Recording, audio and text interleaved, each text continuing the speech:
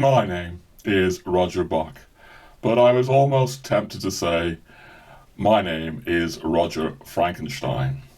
Because I see this episode, ladies and gentlemen, as a monster of an episode, sprawling, ambitious, 4, maybe 5 hours long, and in my private and personal life for the last few weeks, I've been calling it Frankenstein's Monster. Frankenstein's monster in the sense of something that ran away with me, took on a life of its own, and almost killed me in the process, it feels like.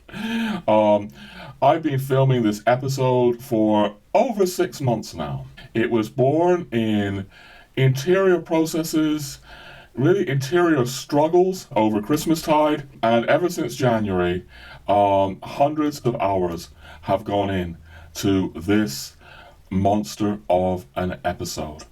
And as such, it's really hard to encapsulate exactly what this episode is. But we can start by saying that this episode is about a journey. It's about my own personal journey over the last 25 years.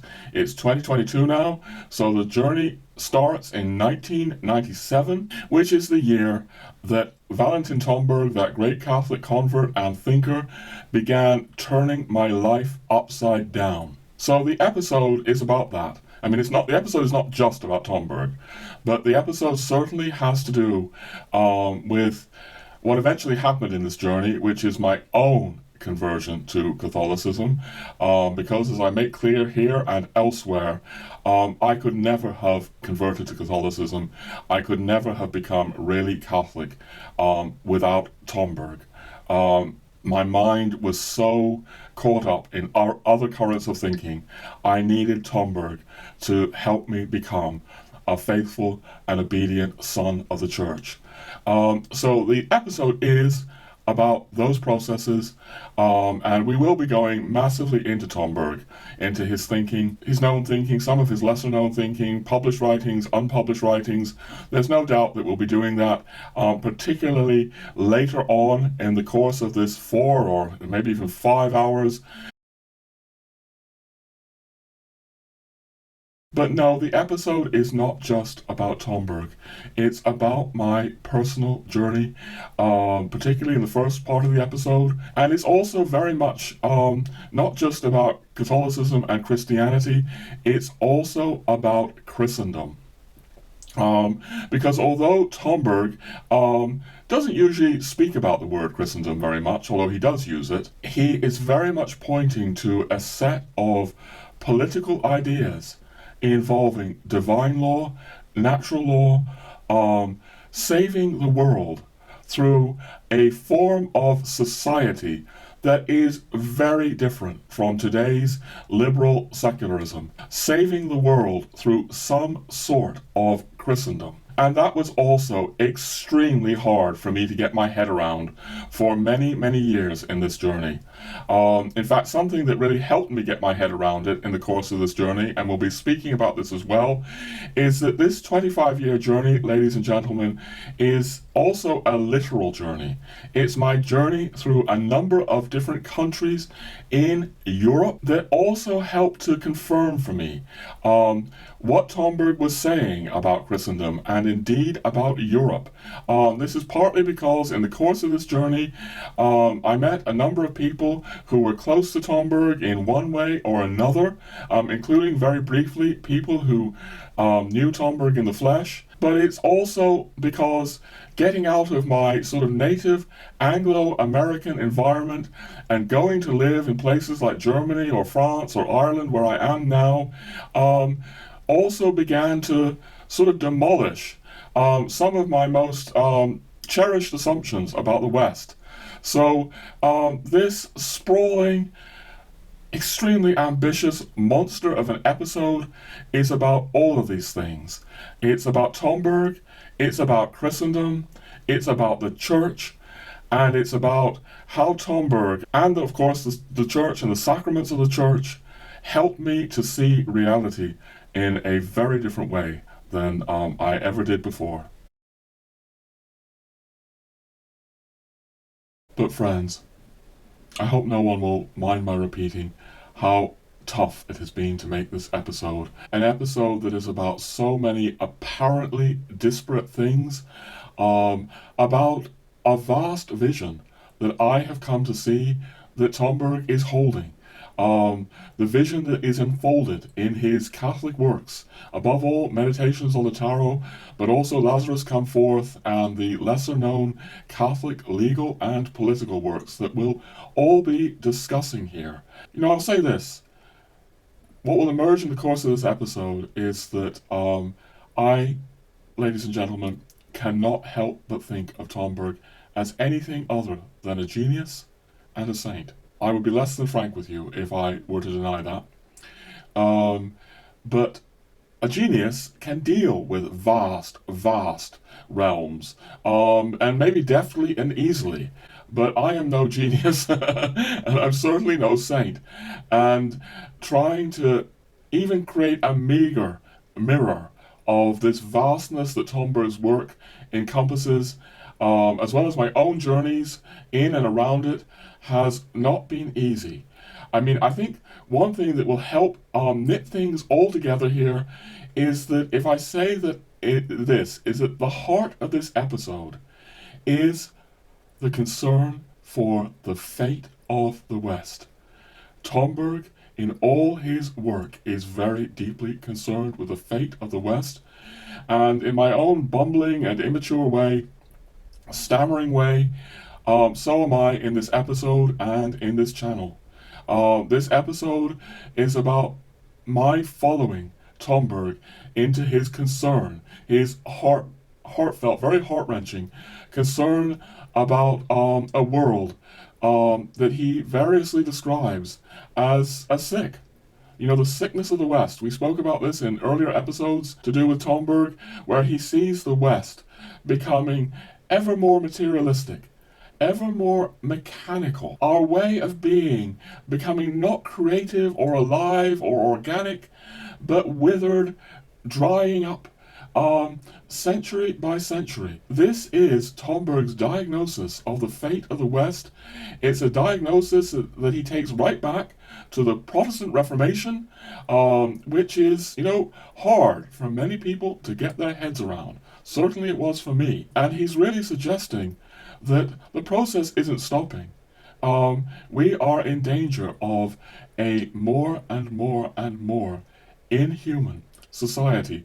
Indeed, also a society that is ever more detached from reality, a schizophrenic society, as I've been speaking about in earlier episodes about Tomberg on this channel. And he's offering what I've been calling here a project to save the West. As grandiose and as enormous as that might sound. And it's not simply a project of the kind of political implications that I spoke about earlier in terms of a society based again on divine law and natural law. Again, some sort of Christendom, if not necessarily, the old sort of Christendom. No, Tomberg is daring to raise those things, but what is going on in these Catholic works is far more than that. The books are also very much about the interior dimension, about the life of meditation. Meditations on the Tarot is above all about meditation, the life of contemplation, and the life of the realities that Christians will recognize with deepened interior contemplation, which he suggests in the course of these writings very much involves doing justice to the church, no longer refusing the church, no longer disobeying the church, the way certain strands of so-called esoteric Christianity have done, and he makes it very clear why he refutes what he calls so-called esoteric Christianity. He puts that in inverted commas or quote marks, quote unquote, esoteric Christianity. He's pointing to all those kinds of attitudes towards Christianity, including Rudolf Steiner's, as a dead end, something that is not really going to address the fate of the West, the sickness of the West.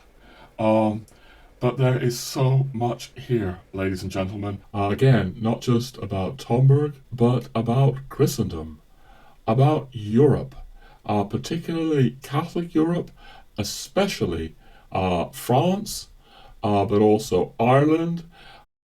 There's autobiography here, and there's material about globalism, about the capitalist globalism that is attempting to snuff out the last embers of Christendom.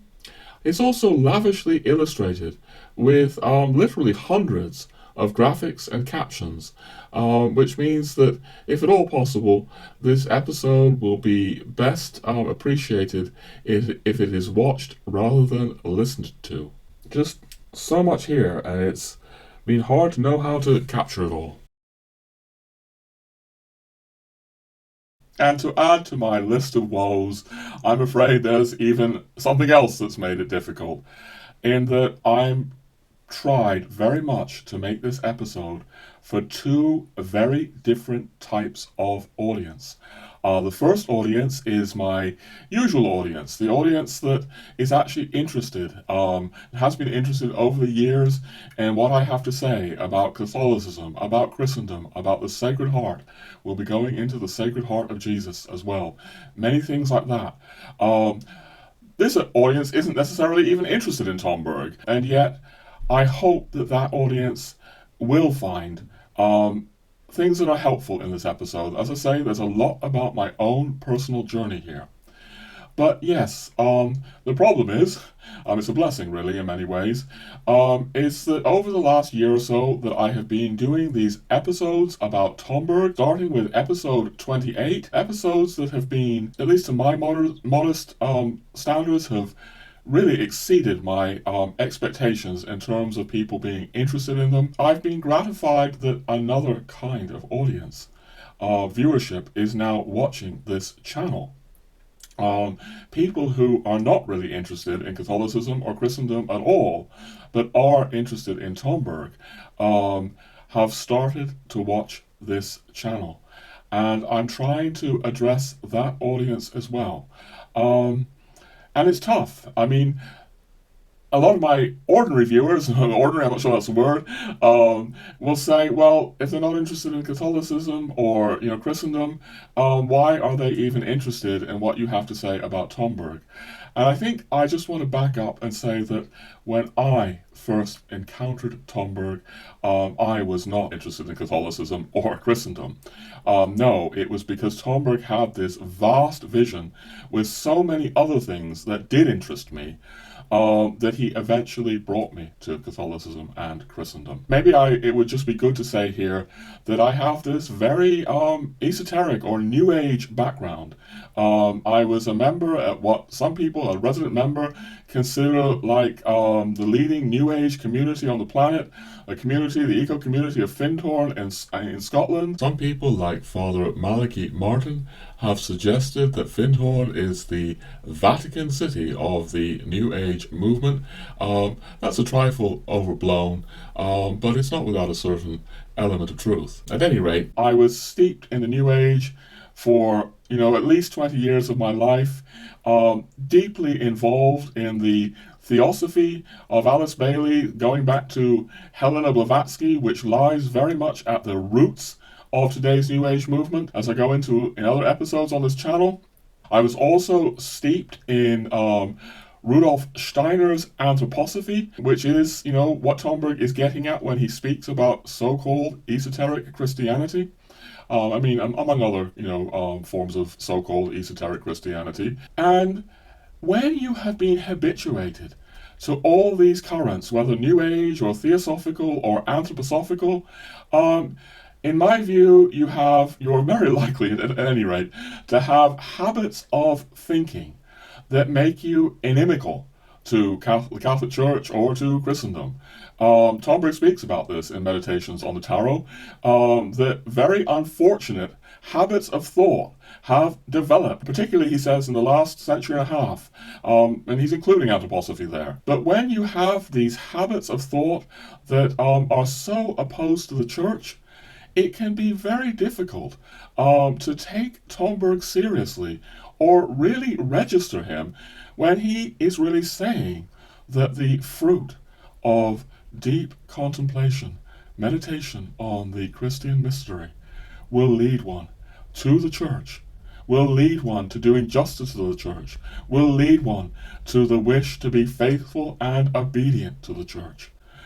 This message in the book is not immediately obvious. It wasn't immediately obvious to me, as I'll be saying in this episode, partly because I didn't want to see it. So because Tomberg's vision is so vast, and people may want to know about, what he has to say about meditation, or yes, what he has to say about the tarot, or maybe what he has to say about angels, or all kinds of topics. They may find it very easy to miss what he's saying about Catholicism and indeed some sort of Christendom. But in my journey with him, I stopped being able to blank those things out. And that's partly why I'm making these episodes, because look, ladies and gentlemen, I'll say this. The more I go on in my journey as a Christian and as a Catholic, the more I feel this growing inhumanity of the world, this growing destruction of reality or loss of contact with reality that our increasingly schizophrenic society manifests, the disorderedness.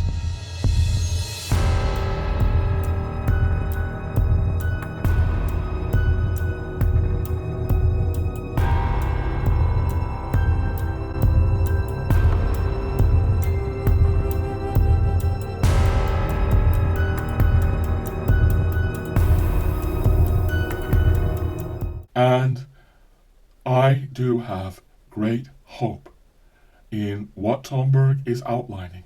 But what Tomberg is outlining can only succeed if it's understood without the prejudices that I certainly brought to it myself, that I do fear other people are bringing to it. And the project cannot work, in my view, without Tomberg's profound call to recognize that what has gone wrong over the last hundreds of years is that we have lost obedience to the church and faith in the church. Whether that's through the Protestant Reformation, whether it's through things like the French Revolution, or whether it's through things like Rudolf Steiner's so-called esoteric Christianity project.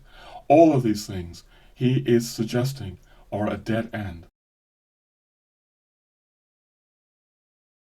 But before I go on, I want to say something. I want to say that I know what I've just said is controversial, could even be hurtful for some of the people watching this, assuming they're still watching and they haven't switched off. But, I'm aware that a certain kind of person may be watching this, grinding their teeth, or maybe even really hurt. And believe it or not, I don't enjoy being this controversial or hurting. I want to thank you. I want to thank you, friend, if you're someone who feels very, very far removed from what I'm saying about Catholicism and Christendom, and you're still watching this. I also want to say that I honor you.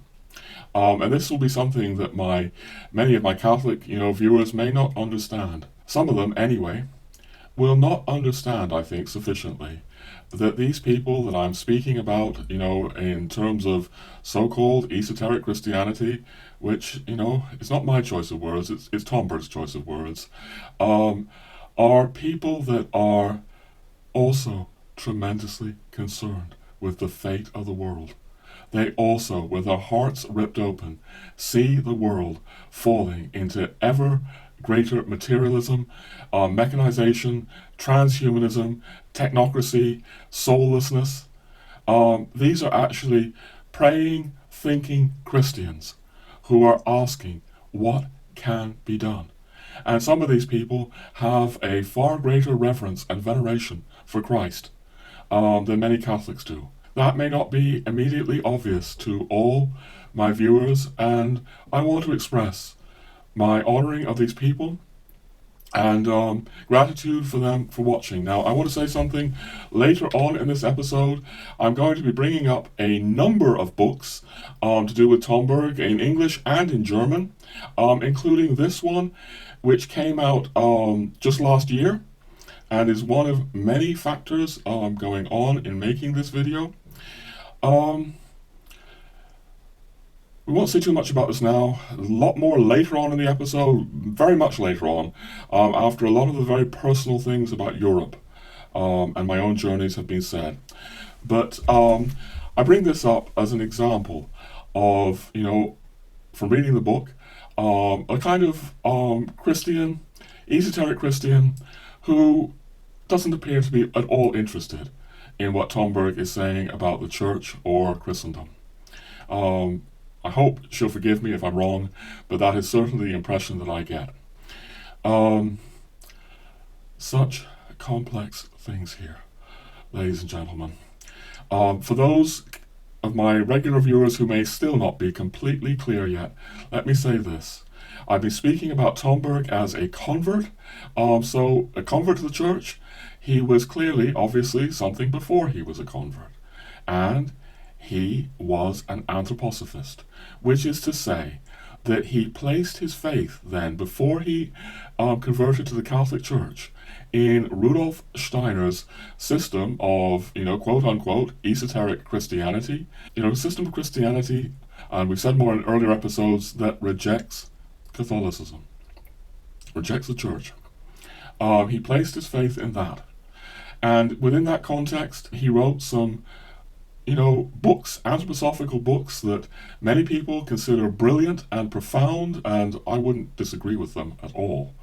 I have read them all. The thing is, he later renounced these books. He later really didn't want them republished, and expressed severe reservations as to where this so-called esoteric Christianity was leading people. And we're going into that more in this episode again. For those of you who want to skip some of the more personal stuff, it's more towards the end of this episode. We're going into this because I think it's important.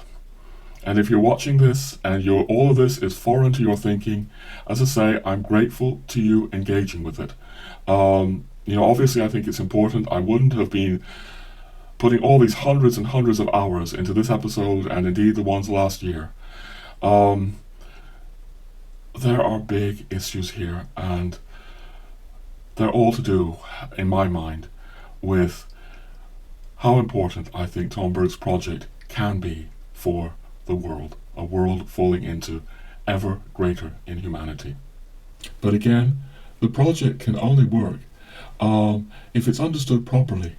And as I'll be explaining in this video, that means not confusing it and not conflating it with strands of thinking and thought that Tomberg very much meant to leave behind. Alright, it's really beginning to sound like this episode is all about Tomberg, and I want to stress again, it isn't. Certainly the latter parts of the episode are very heavily on Tomberg, but before we get to that, there's going to be so much more, a lot of autobiographical material. I found autobiography was a way to try to knit together so many of the disparate elements that we have here, because this is an episode very much about Europe, about Christendom. It's about places in Europe that I encountered, like Paray-le-Monial, where the Sacred Heart of Jesus was revealed to the world, or indeed places that transformed Tomberg, like the Chapel of the Holy Blood in Bruges. This episode is an explosion of different elements. Shortly, we're going to need to start to segue into things that I started filming months ago. It's not going to be an easy segue, but look, I want to start now with something from months and months ago that really is key to everything here. But maybe I should just come back to what I said about interior processes over Christmastide. Those of you who know Valentin Tomberg's work well will be very aware of the tremendous importance Tomberg attached to that time, suggesting that a unique inspiration was possible over Christmastide. And that is something that I've taken very seriously over the years. I've tried to reserve Christmastide as a time to be as still, as prayerful, as reflective as possible. Those of you who know this channel will also know how much I'm deeply alarmed by the massive stimulation coming towards us from the internet or all these smartphones or whatever, which is why I refuse to have a mobile phone. But at Christmastide, I just pull the plug on the internet. Just try to become as deep and as still and as prayerful and as reflective as I can. And this Christmastide was unusually rewarding. All that might seem like a digression, ladies and gentlemen, but for those of you who have the patience to bear with me in this massive episode, you will see that it's far more than a digression. Because what I'm saying about the mystery of Christmastide there informs the journey that I am telling in this episode, because again, this episode is like a twofold journey, or it's two journeys. One is a journey with Valentin Tomberg, but the other is a journey through Europe. There are two intertwined journeys here, and Christmastide, as you'll see if you bear with me, particularly Christmastide 2005, is very key to this journey through Christendom. But there's more to it than that, because I really go into Christmas, and I certainly went into Christmas this time, Christmastide, struggling, bringing the problems of the year, begging for help, begging for clarity, struggling. And clearly what was going on this last Christmastide is that I was praying as intensively as I can about some of the very issues that I've been bringing up here. So, for example, my really serious concern that Tomberg's legacy is being misconstrued, partly because I think his Catholic works are being conflated with his anthroposophical works that he renounced. That was a very serious issue for me that I took into my prayers at Christmastide. But it wasn't the only one. There were other things that I went into Christmastide really begging for clarity.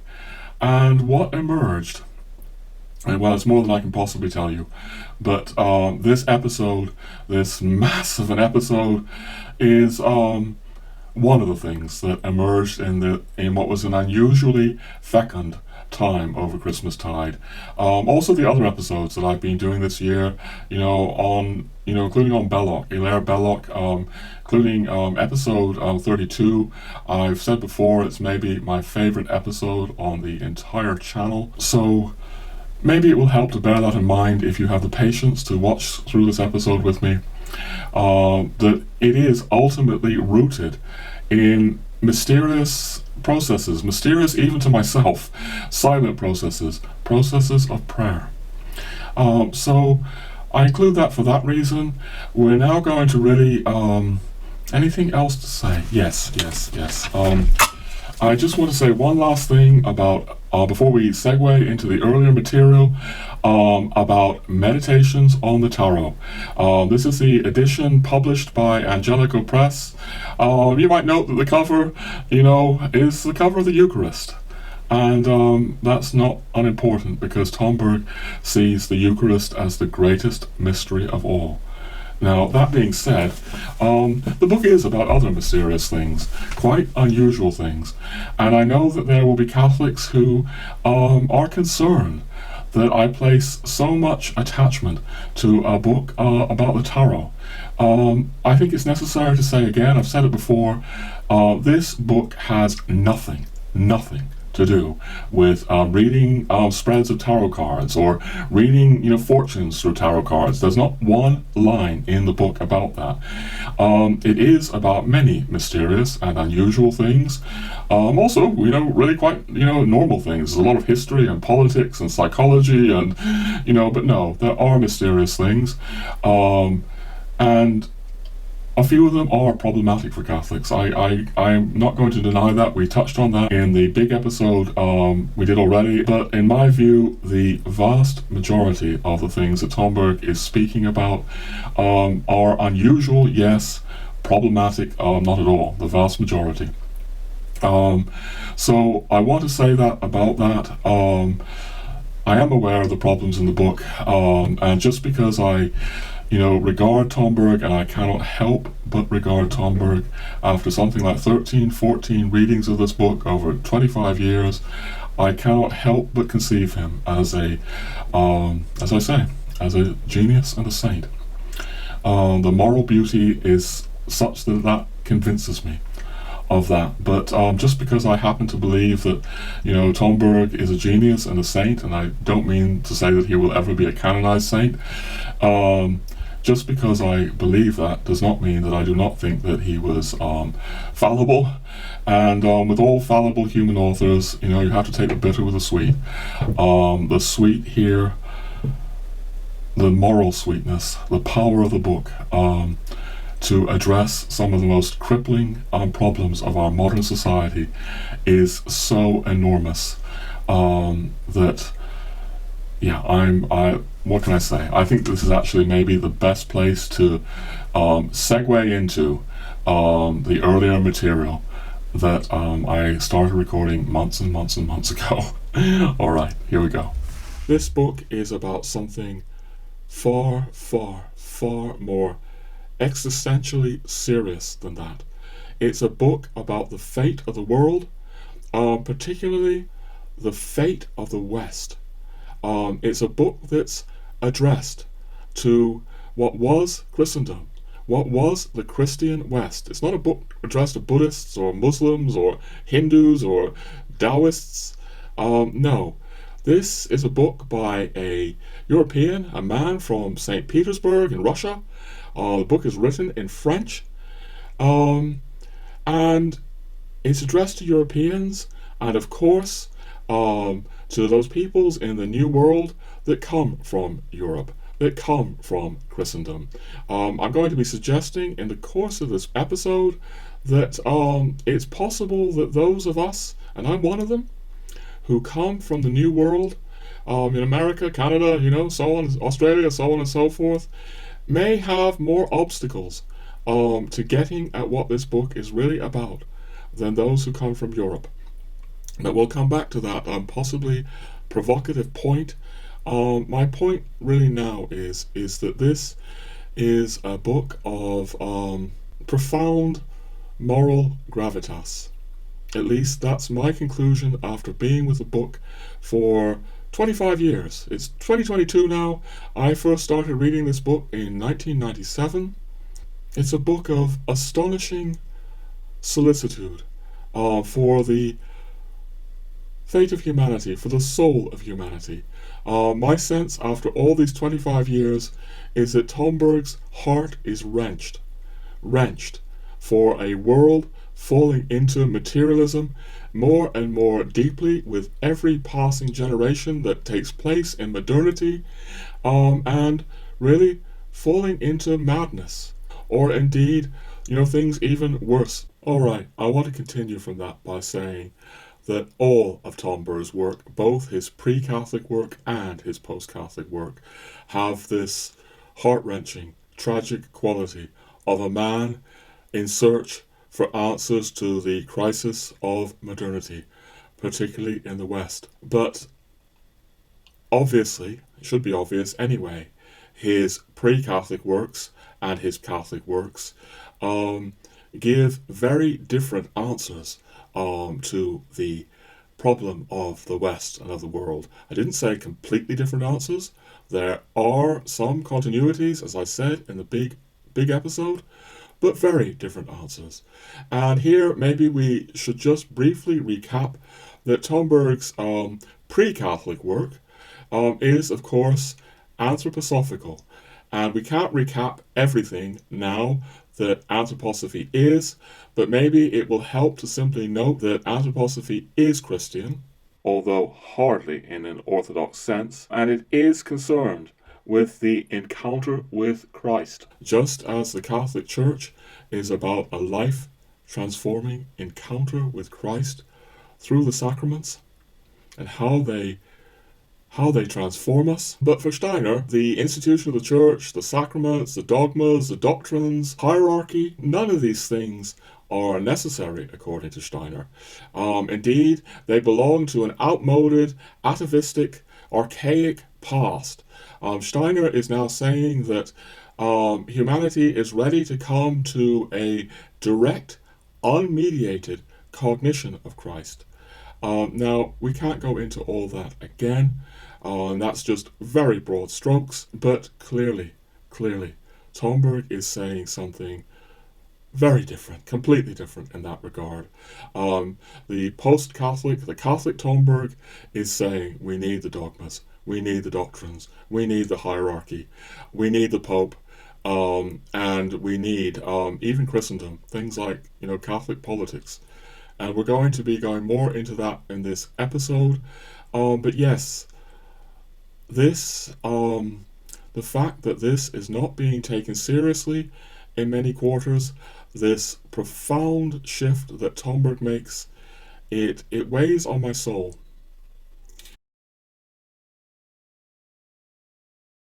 We'll be saying a lot more, obviously, but I'm going to give you right now just one little glimpse of where we're headed in this episode, and that is by saying that, as I said, this episode is about two different journeys.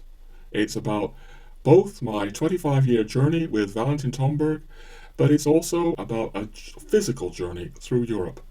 And at one point, that physical journey through Europe took me to a place that changed my life, a place in France called Paray-le-Monial, where Catholics believe that in 1673, our Lord Jesus Christ revealed his Sacred Heart to the world. And that revelation was actually carried away from Paray by a Jesuit. It became a leading Jesuit devotion in the Catholic world. It spread all over the Catholic world, although it remained, almost unknown in the Protestant world and was seen as something, syrupy and saccharine. But where this is relevant is that Tomberg also speaks about the revelation of the Sacred Heart of Jesus in Paray-le-Monial. He speaks about it with incredible reverence. He speaks about it as an intervention from heaven that was to save the soul of humanity. And right there, just in that, we'll be expanding on this. You have this enormous difference between the Catholic Tomberg and the anthroposophical Tomberg, because as we mentioned before, Steiner is very hostile to the Jesuits, sees them as enemies of human progress, really. Steiner would have no sympathy, I think, for the devotion to the Sacred Heart of Jesus. I don't believe he would see it as an intervention from heaven. And indeed, when I was first in Paray, I was so caught up with all of Steiner's stuff about the Jesuits that I was very skeptical. But let's just leave that aside for now. The real point is that we have two different answers to modernity. We have the anthroposophical answer in Tomberg's pre-Catholic works, and then we have the answer in his Catholic works that is very much, obviously, emphasizing the need for the church, the need for hierarchy, and the need to recognize things like devotion to the Sacred Heart of Jesus, and how that stems from heavenly intervention to save the soul of humanity. So many huge questions here, friends. Questions that are really interlocking for me, intertwined in my own mind, though I'm well aware, not necessarily for everyone who may be watching this.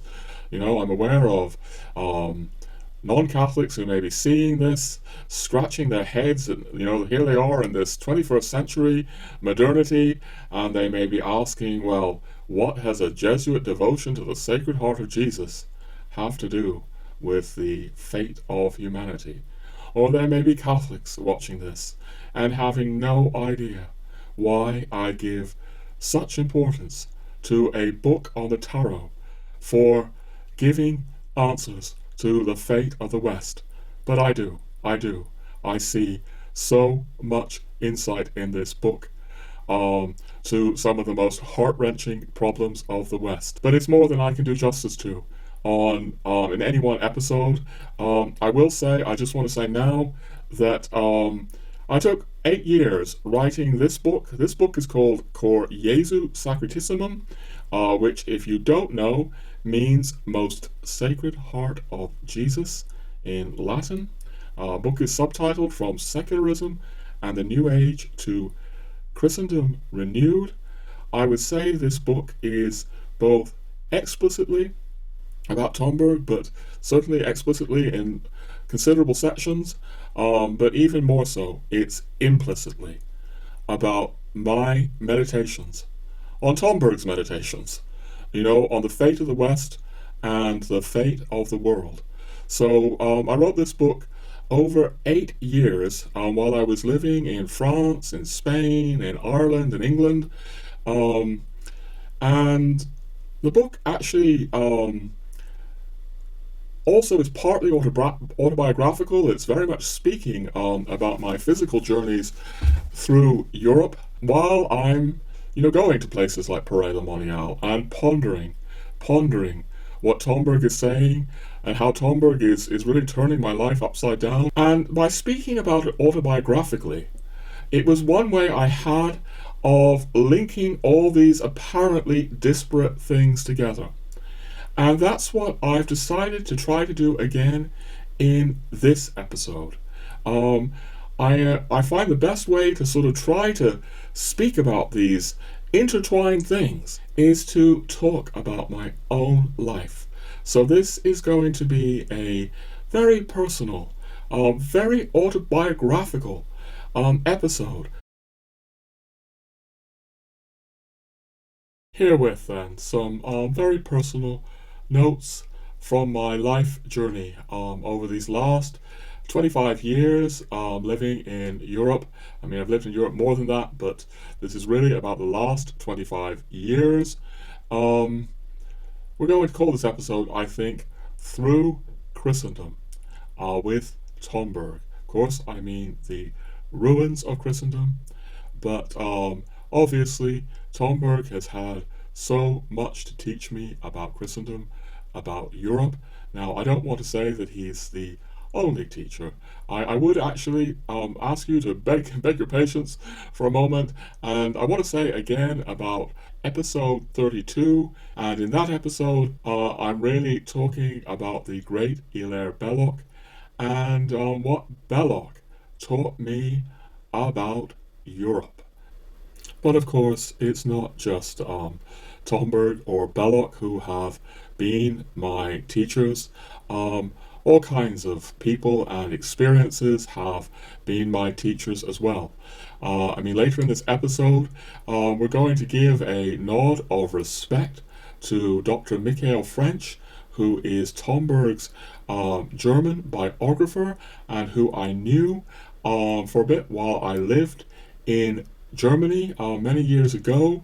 I'm going to say, he and certain German anthroposophists that I knew then really had a role in breaking down some of my New Age prejudices, also American prejudices.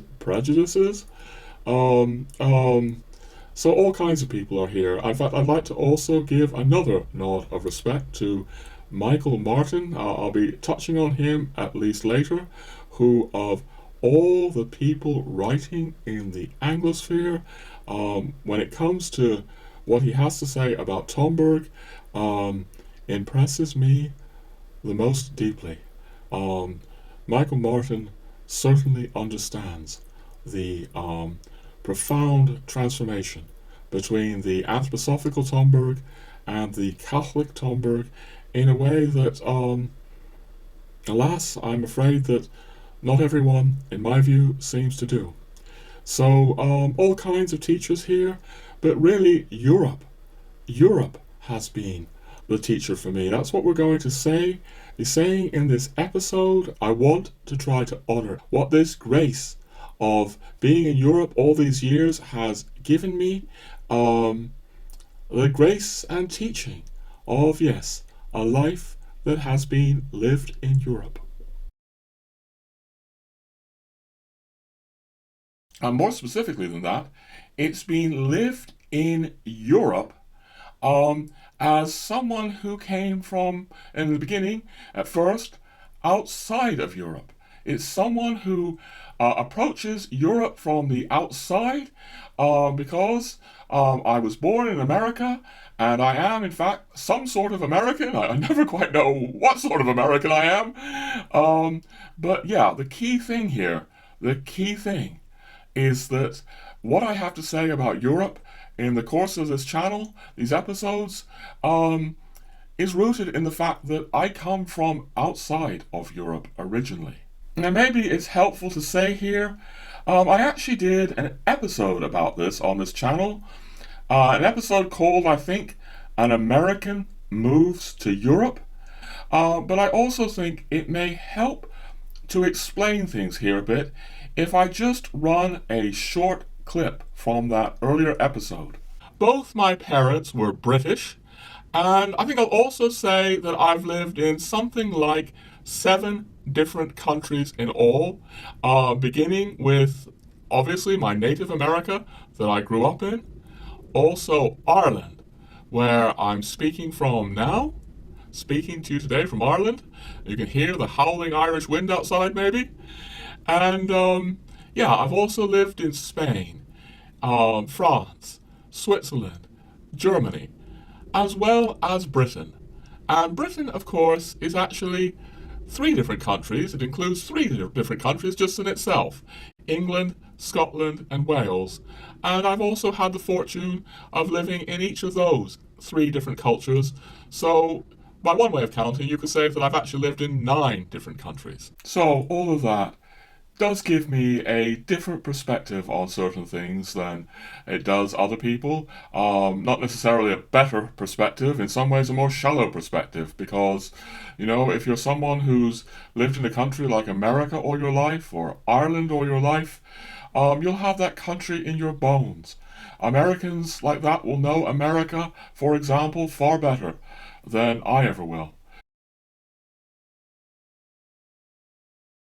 Coming to Europe from the outside is the key here. A key, anyway. And Europe, I want to say right now, was once Christendom. Okay? America was never Christendom, not in the same way anyway. Christendom, the kind of Christendom that Tomberg is talking about, with the Pope at the apex, with the Emperor of Christendom at the apex of the hierarchy, America never knew that experience. And my experience of living in Europe, as I've said before, is one of feeling the embers of Christendom. There are still places in Europe, I feel, where you can feel the embers of Christendom. All that shapes what I'm saying here. Maybe it's also just worthwhile to say yet again that obviously my perspective is shaped by the fact that I'm also not just coming from outside of Europe. My life journey, my providential life journey, has been one that came from outside of the church. From someone who was once very hostile to the church, really, or at least completely dismissed it as something, useless and passé and outmoded and anachronistic, as New Agers do, and, all that is part of me. And thanks to Valentin Tomberg, and really taking him seriously, and really looking very seriously at what he's saying about the hierarchy, about the Pope, about the sacraments, about obedience, taking that very seriously, led me to the church. I say the church because, just to clarify, I've said this before, but I was actually led to Christianity, not through Tomberg. I had a profound interior experience in 1997 that changed everything. It completely reoriented my life. Everything really flows out of one night in 1997, September the 18th. I've spoken about that conversion experience in my big book called Jesu Sacratissimum. I also go into it in episode 10 on this channel, where I also speak a bit about Tomberg, how Tomberg, helped me understand that experience. Okay, so that experience is obviously key to everything I'm doing in my life, the work, the books, the channel. But I want to say now that the profound grace of that interior experience, although it's unique in my life, it's not the only interior experience I ever had that has been important to me. No, there is one in Christmastide, it's partly why I've been emphasizing Christmastide, of 2005. And although nowhere near as important, that one is very relevant to what we're going to be talking about today. But before I do that, I just want to back up to the late 90s. In the late 90s, I on the basis of that experience in 1997, I was baptized as an Anglican. As I said in the other big Tomberg episode, at the time, I couldn't stomach the idea of being a Catholic, as sad as I see that today. And in 1999, my wife Kim and I moved to Germany and Switzerland. Alright, this time in Germany and Switzerland, I mean mainly on the German-Swiss border, is relevant for all sorts of reasons, ladies and gentlemen, not least of which is that I came into contact during this time with some German Anthroposophists who were inspired by Tomberg and were actually breaking with certain anthroposophical patterns because of Tomberg. One of these is actually Dr. Michael Frensch, who is the German biographer of Tomberg, who really helped me at that time.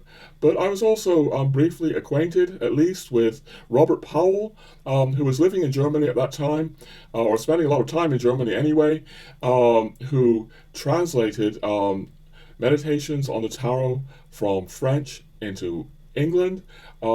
He helped me as well. I need to express my gratitude to all of these people, and I want to say a little bit more about this sort of scene in a few moments. But before I do that, I want to say that as important as that is for this episode and for my life, as contact with these people who really helped me at one point, there's more to my time in Germany and Switzerland. It was a time of breaking down prejudices. I'd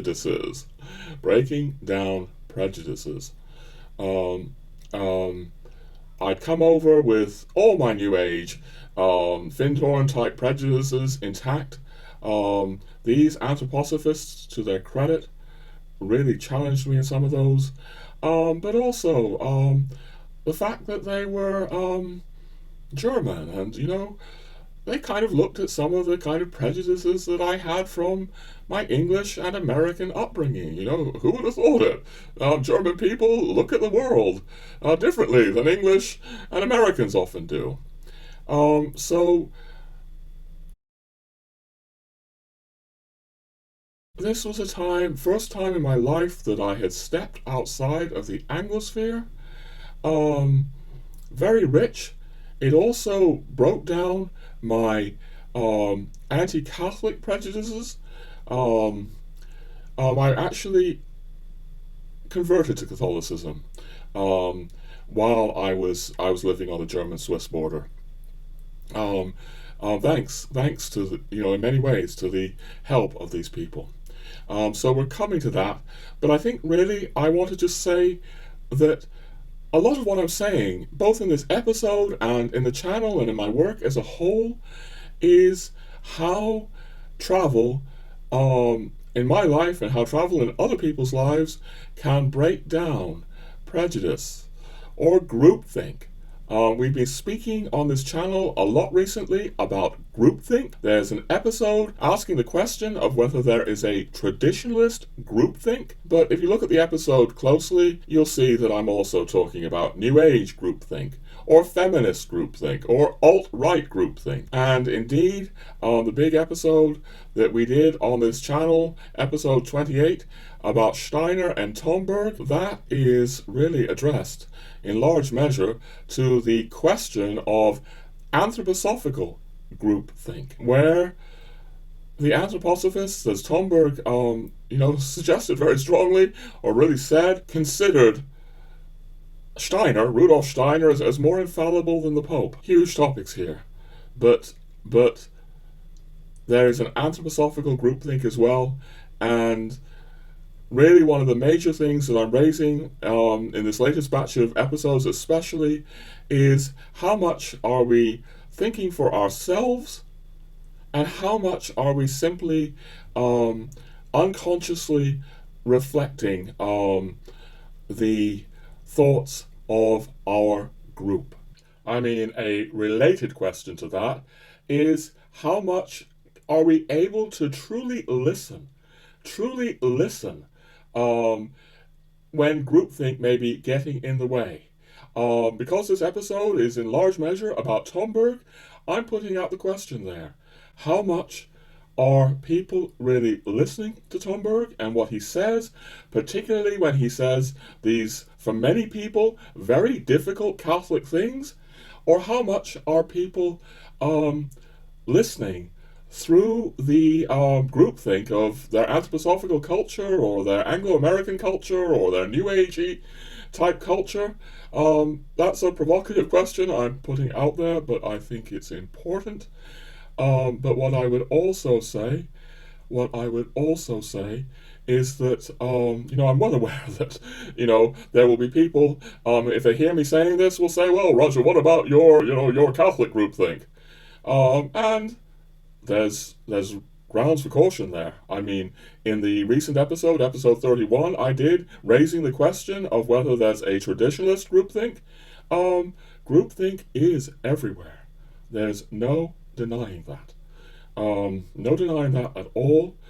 But, what I would say personally here is that I didn't come to Tomberg with either Catholic dogma, the shining star of Catholic dogma, as Tomberg refers to it, nor did I come with some of the far lesser forms of Catholic groupthink that are being generated in various internet echo chambers, as I spoke about in episode 31. No, I came with none of that. I came with anti-Catholic groupthink, out of my own, white Anglo-Saxon Protestant background. And when I came to the German-Swiss border, I began to see things that I'd never seen in my life before, because these German anthroposophists, or people who had formerly been anthroposophists in certain cases maybe, were taking me to mass. And so there was a very devout German woman. She didn't just genuflect when she entered the church and approached the Blessed Sacrament. She went down on both knees and put her forehead to the floor. I'd probably never seen anything like that in my life before. Because if you come out of, my basic Anglo-American Protestant background, you may have no idea what the Blessed Sacrament even is, let alone think to yourself that you want to go down on both knees and place your head on the floor. So these Germans were teaching me things. I also, it's worthwhile just very briefly noting, it's very brief indeed, but I even have the privilege of being very briefly introduced to Germans who had known Tomberg in the flesh while he was still alive.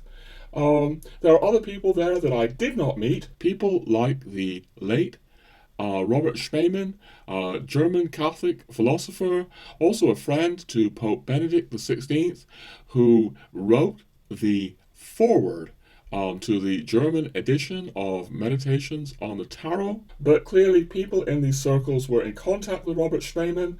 Also Martin Kriele, who knew Tomberg, and Tomberg left his literary estate to. I didn't actually meet, as I say, Robert Schmemann or Martin Kriele, but I met people who were definitely in contact with these people. And of course, as I say, Michael Frensch is Tomberg's biographer, and may well be, the leading authority on Tomberg's life in the world. And I received, a great deal of incredibly valuable input from Michael Frensch, for which I can never be grateful enough. Not least that Michael actually drove me to Mass.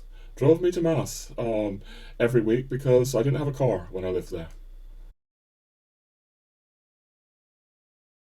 I'm still slowly approaching this profound interior experience in 2005.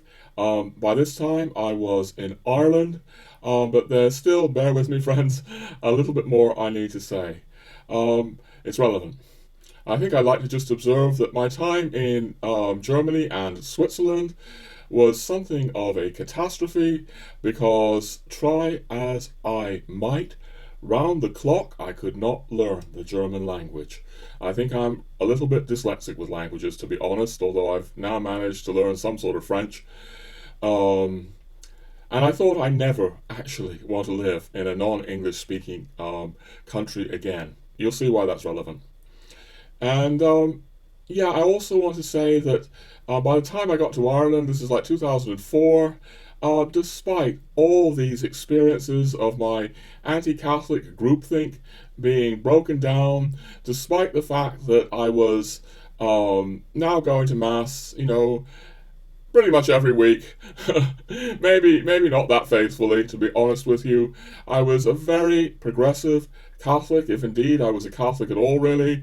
I remember at the time St. John Paul II was the Pope, and I was waiting for, what I thought would be a much better and hopefully a progressive Pope. I was waiting for Pope Francis, and be careful what you wish for. That's all I'm going to say. I remember saying to people in Ireland when I first got there that I was a New Age Catholic Anthroposophist. And it was a bit of a joke, but it wasn't completely a joke. But different things were working in me. I was just still pouring through Tomberg's magnum opus and Lazarus Come Forth, his great Catholic works, just trying to listen to Tomberg as deeply as I could. I'd also registered by that point that Tomberg regretted his anthroposophical works, didn't want them republished. This is something I believe I was told in Germany, but whatever I was told, it's very clear, that he regretted writing these anthroposophical works. And I had read them, but I began to feel bad. Basically I dropped reading the anthroposophical works because I almost felt like I was betraying his wishes.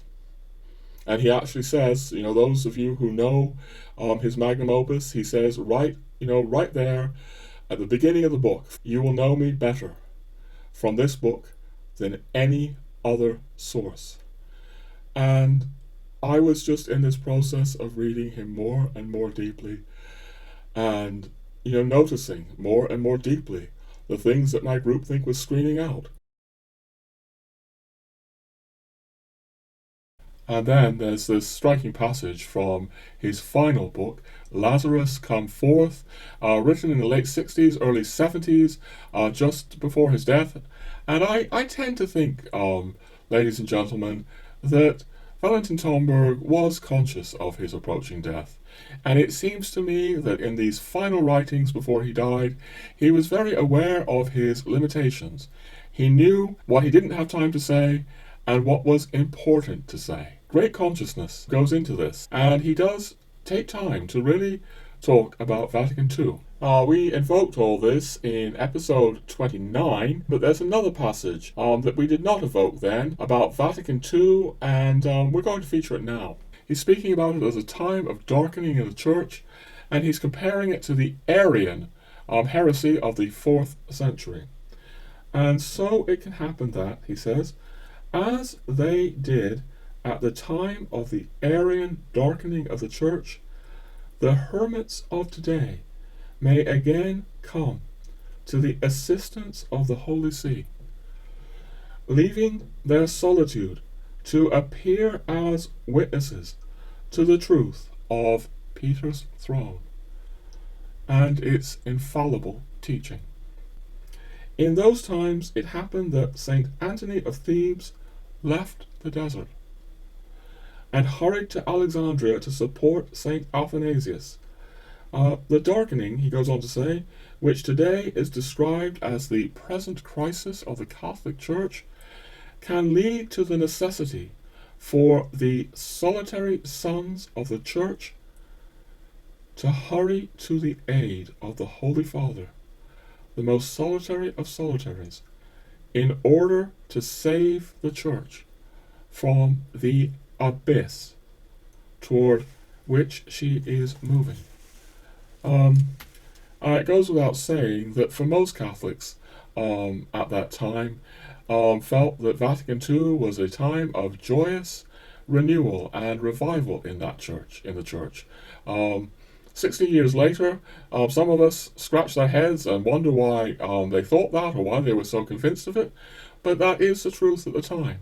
And Tomberg would have been one of the very, very few Catholics suggesting that the church was headed towards the abyss. Things like that were hard for me, ladies and gentlemen, because in my longing for a pope like Pope Francis, I didn't think the church was heading to an abyss because of Vatican II. But here, Tomberg was speaking about the need to rush to Peter, to his infallible teaching, to save the church from the abyss towards which she was heading. Those things were penetrating me more and more and more. But there's another factor in all of this.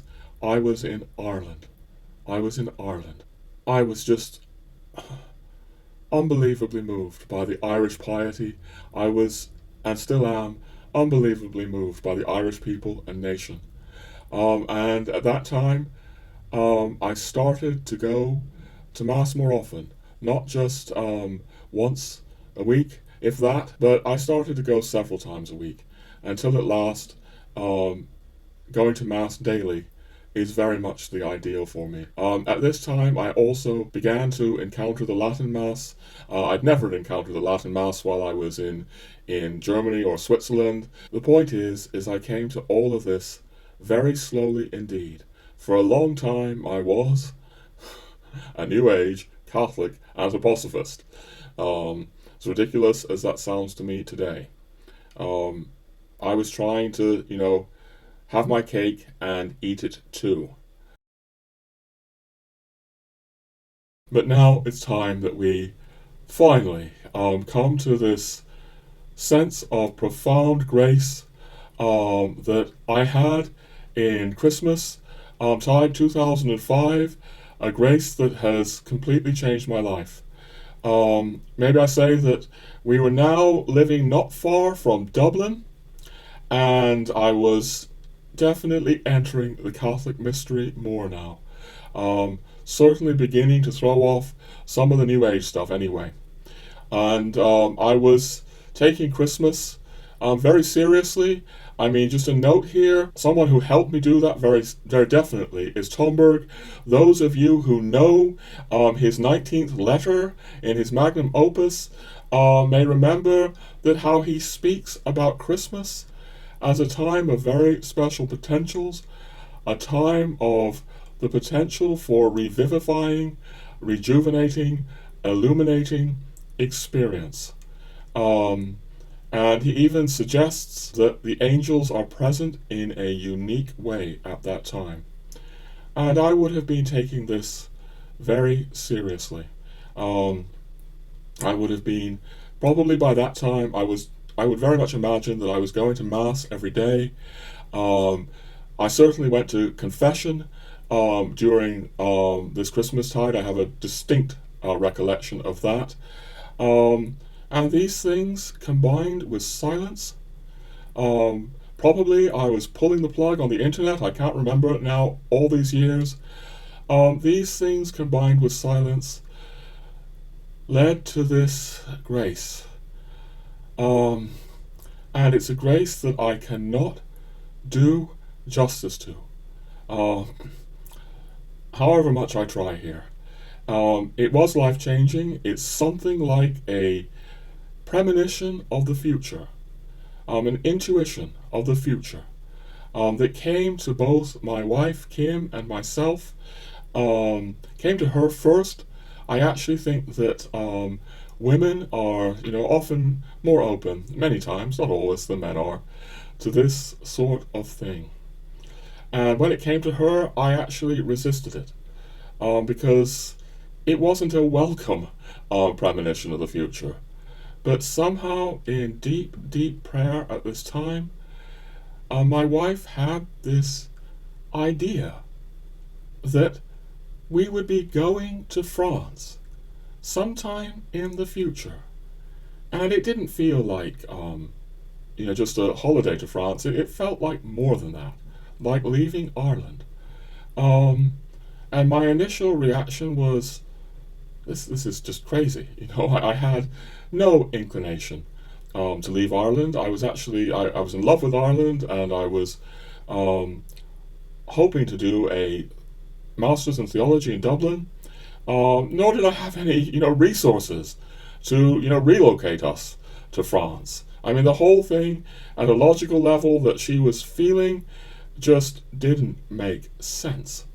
And, I've already said how I never really wanted to live in an English, outside the Anglosphere again, because of my dreadful experience in trying to learn German. So this really is very strange. It came out of the blue, obviously. Well, a set of events happened in the following year, 2006, that did indeed lead us to going to France.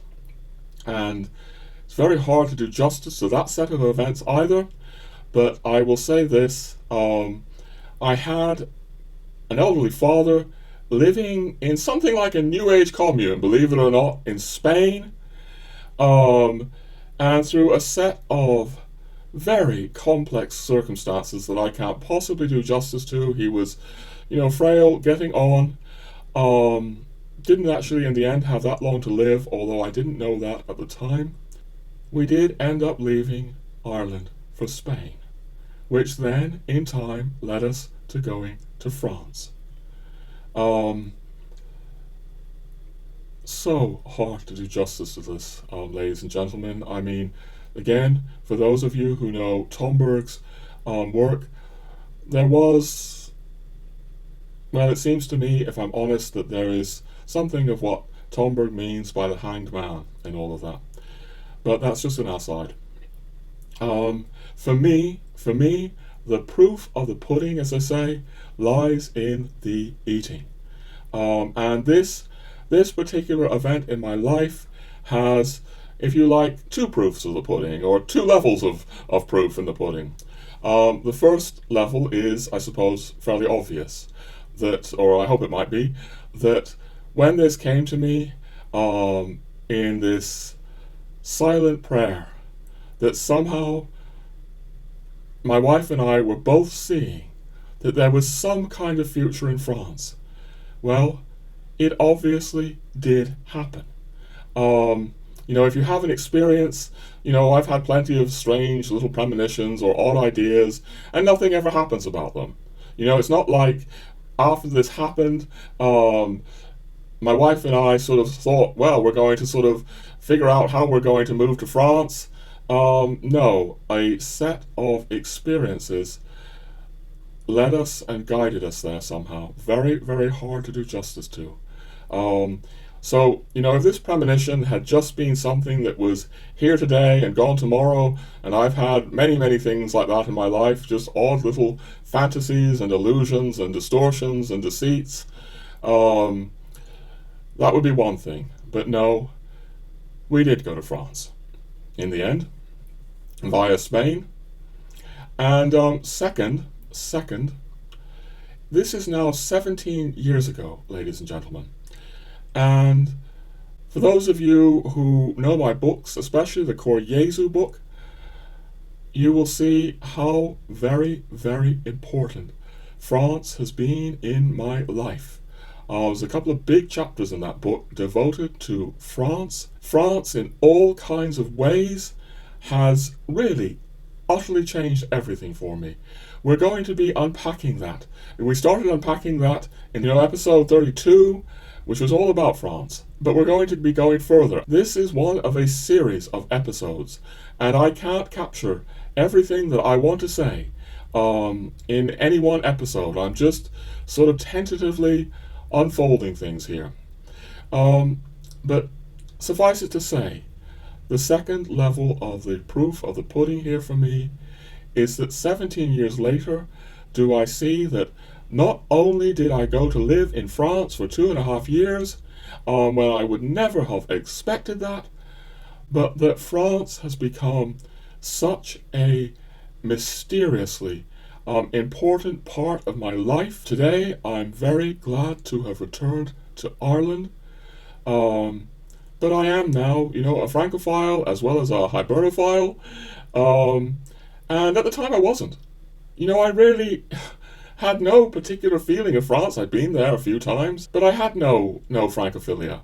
The Roger who's obviously a Francophile on this channel and on, in my books, this Roger wasn't there in 2005. He was, full-on Hibernophile. Ireland was the place in the world that had touched him the deepest.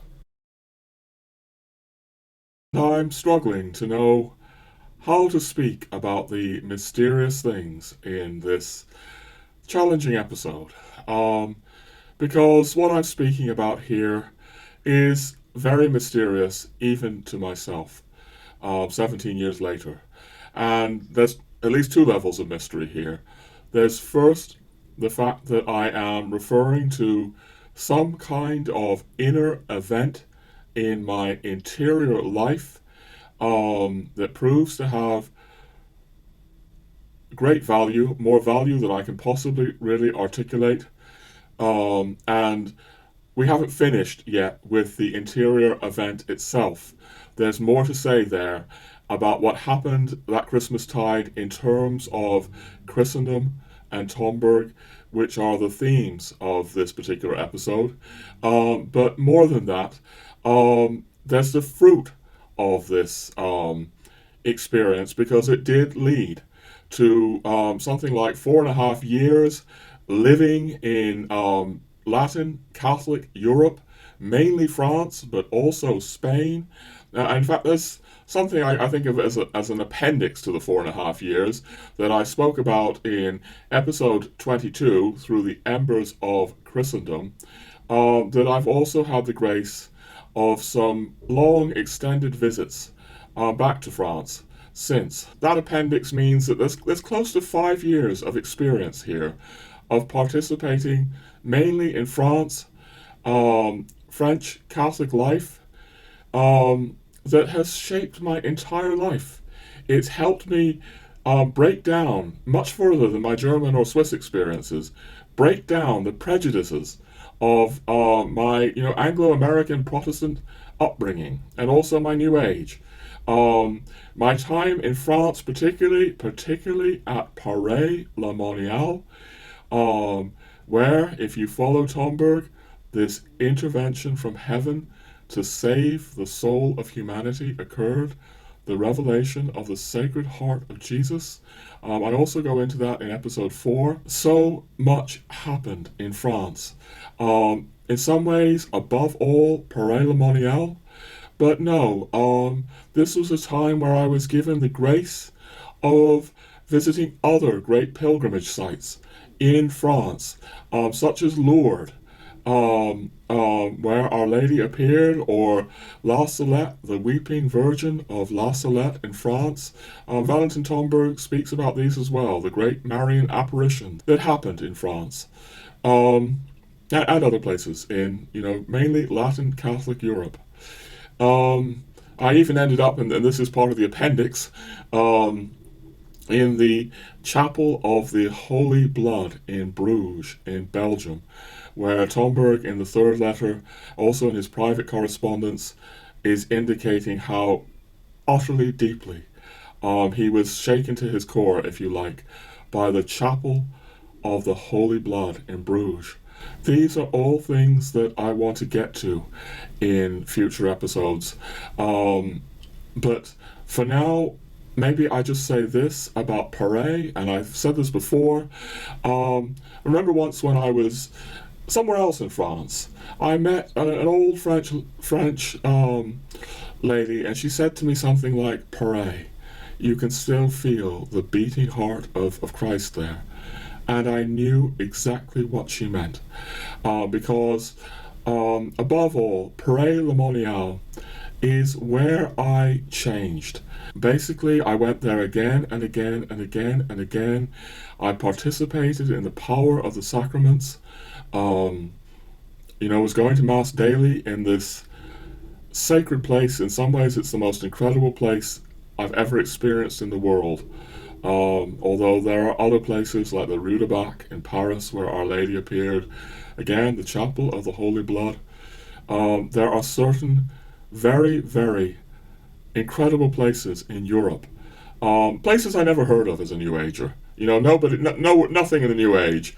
The New Age is filled with all this kind of talk of various power centers and things like that, but no one will say to you that, if you go to Pareilemonial, where the Sacred Heart appeared in 1673, that if you sit silently in the chapels there, you may still feel something very deep, even feel that Christ is present there. I mean, Christ is always present in this church, but there's something unbelievably special about some of these European pilgrimage sites that I have been given the grace to go to because of this, 4.5 or even 5 years that unexpectedly opened out so completely. Never thought my life would be about that. So much here comes in these experiences in France, and I've still got to get back to, just going to footnote this, that I'm not finished speaking about this interior event in my life in Dublin in Christmastide 2005. I will say again, there's more to that experience that I haven't said yet. Things that relate to Christendom and Tomberg, as I will be coming to, but I think it will make more sense if I really speak about the fruits of this experience in France, including these experiences at these sacred places in France or in Catholic Europe. And I will just note now, Tomberg does speak about these places either implicitly or explicitly, but we're going to go into something right now. We're actually going to read a passage, for reasons that I hope will get clearer, where Tomberg speaks about the Chapel of the Holy Blood in Bruges. As I said, I've been given the grace of visiting there myself. It's a chapel in Belgium that contains a relic of the blood of Christ. At least that is what tradition tells us, and Tomberg is in no doubt whatsoever, that relic is real, and for him it had enormous power and consequences. He speaks about this in his private correspondence. We may go into that at some point in another episode, but right now we're going to just pull a few lines out of Meditations on the Tarot, and may abridge them slightly, I don't know, may make it easier, But here we go. Dear unknown friend, do not think that I have only combined these things intellectually. So he's not just an intellectual philosopher as brilliant as he is in that dimension as well. But after having read books on the Holy Grail and treatises of mystical theology on the sacrament of the Eucharist, no, I would never write of the mystery of the blood. Even if I knew, he has that in inverted commas, even if he knew of this, if I had not visited and returned many times to the chapel of Holy Blood at Bruges, there I have had the unsettling experience of the reality, which is italicized, of the holy blood of the God-man. It is this experience, with the effect of rejuvenating the soul. What am I saying? Exclamation point, question mark. What am I saying? Not only rejuvenating the soul, but even elevating it in the sense of the healing of Aeneas, affected by St. Peter. Rise and make your bed. It is this experience, I say, which has revealed to me the mystery of the holy blood. I'm going into that for different reasons that we will be getting clearer about as this episode proceeds.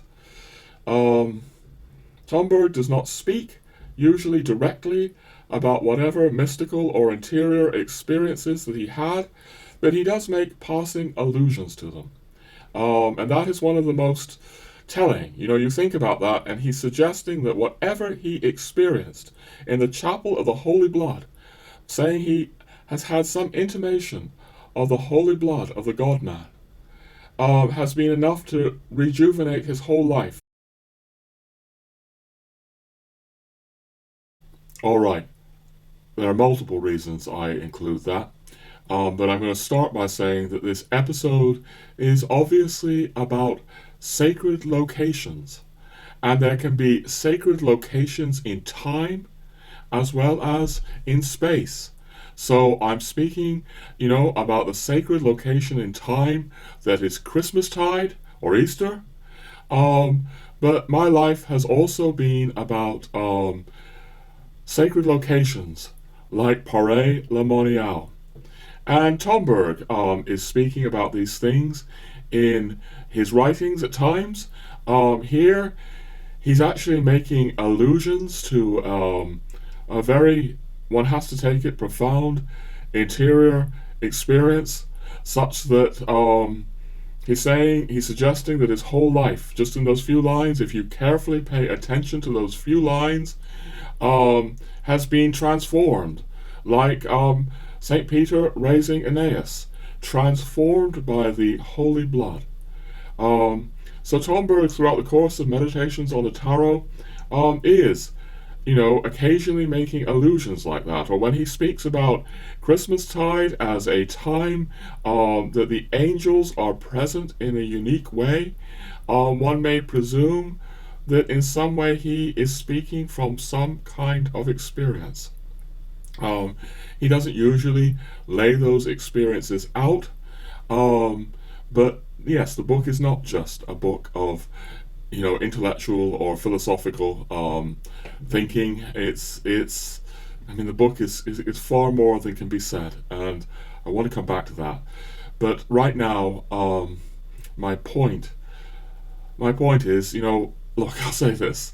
If anyone has any kind of fear that when I finally come to my, experience in Christmastide, 2005, that I'm going to say that I had some sort of vision of an angel or anything like that, no. I've never had anything even remotely like that.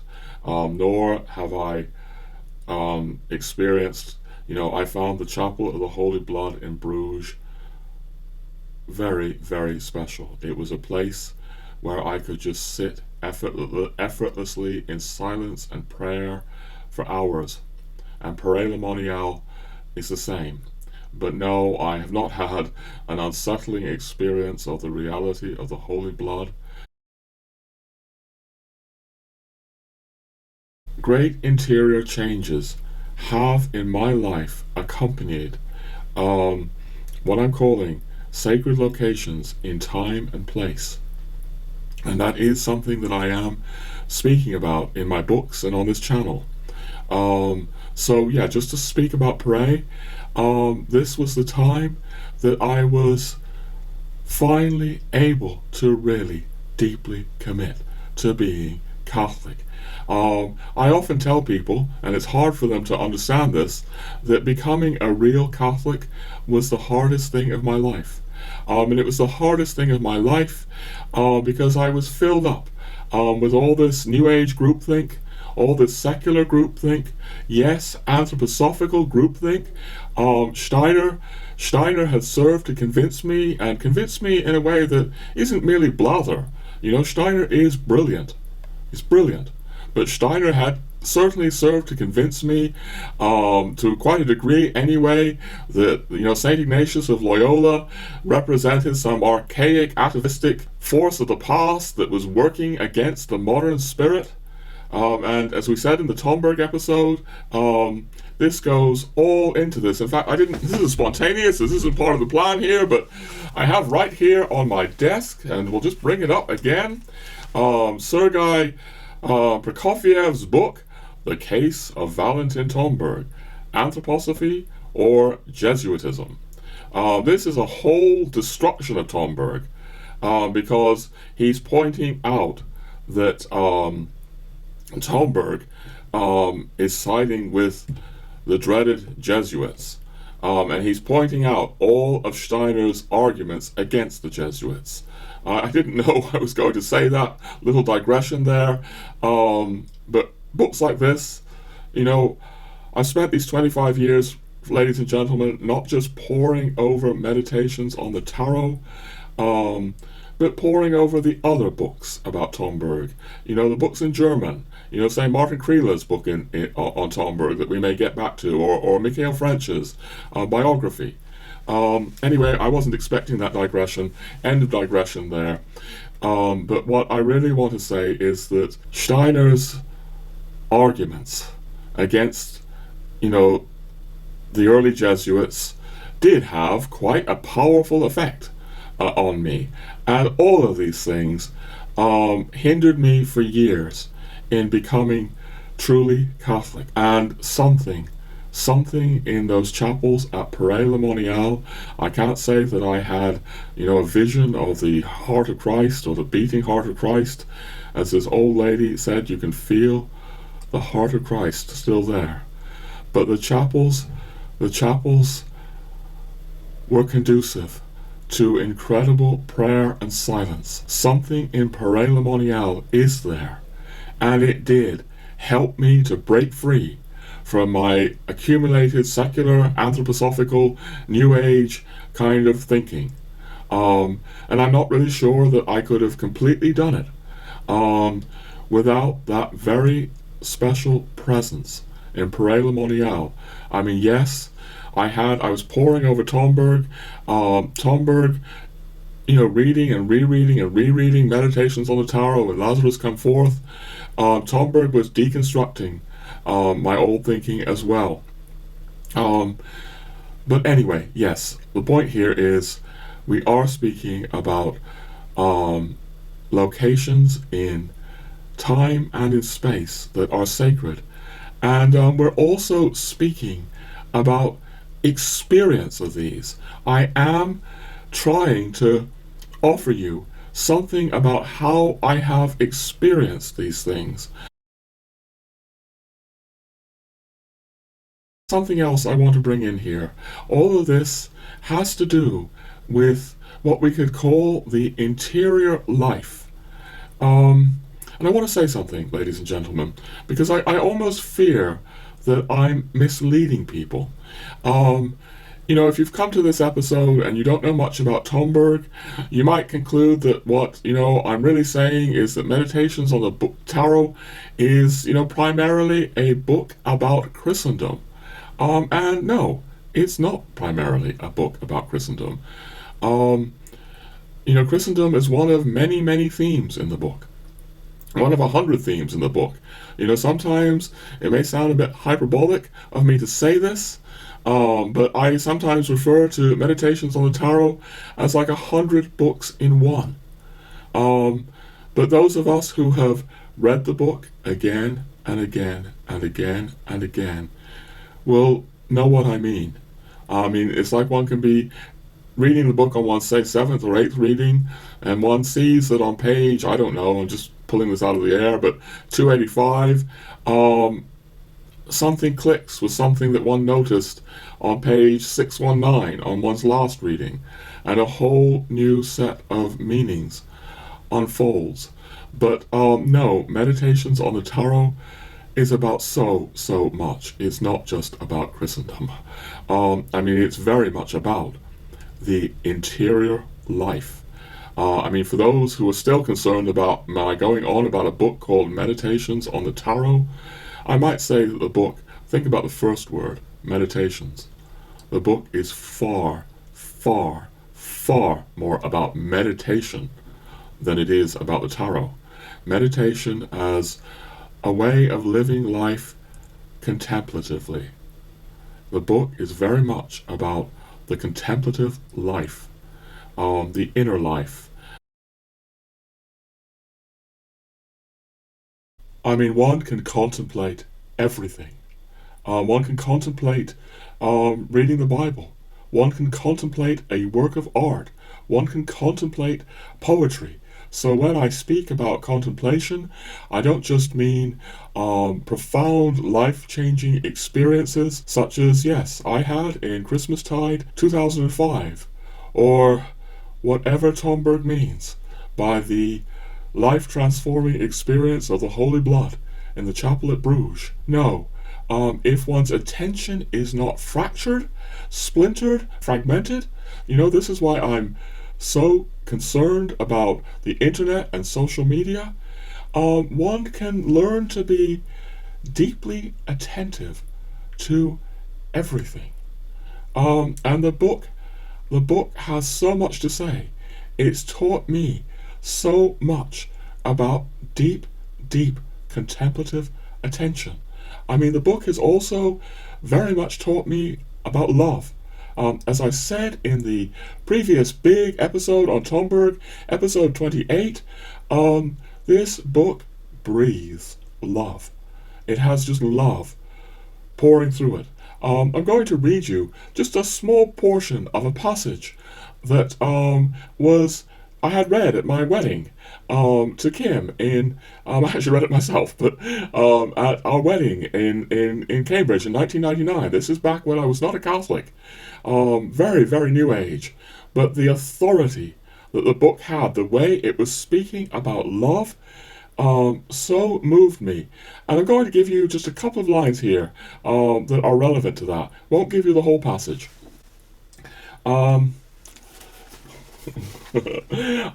We are surrounded by innumerable living and conscious beings, visible and invisible. But rather than knowing that they really exist and that they are as much alive as we ourselves, it nevertheless appears to us that they have a less real existence and that they are less living than we ourselves. For us, it is we who experience the full measure of the intensity of reality, whilst other beings seem, in comparison with ourselves, to be less real. I found myself really thinking about that. Can I, as a man, really know the reality of what it is to be a woman? Can I, as a man with a rather full stomach, really know the reality of someone starving in Africa? Tomberg is very much speaking about taking the reality of other beings as seriously as we take our own reality, which is love. This is love.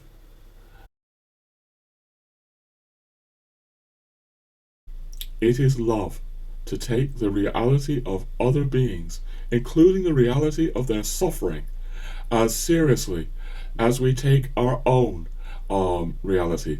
This is love. It is Christian love, Tomberg is saying. Christianity, Christ, brings this into the world in a way it wasn't there before. And he also says that Christianity brings the gift of tears. This also has, relevance to the whole set of things to do with pre-Christian spirituality, Eastern spirituality. Because Eastern spirituality and Eastern religion, so much of that is not about taking the human personality as real. No. In the religions of the East, the dominant idea is that the human personality is an illusion. The idea there is that we are living in a world of illusion, or a world of Maya. We are all shadows in a realm of Maya. But Tomberg is saying, no, we're not shadows. We're God's creatures. The human personality is real. Let us take human beings, human personalities, real. And this is something that just bowled me over as a New Ager. Because as I've said elsewhere, I've said in my books, particularly this book, Cor Jesu Sacratissimum, the New Age is rooted in Eastern spirituality, coming through Theosophy above all. And to have this discourse on love, on the gift of tears, this is what helped liberate me from the New Age. So I go into this a lot in this book, which, as I say, this book is very much, both explicitly and implicitly, a meditation on Tomberg's meditations. But really, what we want to focus on now is that there are worlds within worlds within worlds within this book. And this book is a book about Christian love. I mean, I said, in the last video, that the book was, I realized somewhere in the 5th or 6th reading of the book, that the book was maybe above all about the fall and the redemption, our redemption through Christ. And Christ brings us love, and he brings us tears. But what can I say? The book is about other things. I sometimes think of it as a manual of spiritual training. There's, a whole thread of the book, which is about obedience, poverty, chastity. And Tomberg is saying this is not just for, monks and nuns. No, poverty in the sense of blessed are the poor in spirit. Christians are called to poverty, to chastity, whether we're married or not. A whole profound thread of the book is there. I don't want to mislead anyone, friends. This book, I do see it as 100 books rolled into one. And in this episode, we are going to be really looking at the Christendom threads of this book that have meant so much to me and became amplified. They became amplified when I moved to France and Spain, because I think, yes, some of my, Anglo-American blinkers were sort of peeled away, and I could look at Christendom in ways I couldn't before. We're going to be developing that, and that's also key to where we're going on this channel. I mean, another way of saying this is that there is a political thread to the book.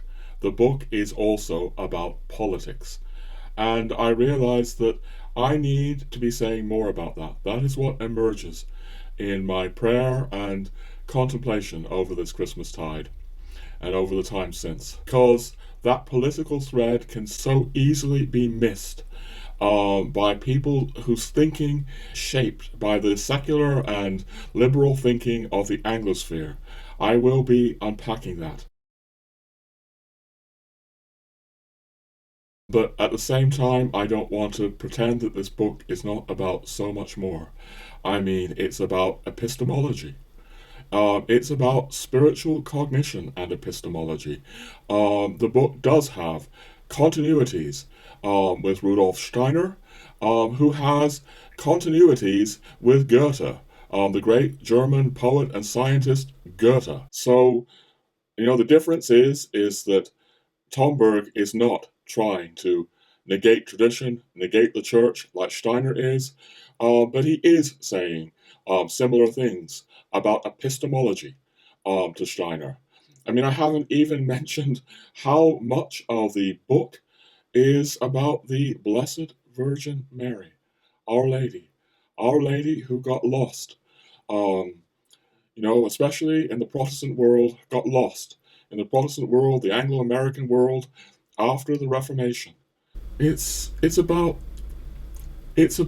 Our Lady weeping for the world. A book, of course, is also about the seven sacraments. The seven sacraments that got lost in the Protestant world. But the seven sacraments, as they exist in the Catholic Church, also in the Orthodox churches of the East, the book is pointing to the immense power and mystery of the sacraments. And, if you come out of an Anglo-American background like I do, you may not even really know what the sacraments are. You may not appreciate this aspect of what Tomberg is saying. But I'm going to suggest again, ladies and gentlemen, that what knits it all together is that it's a response. It's a response to the enormous suffering of Western civilization in our time.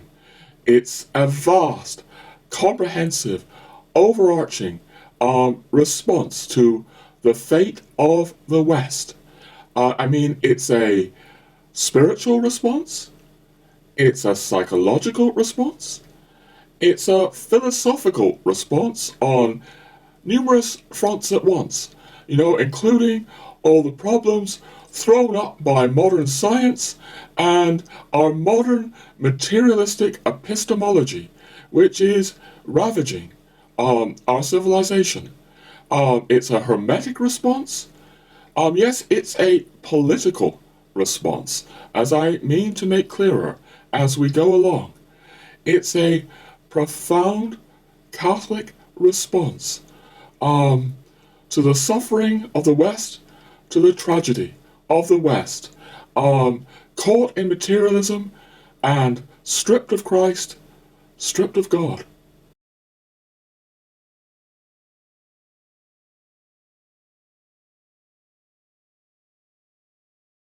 Although this episode is mainly about the West, Western materialism, Christendom, I want to just insert something, a little digression if you like, on something we'll call Eastern occultism without Christ.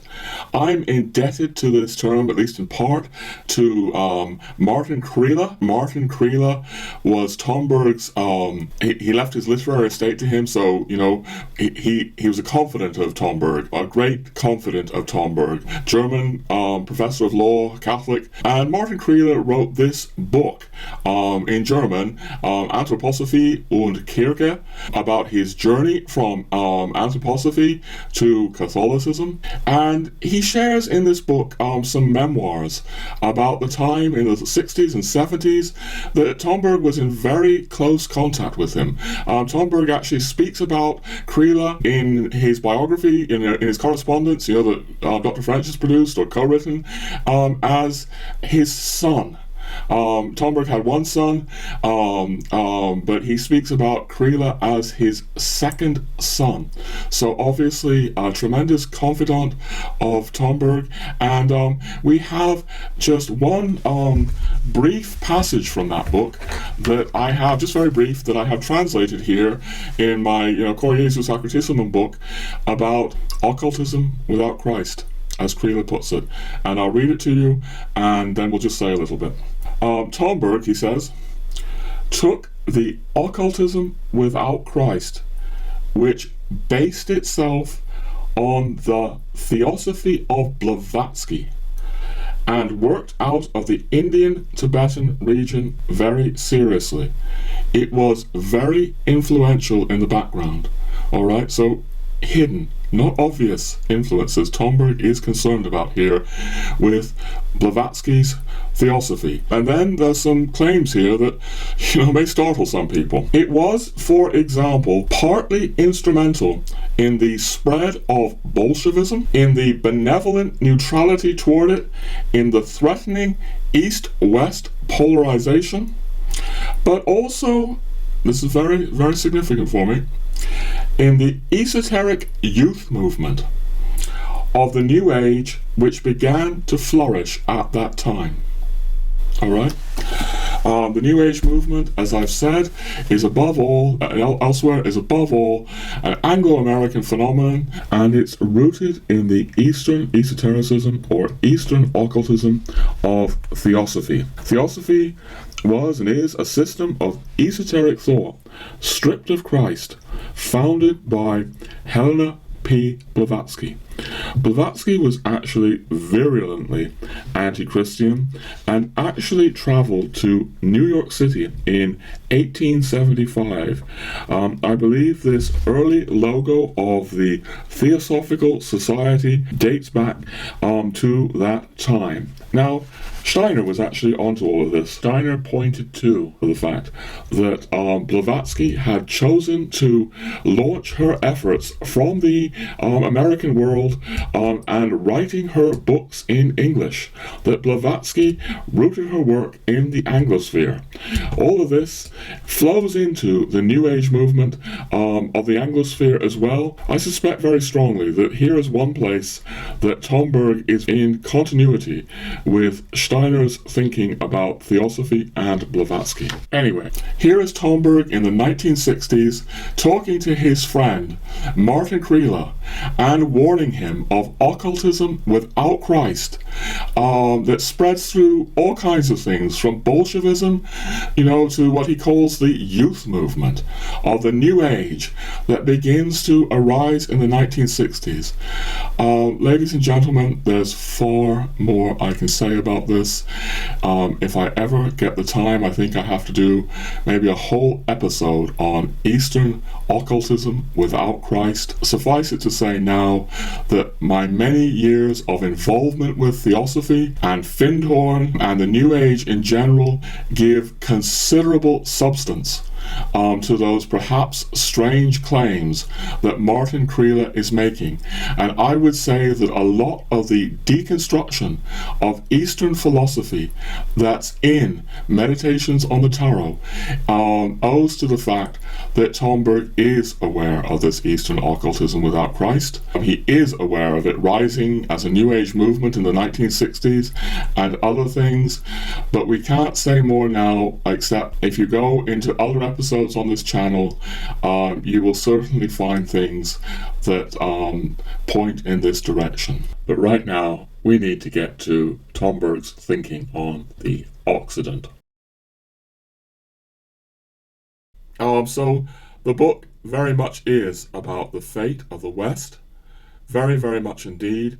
And I think that, actually spending time in Latin Catholic Europe deepened that for me. It's like, as I say, that time was breaking down certain prejudices I had. I'll give you an example.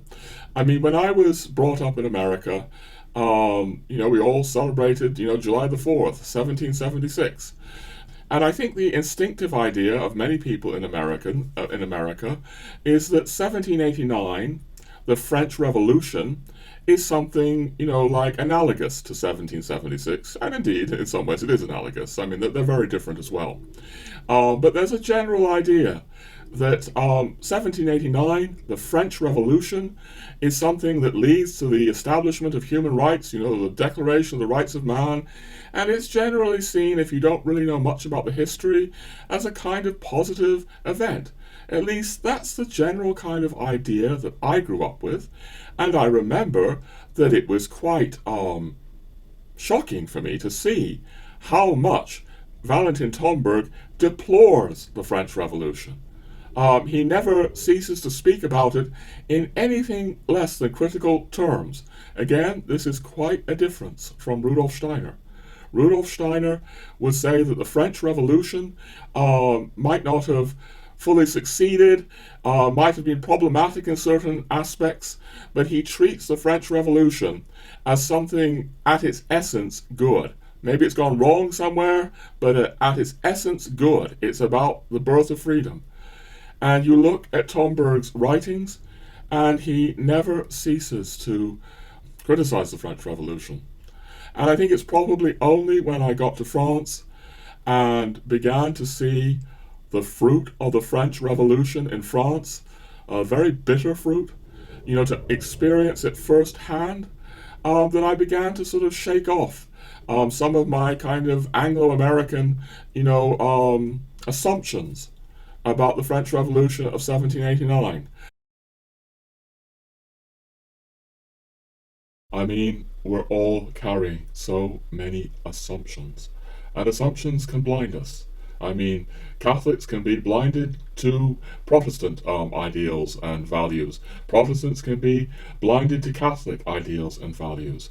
But what I'm saying is that travel can lead you to breaking down your assumptions. And I'm talking about how this happened for me in relationship to Valentin Tomberg, because Valentin Tomberg is not an Anglo-American Protestant. No, he's a man from St. Petersburg who decided to write his greatest work in French, even though he never lived in France and seems to have hardly visited France. He's coming from a very different place than the Anglo-American world. And this relates to what I want to say about the bitter fruits of the French Revolution that I began to experience by actually being on French soil. Not reading about France, but really being in France.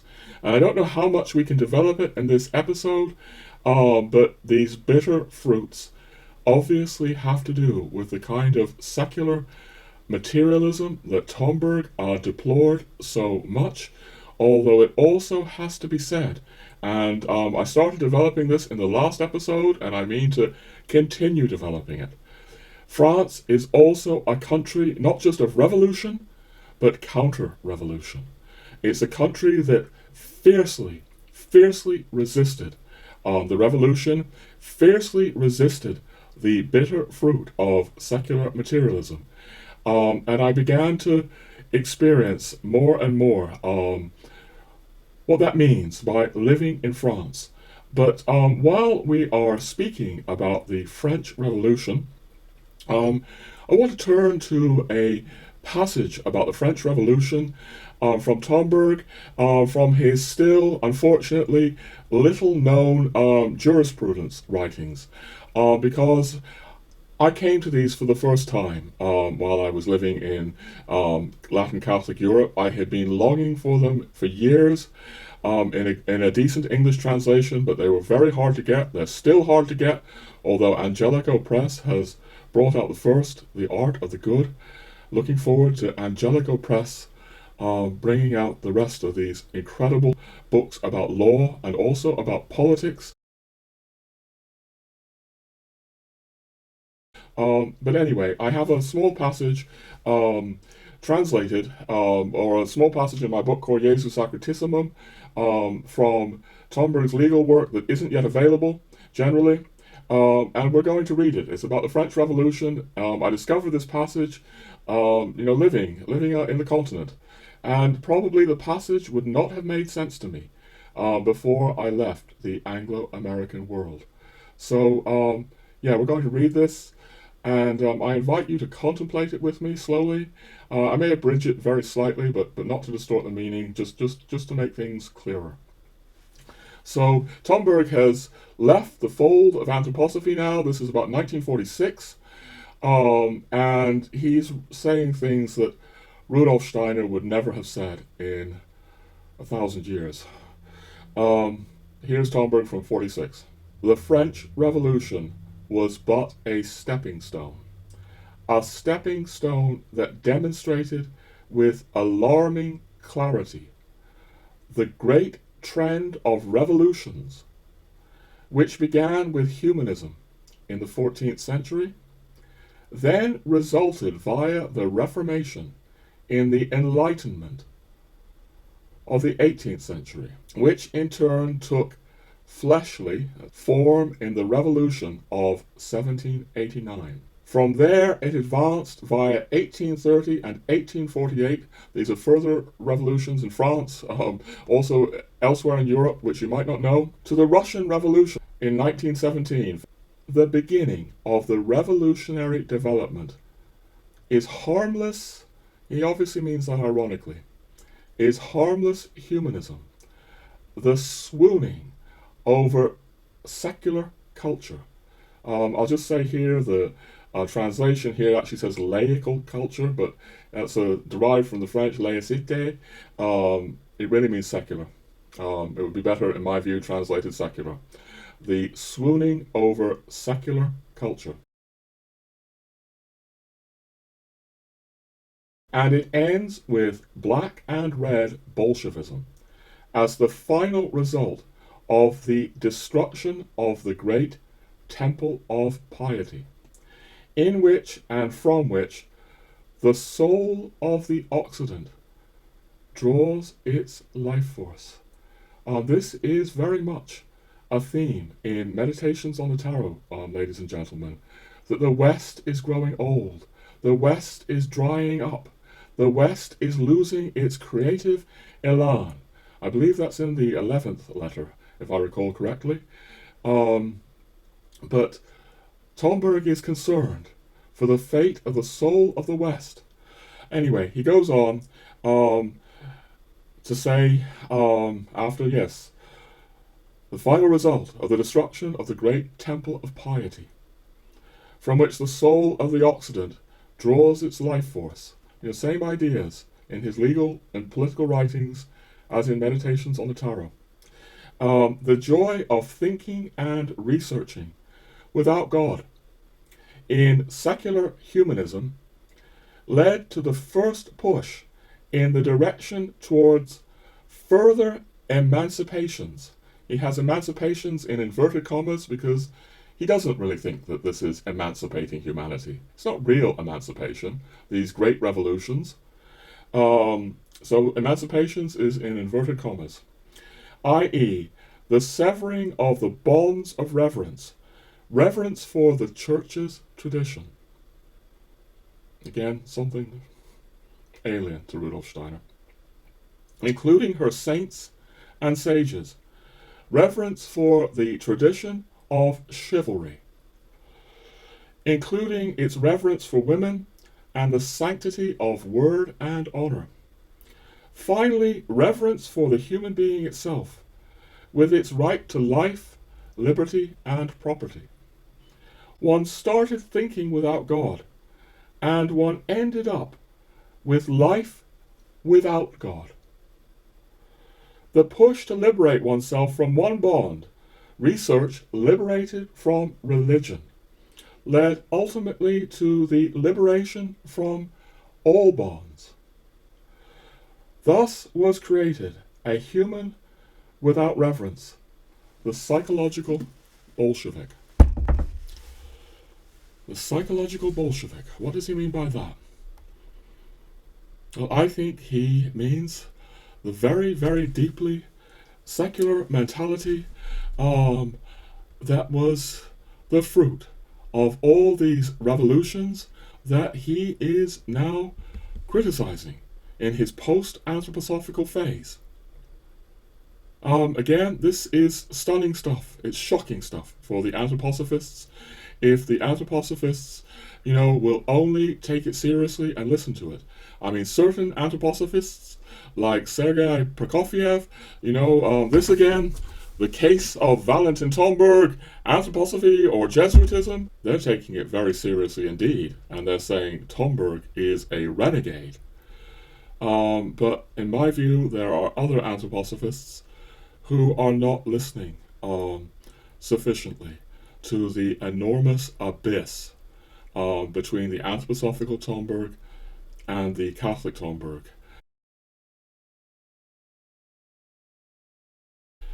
So much here. I mean, we're back to the big episode that I did on Steiner and Tomberg. The theme there was the radical discontinuity between Steiner's Anthroposophy and Tomberg's Catholic vision. Again, there are also continuities. I'm not denying that. And we may say a little bit more about that. I mean, well, clearly, everything I've been saying about the Tomberg who speaks so eloquently about love, who speaks so eloquently about the heart, who speaks about the mystery of Christ, that is present in the anthroposophical Tomberg as well. I do understand why certain people cannot let go of the anthroposophical Tomberg in the way that I very deeply felt I needed to do. There was a time when I was rereading those anthroposophical books by Tomberg with their profound reverence for Christ. Yes. But I moved to the Catholic works. I moved to Meditations on the Tarot, where, as I say, I repeat, he says, you want to know me, you'll know me better from this than any other book. And I found, as I said, that you can just keep reading and rereading and rereading his great Catholic works, and worlds within worlds within worlds open up. There's no need, in my view, to hold on to these anthroposophical works that he regretted writing, that he did not want republished. As I say, our Meditations on the Tarot is 100 books rolled into one. You take that, you contemplate it, you study it. Really, with a contemplative mind, you can supplement it with Lazarus Come Forth and these jurisprudence works, and worlds within worlds within worlds may open out that are faithful to the vision of the mature Catholic Tomberg. And yes, I repeat, I am troubled by the way the anthroposophical works. Well, we're coming to this at the end of the episode. Friends, I'll explain why we're coming to it at the end in a moment, but I am troubled by what seems to me a fixation with the anthroposophical works to the exclusion of the Catholic Tomberg. I am deeply troubled.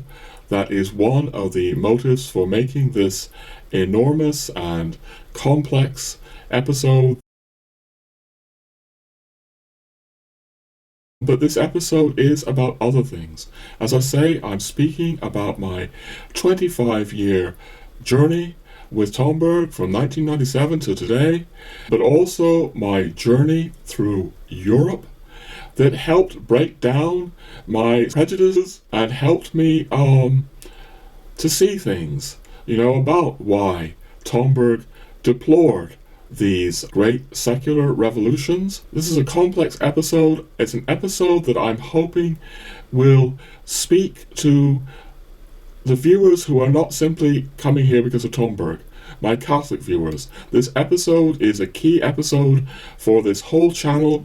It's an episode about where I'm going with what I want to say about Christendom. This is why I'm going to hold off till the final part of this episode. A lot of comments that are really to do more with this, the people reading strictly Tomberg. My regular viewers may not be interested in what I'm going to say at the end of this episode. Right now, I want to focus on things that hopefully will be of interest to different kinds of viewers I have on this channel. And maybe I could say that, start by saying that the last episode was the start of this series on Christendom, episode about Hilaire Belloc. Maybe it's worthwhile saying that Belloc would be utterly in accord with what we just heard from Tomberg speaking about the tragedy of the secular revolutions, the swooning over secular humanism. Belloc would be in complete accord with that. This is not to say that Belloc would be in accord with everything Tomberg says, and Tomberg would certainly not be in accord with everything Belloc says, but Tomberg and Belloc are my two mentors, if you like, in my books and on this channel, from whom I've learned so much. I mean, I'll just say, in reference to the last episode, we were there also speaking about my experience in France, what France taught me. And at the time, I hadn't even read Belloc. Probably I wasn't prepared for Belloc when I was living in France, or I only began to become prepared for Belloc by the mysterious processes that happened at Paray-le-Monial, the processes that led to me finally, truly embracing the Catholic faith, even though I had received the sacrament of confirmation years earlier. France did so much, and I think something that's key to all of this, key to Tomberg, key to Belloc, key to what I'm saying in my books and on this channel, is that when I went to live in France, also in Spain, I went to live in a world that had never become a participant in the Reformation, had never sort of, I almost said succumbed to the Reformation, I will say it, never succumbed to the Reformation in the way the Anglo-American world obviously did.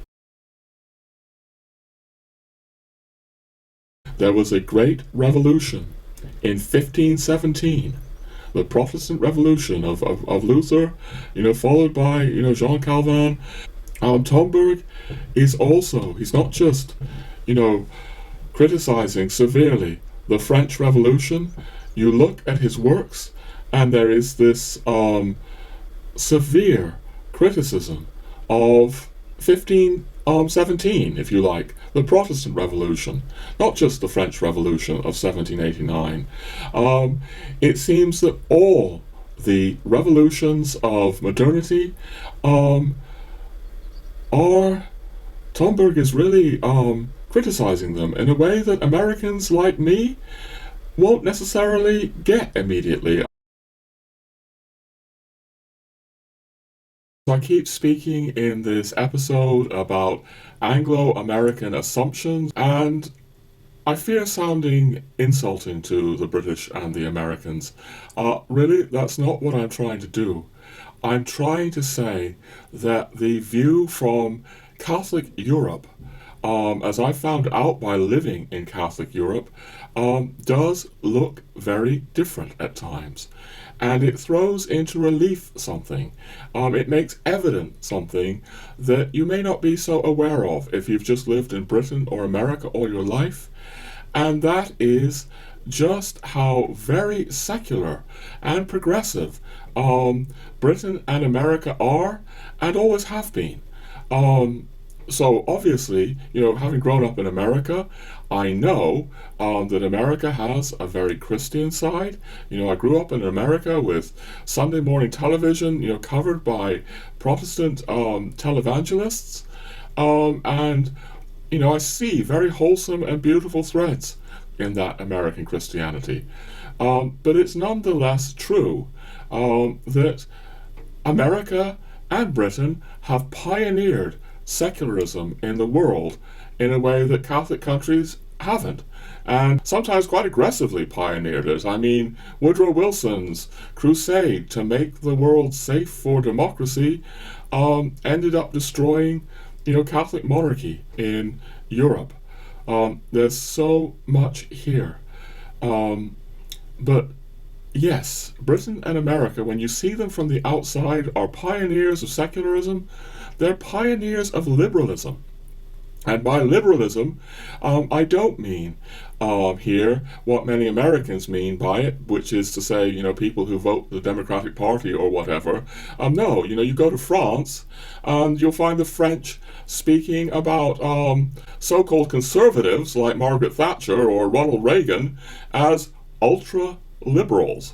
We're probably going to need to make that a bit clearer because, maybe not everyone is aware why Margaret Thatcher or Ronald Reagan would be considered an ultra-liberal. I'll come to that in a moment, but my real point is that the view from Catholic Europe is very different.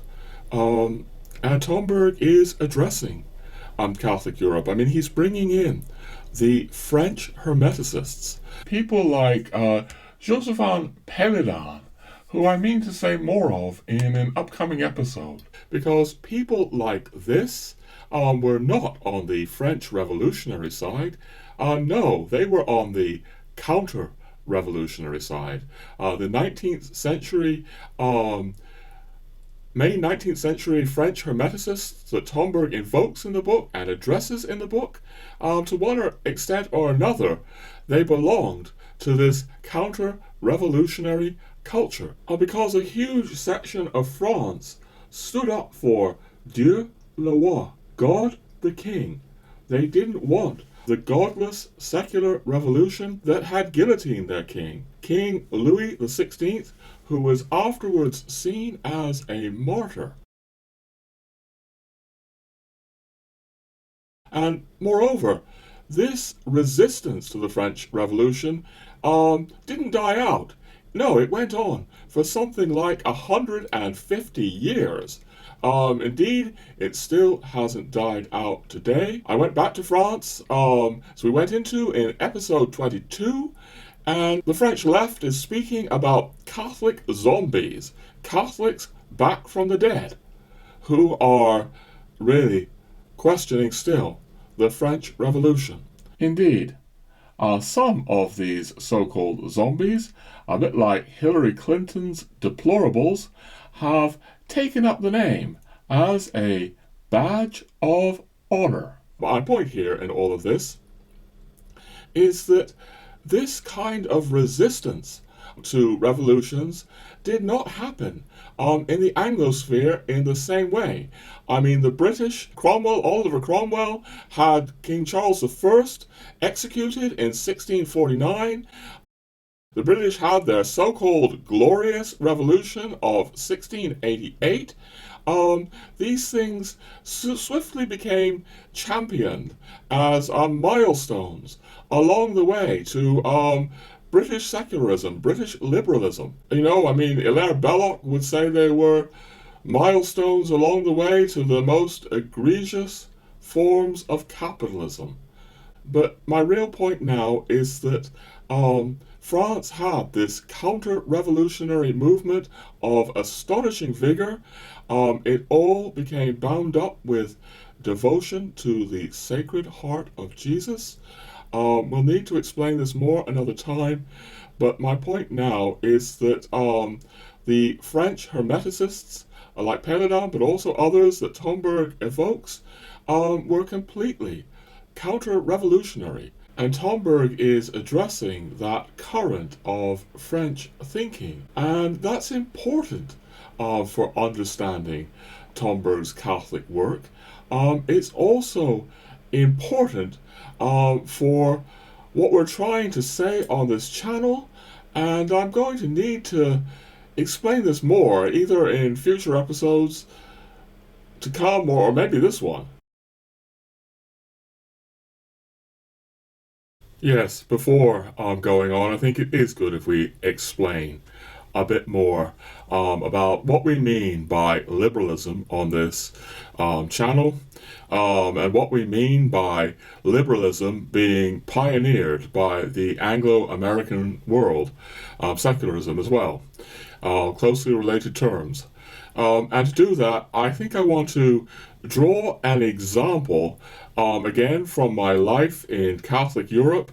The example I have in mind now is my life in Ireland. Because here in Ireland, just in the last few years, 3 or 4 years, we've had abortion introduced into Ireland, which those of you who watch this channel know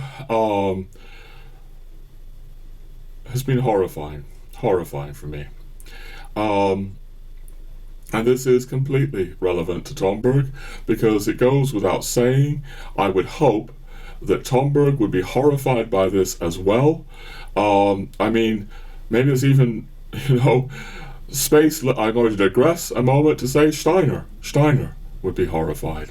I mean, Steiner speaks about abortion with complete horror. He suggests that the consequences for not just the mother, but the doctors are terrible beyond belief. And he doesn't just mean in this world, he means in the world beyond this. So, here we are in the 21st century, and in the kind of liberal and secular countries like Britain that have pioneered these things, the horror of abortion has become normalized. And it may not occur to some of the 21st century people reading Tomberg or even Steiner that these men would be horrified by what's just happened in Ireland. But look, we did a couple of episodes on this channel where I was really, just weeping, I suppose, for Ireland and how, as I see it, in so many ways, Ireland has been indoctrinated by Anglo-American propaganda and Anglo-American money coming over into Ireland. Also money from Brussels. No one is innocent here. The Irish aren't innocent either, by a long shot. But anyway, we did some episodes about this.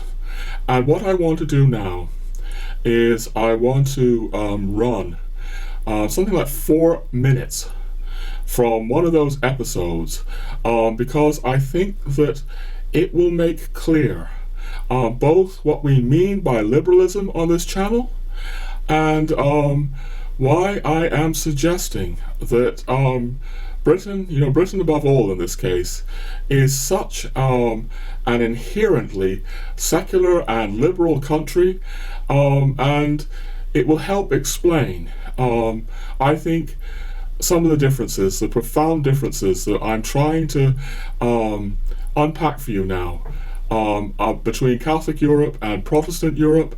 I think it will also be relevant to what I also mean to unpack about Tomberg's lament for Christendom. So without further ado, here is 4 minutes of video from something like 4 years ago on this channel. Liberalism is really in the British bloodstream almost, and it's been that way since really going back 500 years. It was introduced into Britain by King Henry VIII, you could say. And that's something that I've really been with, and it's relevant here, because Britain was one of the earliest countries to introduce killing babies legally into its culture. That was back in 1967, and really you can say that that is an outgrowth.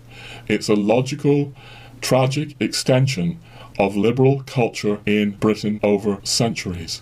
But it's very different with Ireland, because for most of the last 500 years, Ireland has been resisting British liberalism.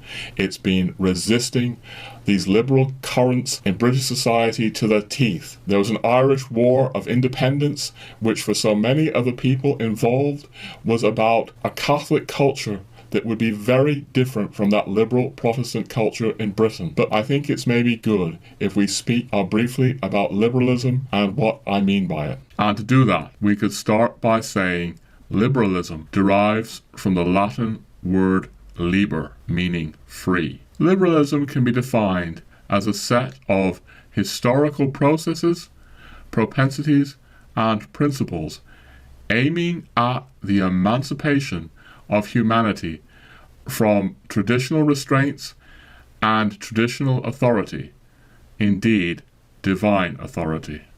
Liberalism is thus also marked by a distinct tendency towards desacralization and materialism. Now, one of the most profound, most acute critics of liberalism was the great G.K. Chesterton. And here is something he once said about liberal Christianity. For some extraordinary reason, there is a fixed notion that it is more liberal to disbelieve in miracles than to believe in them. Why? I cannot imagine, nor can anybody tell me. For some inconceivable cause, a broad or liberal clergyman always means a man who wishes at least to diminish the number of miracles. It never means a man who wishes to increase that number. This notion that it is free to deny miracles has nothing to do with the evidence for or against them. It is a lifeless, verbal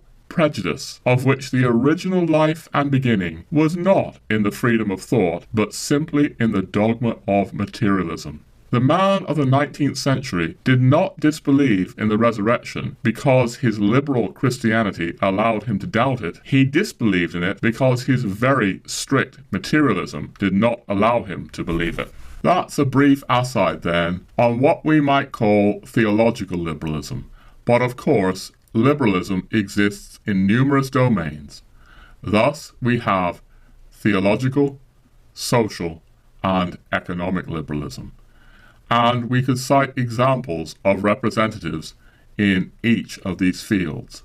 So, for example, Hans Küng would be a well-known example of theological liberalism. And Margaret Sanger's initiatives towards birth control and abortion with Planned Parenthood can be seen as social liberalism. And the so-called conservative former British leader Margaret Thatcher would be an outstanding example of economic liberalism.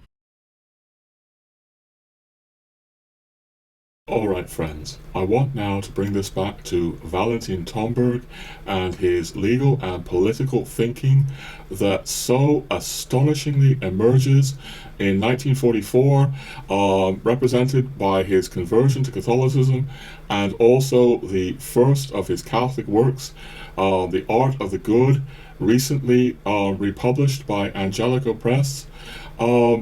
Because if you know these works, you'll see how everything I've just been saying is relevant.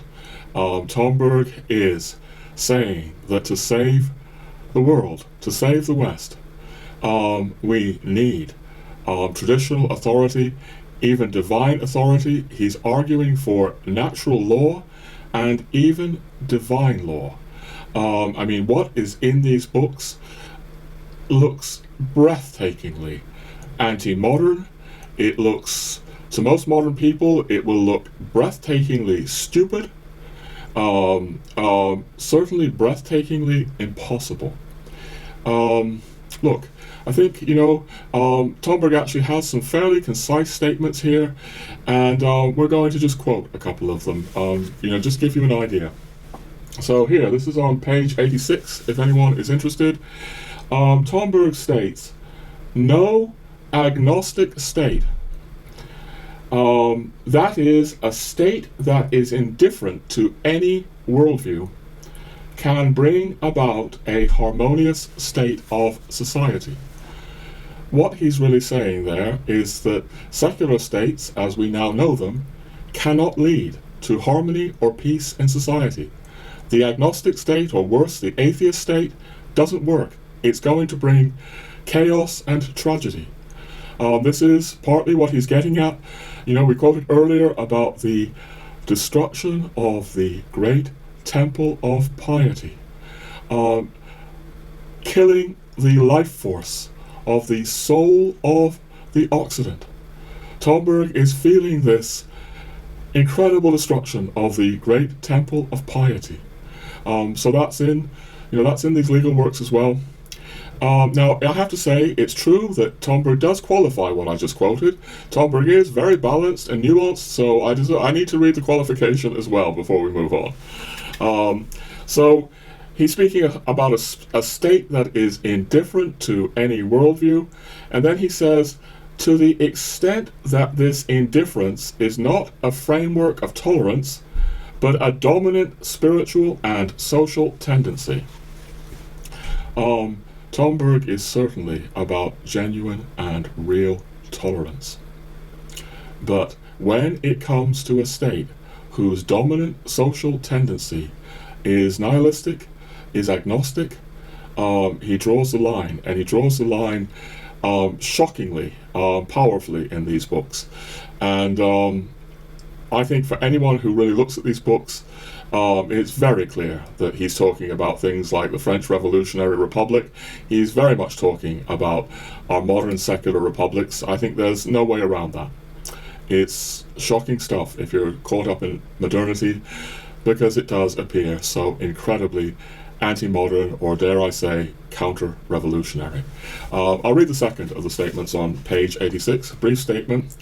No social system that has come about on the basis of revolution, to the extent that it erases tradition and interrupts cultural continuity, has a chance of establishing the social system of peace, he says. This is radical stuff here.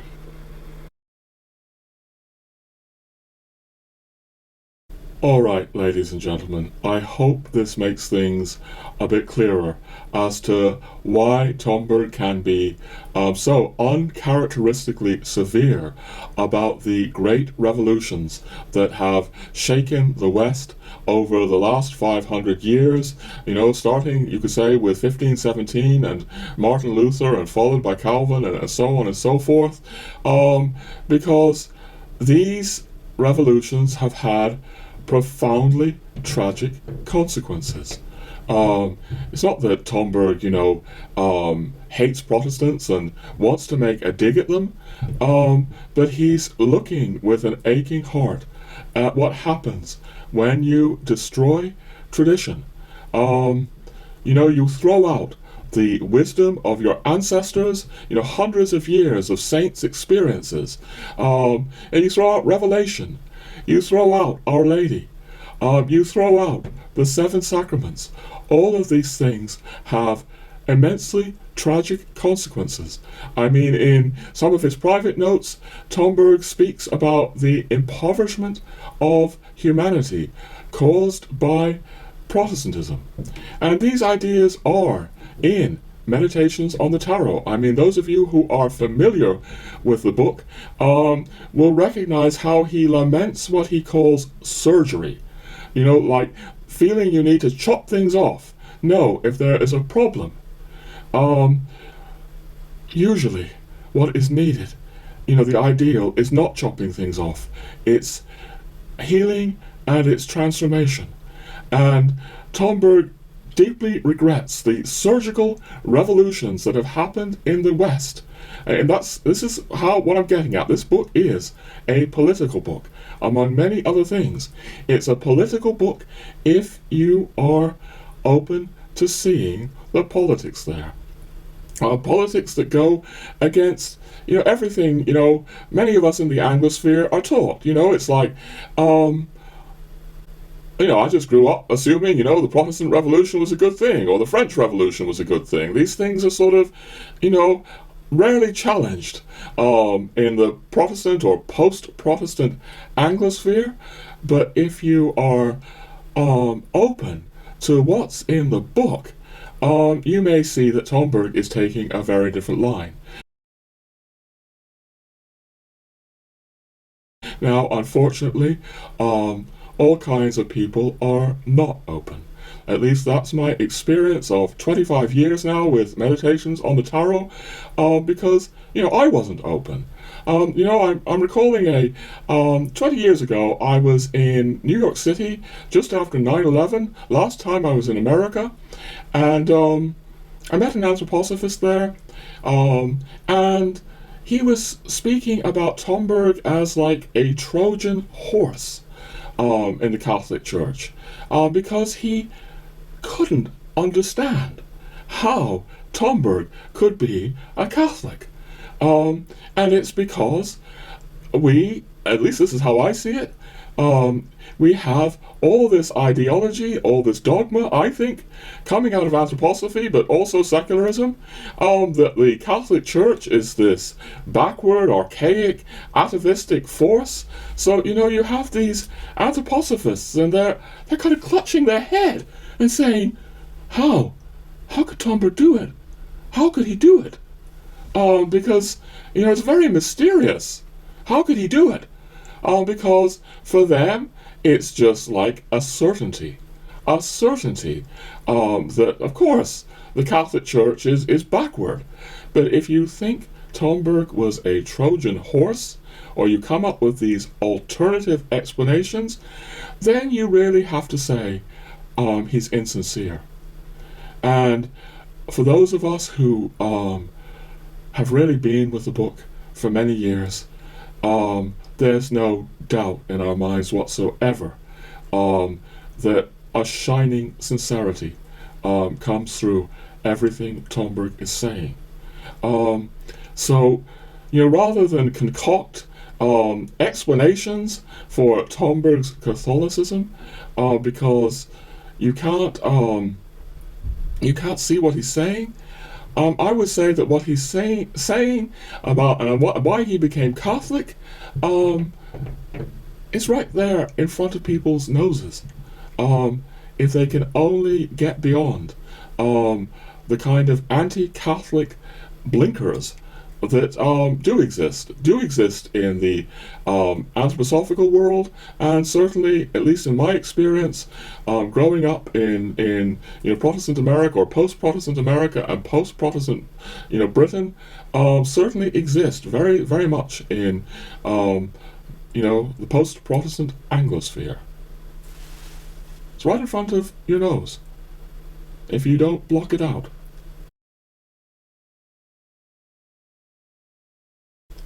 Alright friends, believe it or not, I actually do have concerns about how severe I am sounding to Anthroposophists at times, including in the last big episode, episode 28, on Steiner and Tomberg, also severe to people in the post-Protestant Anglosphere, who are wrapped up in the kind of anti-Catholic ideology that I grew up with.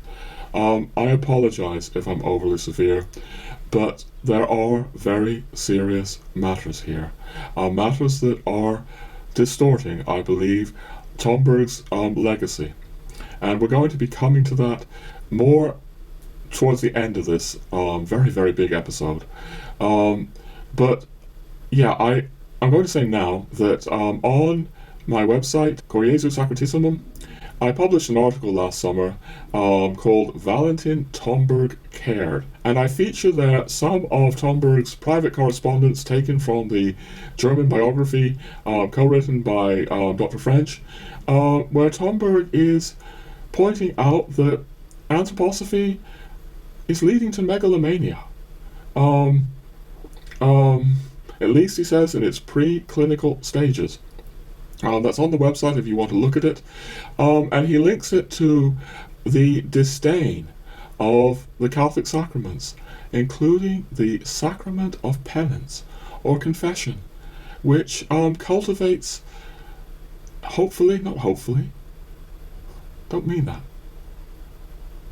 cultivates humility if you enter into the sacrament of penance sincerely. None of this should be at all surprising, or it shouldn't be too surprising, to those of us who know Meditations on the Tarot well. Because in Meditations on the Tarot, he's really saying that Hermeticism is prone to inflation. And what he means by Hermeticism certainly includes the Anthroposophists. He's saying that Hermeticism is filled with psychological grandiosity, and it can lead to the catastrophe of megalomania, at least Hermeticism separated from the Church. So I am concerned that Tomberg's Catholic legacy is being distorted, that people aren't seeing things that are there in front of their noses, and one doesn't really have to look far to the reasons for Tomberg's conversion to the church.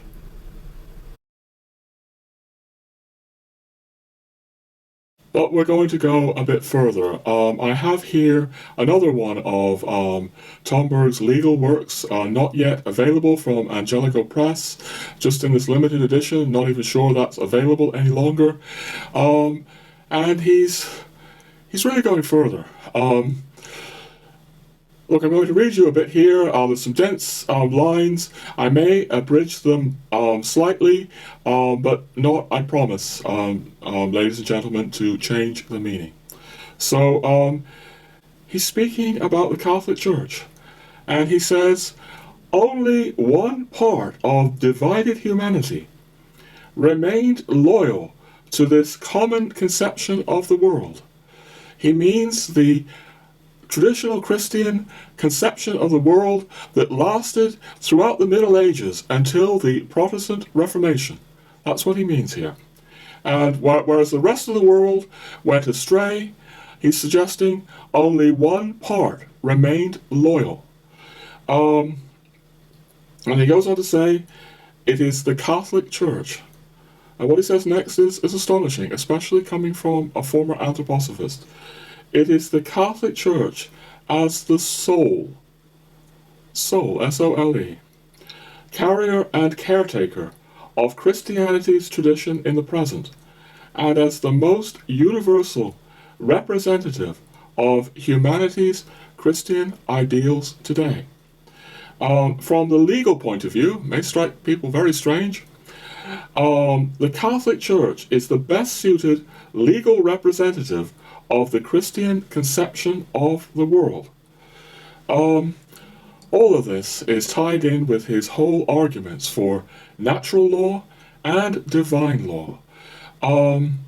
But the uniqueness that he's stressing of the Catholic Church here is very striking, because those who know Tomberg's meditations and so on and so forth will know the great reverence that he gives to the Orthodox churches, which of course also have the sacraments. So he's severely critical of Protestantism, but he's far more affirming of the Orthodox churches of the East. But in these writings, he's even suggesting that both Protestantism and Orthodoxy have succumbed to the state, have succumbed to purely national concerns, and only the Catholic Church is really defending the fullness of the Christian vision. That's what he's arguing here. It's breathtaking.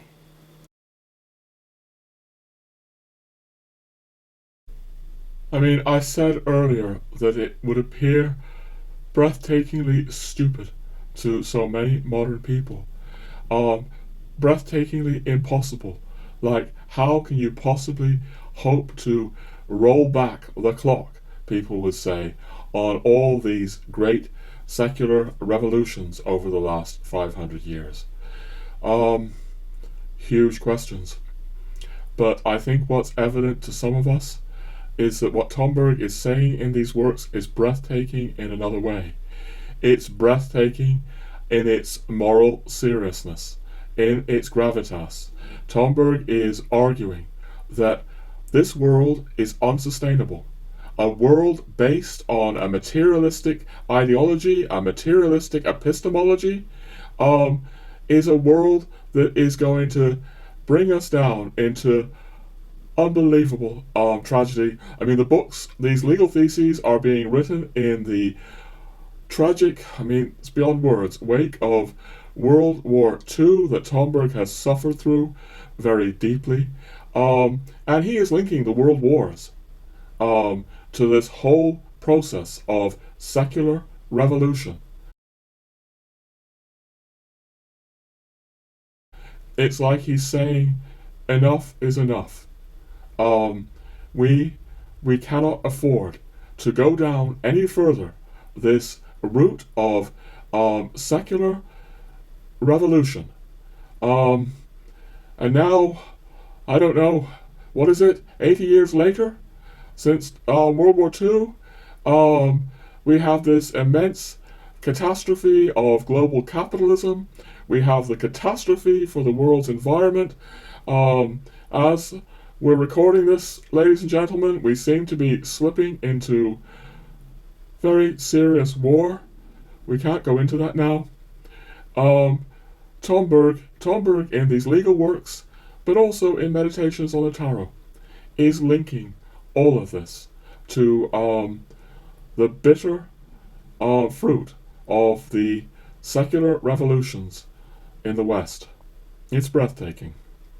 I mean, it should be less breathtaking to, don't know if I should joke, but Catholic zombies back from the dead, so to speak, or those of us who are trying to honor the fullness of Catholic tradition. Because if you're trying to honor the fullness of Catholic tradition, it should be obvious that a world without the Church, a world stripped of Christ and his Church, is inevitably a chaotic and horrifying world.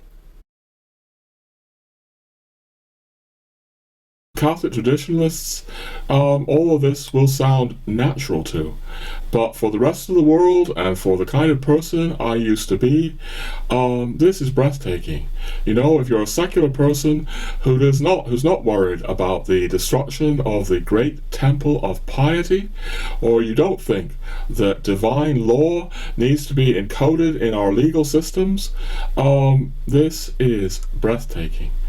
But thanks to Angelico Press now starting to bring out Tomberg's lost legal and political writings, it should be perfectly clear why Tomberg converted.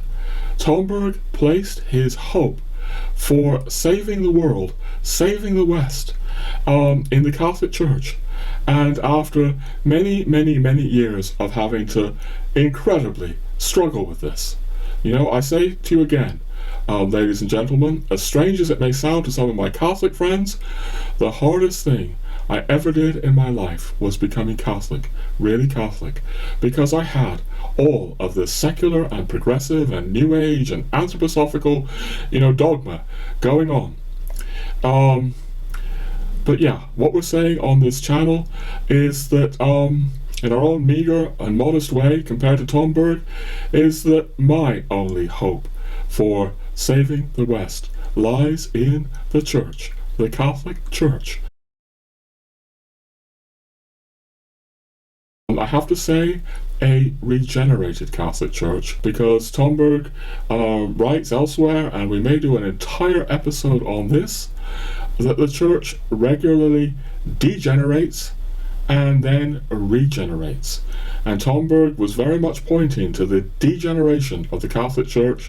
He saw that degeneration at Vatican II and was saying we're awaiting another regeneration of the Catholic Church. And he speaks about, like the regeneration that happened at Trent and happened with the Jesuits. He says we're awaiting another regeneration of the Catholic Church like that. But look, this episode is very long, although I think it's turning out to be something very key for this channel, maybe even for my life. But we need to get back to the main themes of what this episode is about. As I say, I still have more to say about that Dublin experience, or near Dublin experience of Christmastide 2005. I've held it back because, well, you'll see if you bear with me why I've held it back. It will make more sense now if you've been bearing with me, friends. But really, I guess what I want to emphasize, we're still coming to that, but what I want to emphasize is that the Roger Buck of 2005, he did not know Tomberg's legal and political writings at all. None of these things that we're talking about, well, very few of them anyway, that we're talking about on this episode had ever crossed his mind. He'd never, spent very long in France. As I said earlier, he certainly wasn't a Francophile. But after 2005, I do end up living on French soil and Spanish soil. Soil that, as I say, lands that never succumbed to the Reformation. And lands like in France, France succumbed to the French Revolution, yes, but a huge portion of its population resisted. They resisted for, as I say, 150 years, you could say. Imagine a world of like America, where after 1776, a huge portion of the American population says, no, we did something wrong. We want our king back. That's what's going on in France. Now, I don't want to conflate 1776 and 1789 too much. They're very, very different. What I'm trying to do is to speak to you about how I discovered, by living in France, how different France is.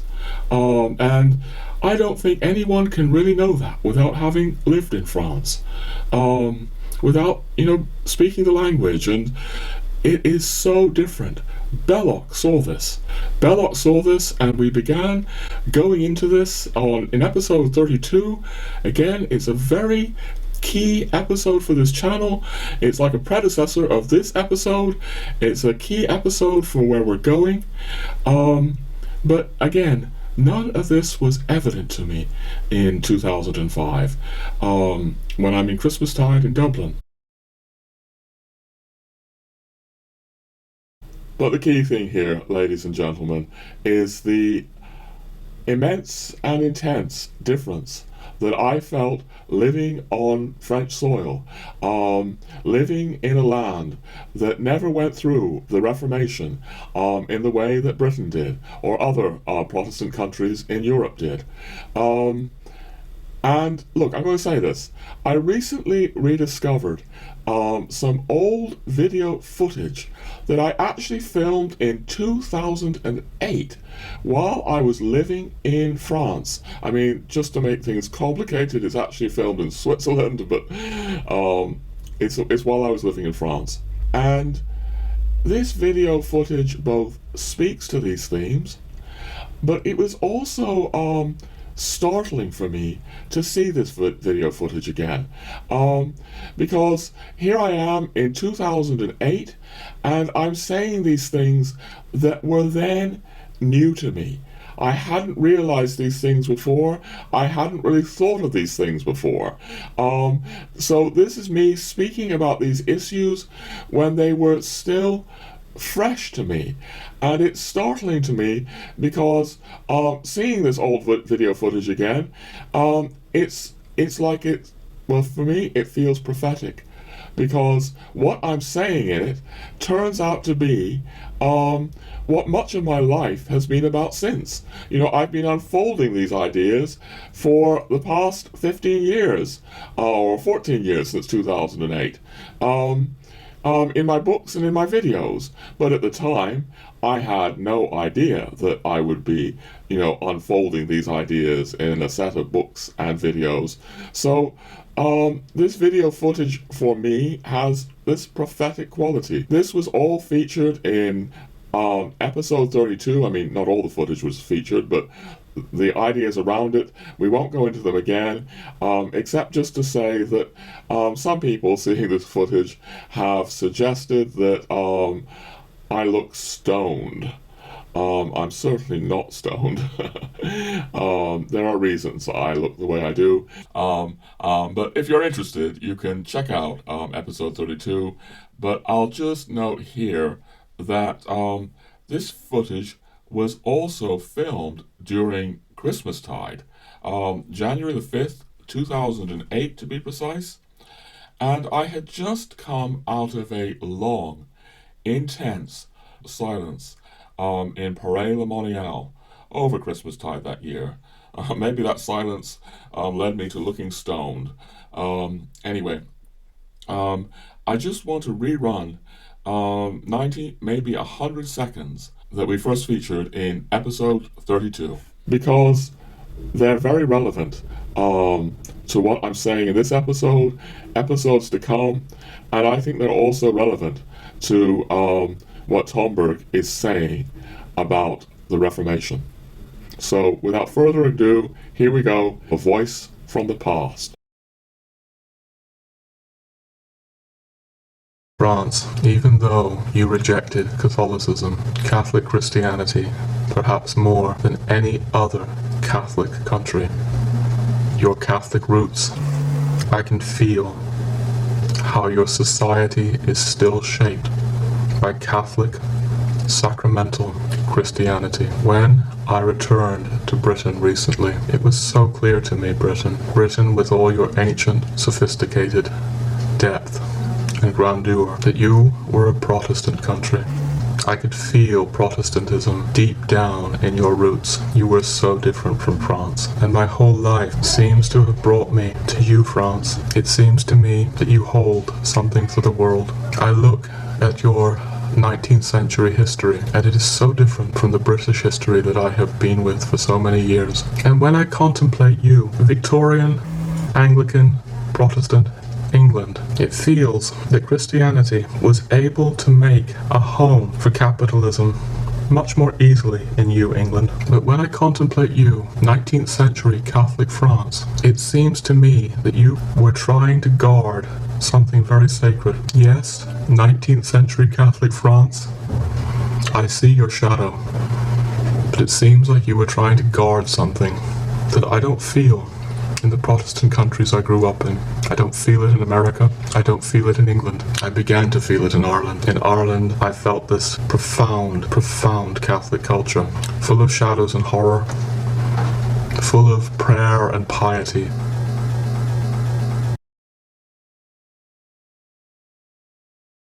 It's some weeks later. It's Passiontide now, which is why we have the statues in the house shrouded, as we do here. We need to speak about this very short segment, although really there's far more to this for me personally than I can possibly go into, which is why a very great deal of the last two major episodes on this channel, 32 and 33, we were going into what is contained in that strange clip. That for me, strange, startling, and prophetic clip from the past. I mean, another thing, anyone who knows Belloc would say that that clip was redolent of Belloc's thinking, of how Belloc understood Britain and France. But the strange thing for me in this clip is that I'd never read Belloc at this point. I hardly knew who Belloc was, but I was coming, in that silence in Paray-le-Monial, after I had been back from Britain, I was coming to feelings and insights that years later I learned that Belloc went into in quite some depth. So that's another reason why it's strange for me, and we again spoke about that in episode 32. I mean, I think I'm also going to say that my big book, Cor Jesu Sacratissimum, is also like an unfolding of the ideas that are just there in that very short section of film. Because so much happened for me in France. I said in the last big episode that this short segment of film is like an acorn. It's in seed.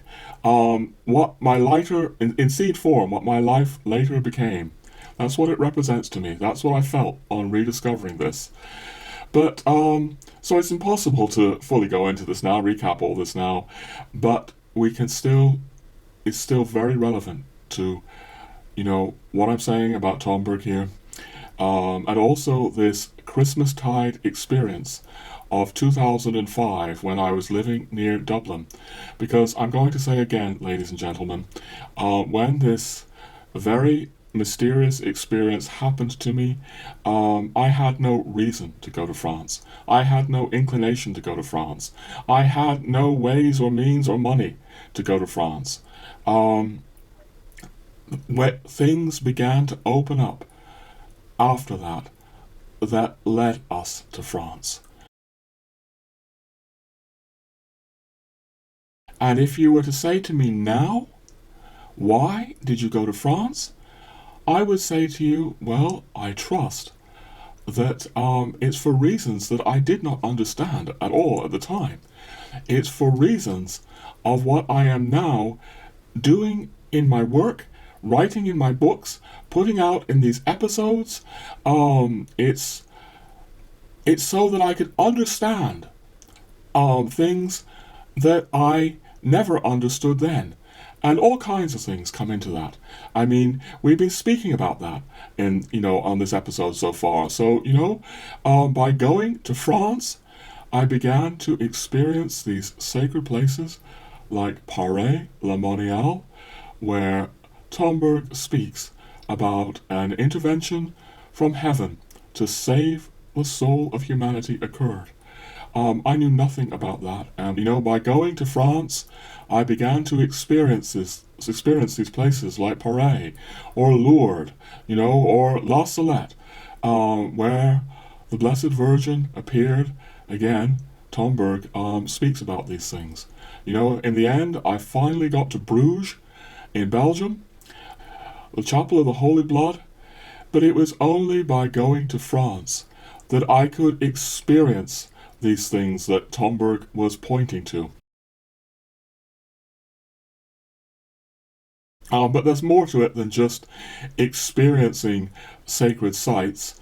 No, what I'm saying on that short segment of video from all those years ago is that by being in France, I'm now having a felt experience of a culture that the Reformation never really impacted in the way that it did, the Anglo-American world, the Anglosphere. And that has become very critical to my understanding of Tomberg, because Tomberg, and we're going to develop this, does not come from the Anglo-American world.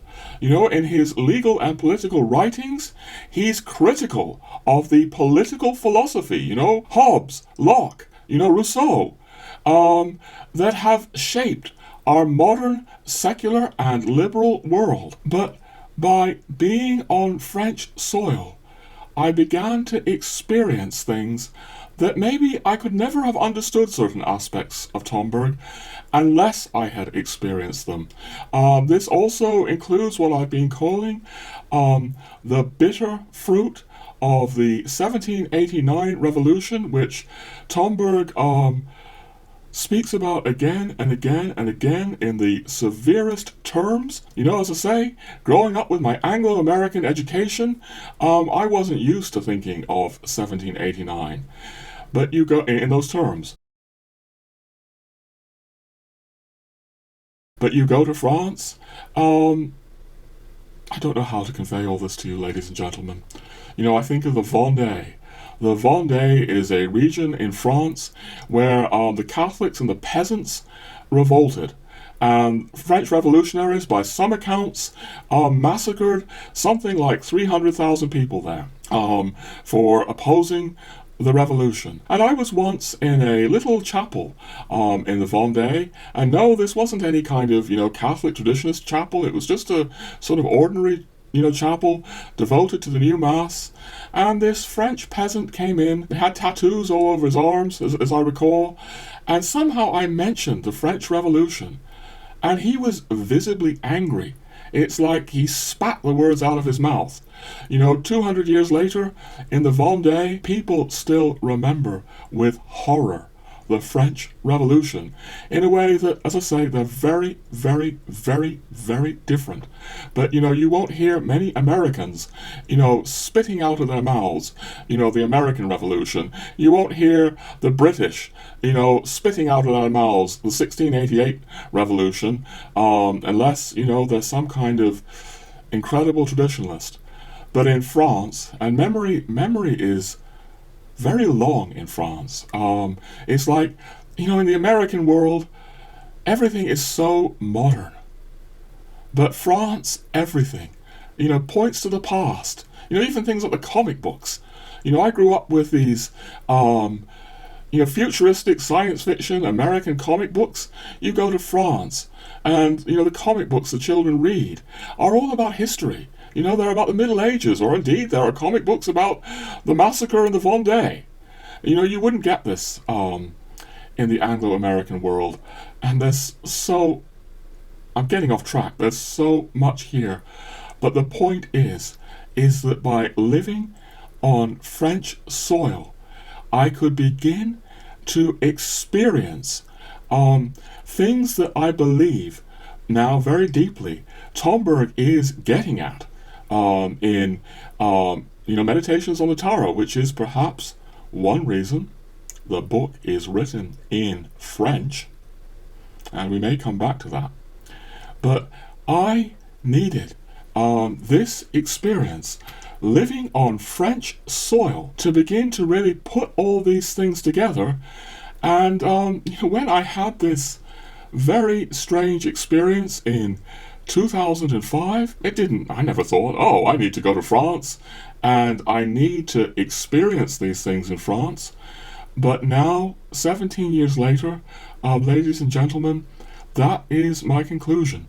I needed to go to France to experience all these things, not just read about them in books, but experience them. So much I needed to experience, I think, to do what I'm doing now. And there's more I explain about French culture in the Big Globalism episode that is so relevant here. How the French, who never went through the Reformation, still see the world in such a different way to, Anglo-Americans generally do. This also applies to the French Hermeticists, Christian Hermeticists, who see the world in such a different way than the kind of pagan Hermeticism or New Age esotericism that exists in the Anglosphere. So again, people like Paladin, so many threads in the tarot book, and we can't get into them all now. But look, I said a moment ago that, I never thought that I was going to France so I could experience all these things, because all of these things, this counter-revolutionary France, I knew, nothing about it, or virtually nothing about it. The counter-revolutionary French Hermeticists, all of this was very opaque to me at the time. But I did have a strange inkling of something in connection with Tomberg's work, and I need to speak about it at some length, and it's very hard to know how to speak about this, because really, this whole experience is very hard to know how to speak about. It's going to sound so strange to people, I know.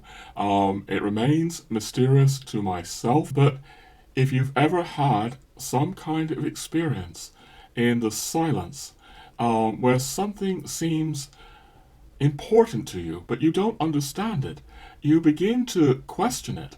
And, if I look at my journals at the time, they're filled with, pages of notes like, am I going crazy? Or is there something real here? So I'm praying and I'm trying to understand, what both my wife Kim and I are experiencing. And as I'm in this process of trying to pray about this, I'm getting some kind of sense of something very mysterious.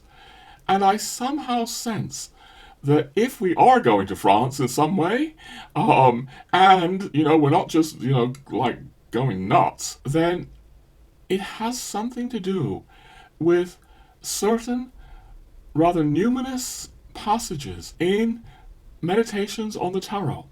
Particularly, I found myself drawn to thinking about certain passages in the 4th letter and the 5th letter. The letter devoted to the Emperor of Christendom, and the letter devoted to the Pope.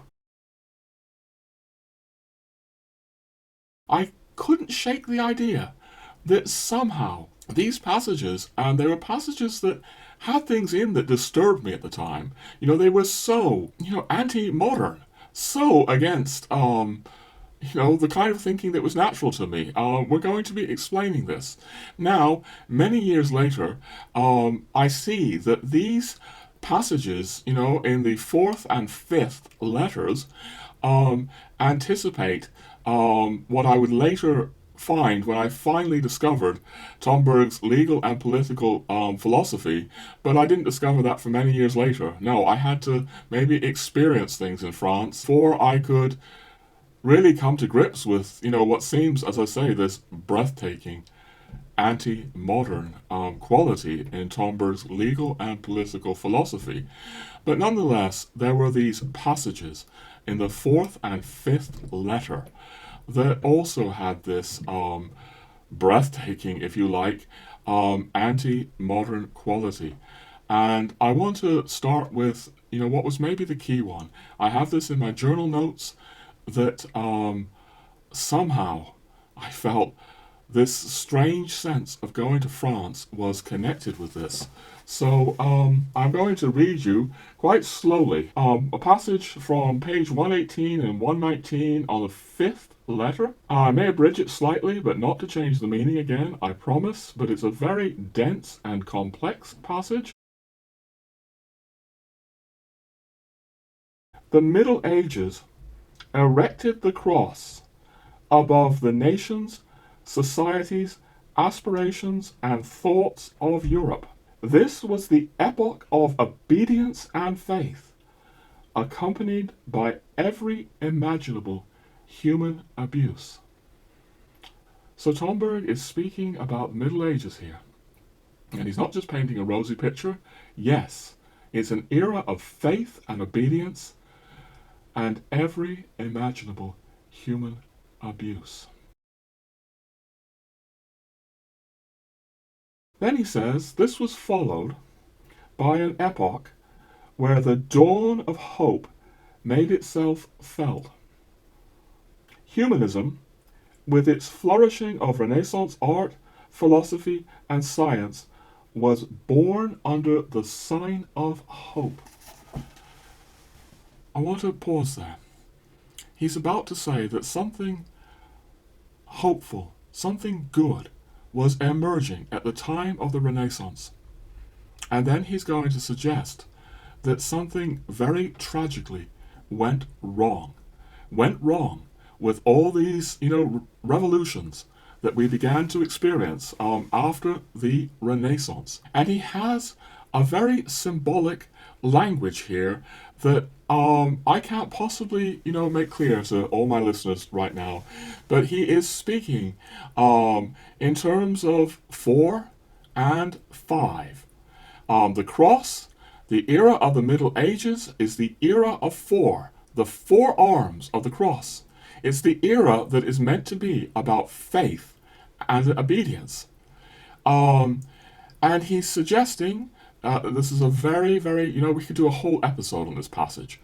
I've been pondering this passage for many years now. But to try to simplify something that is, in my view, very profound, he begins speaking about the pentagram, invoking 5, the quality of fiveness, if you like. Just a brief aside to those of you who understand a little bit, at least, of Steiner's thinking. Steiner would be speaking about this as the 4th epoch, the Middle Ages, or that's the end of the 4th epoch, and the 5th epoch that we are now in. So, trying to keep this simple, but for those of you who know Steiner's work, you can think of what I'm reading now as Tomberg's comment on Steiner speaking about the 4th and 5th epochs, and he says things that both are in continuity with Steiner, and, yes, again, things that are in radical discontinuity with Steiner. Let's just get back to the essence here. The essence is that we are now in the 5th epoch, as Steiner would put it, and yet he's saying something has gone wrong. This is a departure from Steiner. I mean, pushing it further, you could even suggest that Tomberg is subverting or inverting Steiner here turning Steiner on his head, because he's using the same categories that Steiner speaks about, the fourth and fifth epochs, but whereas Steiner is saying this fifth epoch is one where we need to stand free, liberated from all the old hierarchies, Tomberg, as we'll hear more of in a moment, is suggesting that that is where things have gone tragically, terribly wrong. And he's going to contrast a sign of hope in God versus the sign of hope in man. It was then that opposition arose between the sacred pentagram of 5 wounds, he's been speaking about the 5 wounds of our Lord, and the pentagram of the emancipated personality, a purely humanistic art, science, and magic, had its development under the sign of the pentagram of hope in man, as opposed to the sign of the pentagram of hope in God. As I say, we could do a whole episode about this. I just really need to indicate the outlines here. Hope. Humanity turned away from hope in God, from faith in God, from obedience, to hope in what he calls emancipated man, liberated man. The man of the secular revolutions that no longer has the faith and obedience of humanity in the Middle Ages. That's what he's getting at here. And we're going to move on. I'm going to read a sentence. Next sentence I want to focus on. He says, the impulse of freedom, of hope in emancipated man has built up and demolished a great deal. Now, before I go on, I want to say that the translator has translated that word freedom, but in the French original it is liberté, liberty. I don't want to second guess the translator, Robert Powell, who knows French much better than me, but I do wonder if keeping the word liberty there, rather than freedom, because they do have different nuances in English, would be more faithful to what Tomberg is saying there. So I'm going to reread the sentence with the word liberty there, and then continue, and you'll maybe see why I'm stressing liberty. The impulse of liberty, of hope in emancipated man, has built up and demolished a great deal. It has created a materialistic civilization without parallel, but at the same time, it has destroyed the hierarchical order. And he takes this very seriously. The hierarchical order has been destroyed. Okay? The order of spiritual obedience. A series of religious, political, and social revolutions has ensued. And he goes on to say, but the hierarchical order is eternal, and obedience is indispensable.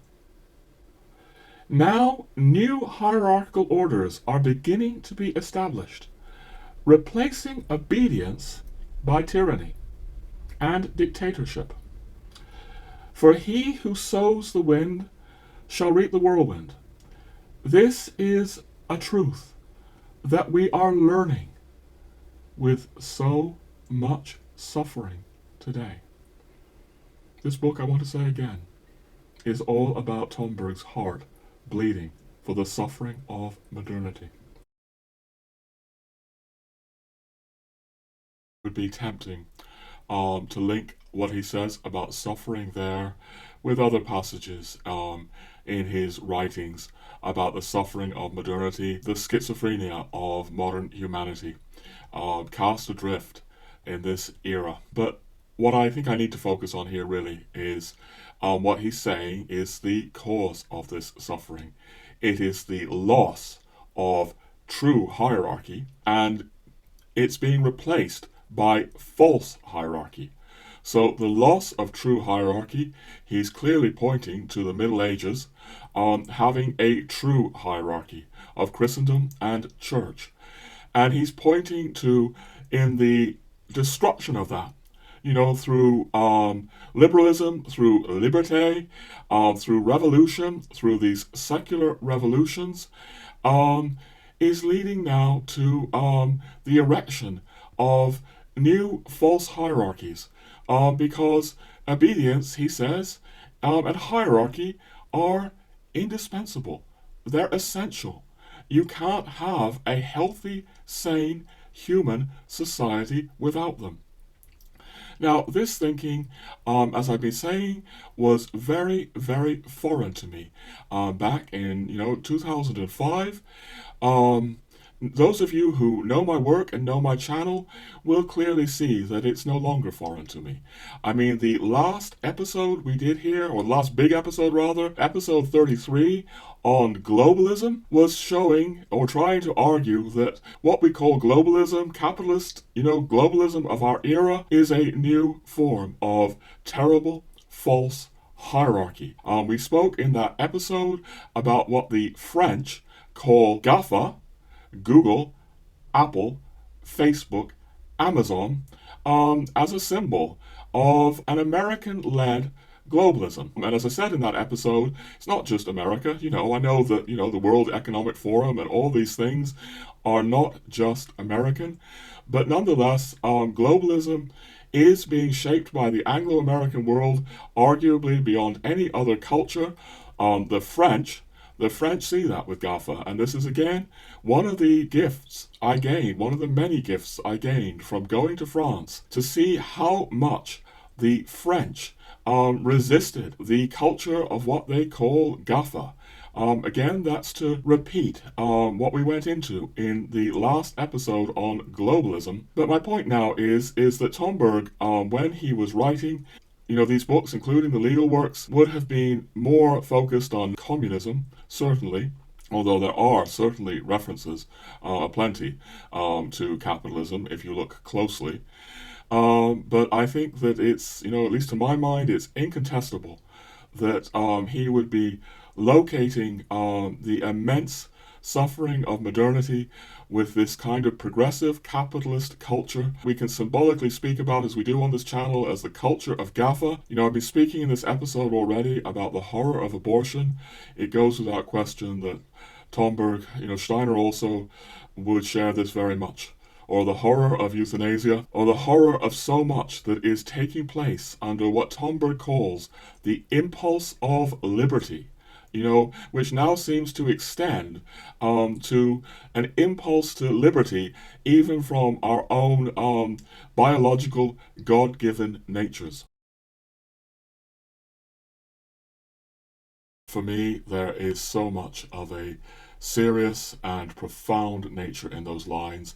I'd like to say again that I have abridged the lines, partly because there's all kinds of symbolism, signs, there that would take so much unpacking. But before we move on to the other passage that I indicated that was somehow mysteriously coming to me during this time of Christmastide 2005, before we move on to that, I just want to make an aside for those of you who are familiar with what Steiner writes about the fourth and fifth epoch, because this passage here gains even more light if you know what Steiner is saying about the fourth and fifth epoch.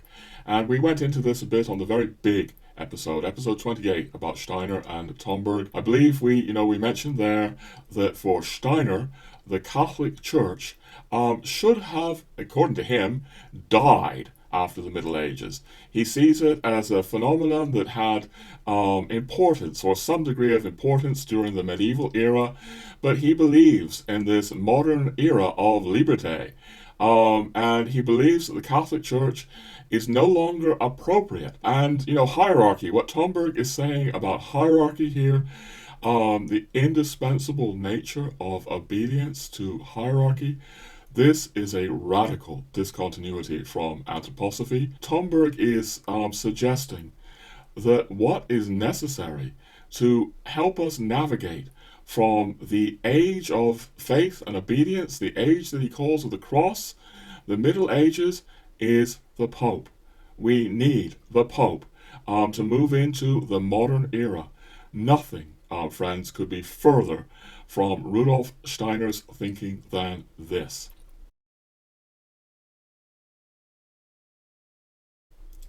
As I say, none of this was very amenable to my thinking in 2005 because I was filled to the brim with Anthroposophy then. But I want to go into another passage, and it's in the fourth letter, the letter on the Emperor. And I think I found this passage even more difficult, and yet, if I recall correctly, it was also somehow occurring to me in this 2005 time. I know from my notes that the passage I just read you was very present to me in this 2005 time. This one isn't in my notes, but if I recall correctly, it was also mysteriously hitting me. If there is something to this strange notion that is occurring to me that there's some kind of future in France, it has to do with this passage as well about the Emperor of Christendom. And again, it's all about hierarchy. So here we go with this. Page 86. As it is suitable that the institution of a city or kingdom be made according to the model of the institution of the world, similarly, it is necessary to draw from divine government the order of the government of a city. This is the fundamental thesis advanced on this subject by St. Thomas Aquinas, and he's definitely going into this in his legal works. The political thinking of St. Thomas Aquinas and why that's still relevant today. This is like an echo of what he's saying in these legal and political writings that we don't all have available yet in English. Sorry, I'm going to quibble slightly again with the translation. The translation here has the word Christianity. I have to say this seems wrong to me, because in the French, it's clearly the word for Christendom, chrétienté, in French. Maybe it's acceptable to translate that as Christianity. But I'm going to translate it here with Christendom because that seems, incontestably, what this passage, that's what the word means in French, Christendom. Maybe Christianity is an acceptable translation, I don't know, but that's what we're going to do. So Tomberg goes on to say, this is why authors of the Middle Ages could not imagine Christendom without an emperor, just as they could not imagine the universal church without a pope. Because if the world is governed hierarchically, Christendom, or the Sanctum Imperium, cannot be otherwise. Sanctum Imperium, of course, is Holy Empire in Latin. Tomberg is invoking Christendom here. He's invoking that the world needs to be governed hierarchically. Thy will be done on earth as it is in heaven. That's what's at the core here, and we've lost this hierarchy, or rather, this hierarchy has been destroyed. We're going to go on a little bit more, and I hope it will get clear how hard this thinking was for me in 2005. Hierarchy is a pyramid which exists only when it is complete. So he's saying that, we need hierarchy. Obedience to the hierarchy is indispensable, but hierarchy doesn't even exist if you don't have the top of the pyramid, such as the emperor. This is what he's getting at here. Then come the kings, dukes, noblemen, citizens, and peasants. But it is the crown of the emperor which confers royalty to the royal crowns, from which the ducal crowns and all other crowns, in turn, derive their authority. Now, I'm going to skip a few mysterious lines that you can ponder, if you want at your own leisure in the book. But going down the page, if in the past it was the emperor who gave luster to the royal crowns, it was later the shadow of the absent emperor which obscured the royal crowns, and consequently all other crowns, those of dukes, princes, counts, etc. A pyramid is not complete without its summit, without the emperor. And he would say the church, would not be complete without the pope.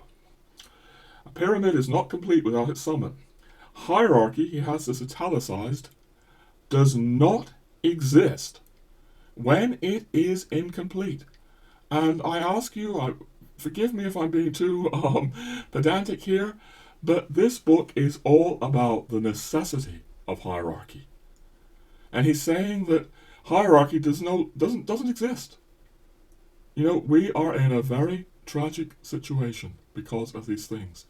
This is one of the messages of this book. Without an emperor, there will be sooner or later no more kings. When there are no kings, there will be sooner or later no more bourgeoisie or peasants. This is how one arrives at the dictatorship of the proletariat, the class hostile to the hierarchical principle, which latter, however, is the reflection of the divine order. This is why the proletariat professes atheism. This passage blew my mind all those years ago. I mean, it was like, give me a break, Tomberg. Atheism is a result of the breakdown of hierarchy, and what we need is a hierarchy to go back to something like the Middle Ages.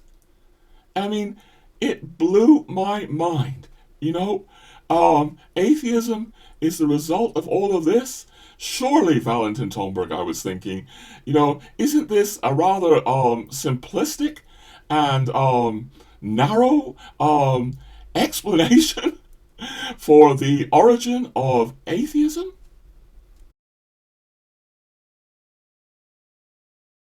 But ladies and gentlemen, I'm going to suggest to you, as odd as it may sound, that maybe all this blew my mind for reason of something that I wasn't conscious of at the time, and that is that my background was Anglo-American. And this is something I'm trying to get at in this episode, that Tomberg's background, of course, was not Anglo-American. He did not come out of the Protestant Anglo-American culture.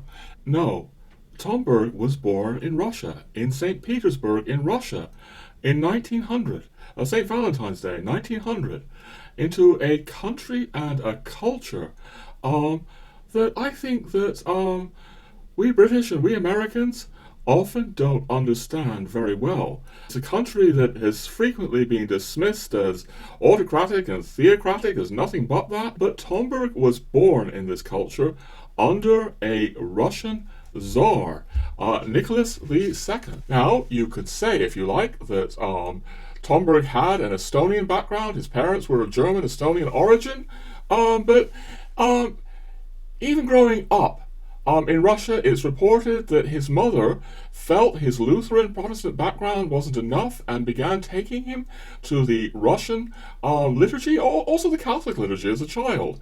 And I'm now going to just read you a couple of very brief but very astute comments from the American Anthroposophist, Christopher Bamford, who often has very astute comments to make, I think.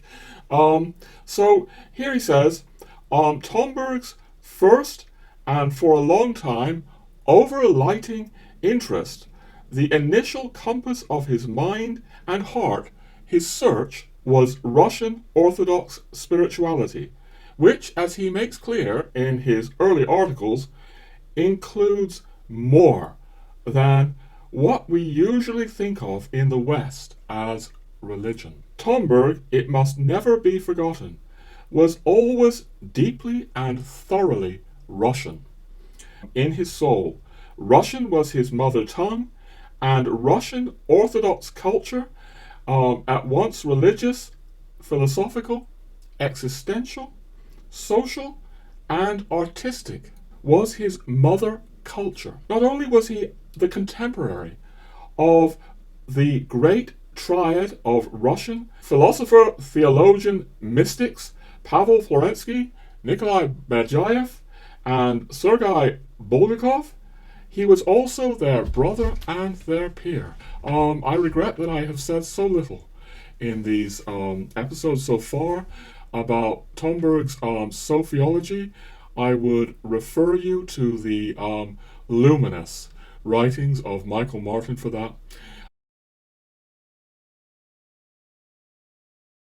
But Michael Martin's beautiful writings aside, my real point here is that those of us who come from the Anglo-American world, with its deep Protestant heritage, heritage I would say that has either radically diminished the sacraments or negated the sacraments, we find it harder to understand profoundly sacramental cultures like Russia's.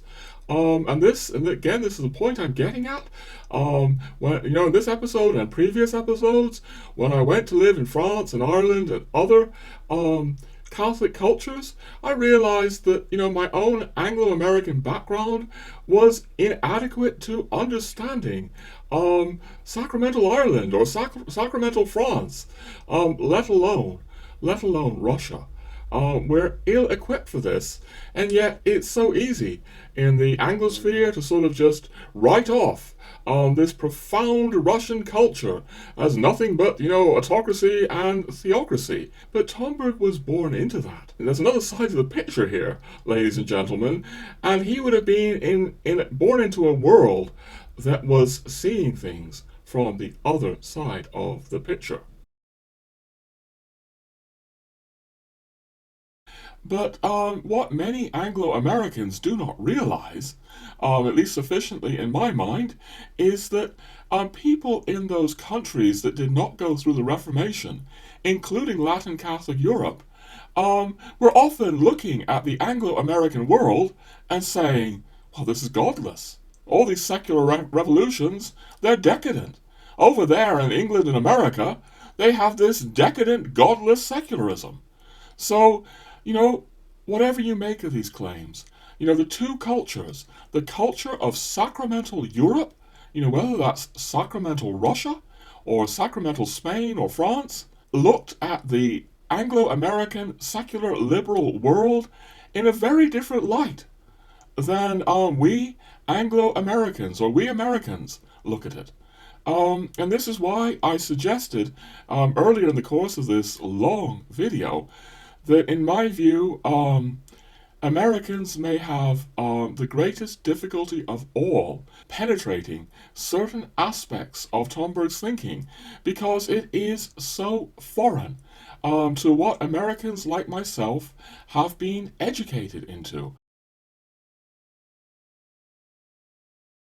And now that I actually went to live in Spain and in France and really, learn French, I see that, I've been joking about it in this episode, but, the French and the Spanish and the Germans and the Russians, they don't necessarily see things in the way, we British and we Americans see things. And, why should, we be right all the time and they be wrong all the time? I'm trying to suggest to you, friends, that, as I've said earlier, groupthink is everywhere. There is New Age groupthink, there is anthroposophical groupthink, yes, there's traditionalist groupthink, and there is a kind of Anglo-American groupthink that says that, all this thinking about a czar or an emperor, or theocracy, all of this is stuff from those brutal, unenlightened Middle Ages. But whatever is the case, that's not the way Tomberg is thinking. I'm just going to come to one last little bit out of this passage on the emperor. Here's Tomberg again. Europe is haunted by the shadow of the emperor. One senses his absence just as vividly as in former times one sensed his presence. There's a lot in that, just in that tiny little bit. In the Middle Ages, we sensed the presence of the emperor. Vividly. And now we don't. Because the emptiness of the wound, we're wounded by this, according to Tomberg, speaks. The wound of losing the emperor speaks. That which we miss knows how to make us sense it. Mysterious lines, but he goes on to suggest that tyrants like Napoleon, tyrants like Hitler, arise from the loss of the emperor. And that has led me into all kinds of reflections on modern tyranny, including the tyranny that I'm speaking about under the symbolic term of Gaffa. We have modern forms of tyranny, even if they are hidden away and invisible to us.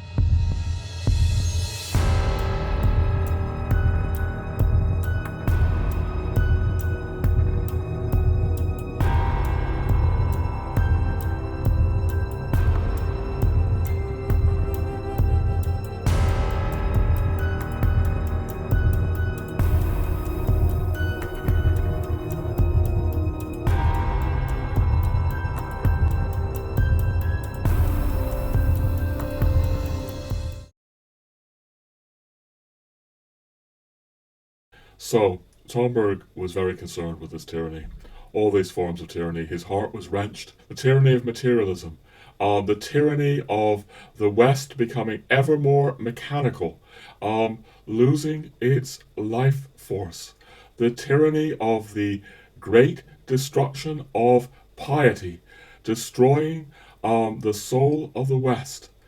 And he has, in this vast overarching response, many levels of answers to this tyranny. In this episode, I have been emphasizing some of the surprising political aspects to do with hierarchy and obedience to hierarchy, so that one may not fall victim to tyranny. But I want to say again, ladies and gentlemen, that the book is about so much more than just politics or Christendom. The book, as I said earlier, is very much about the interior life.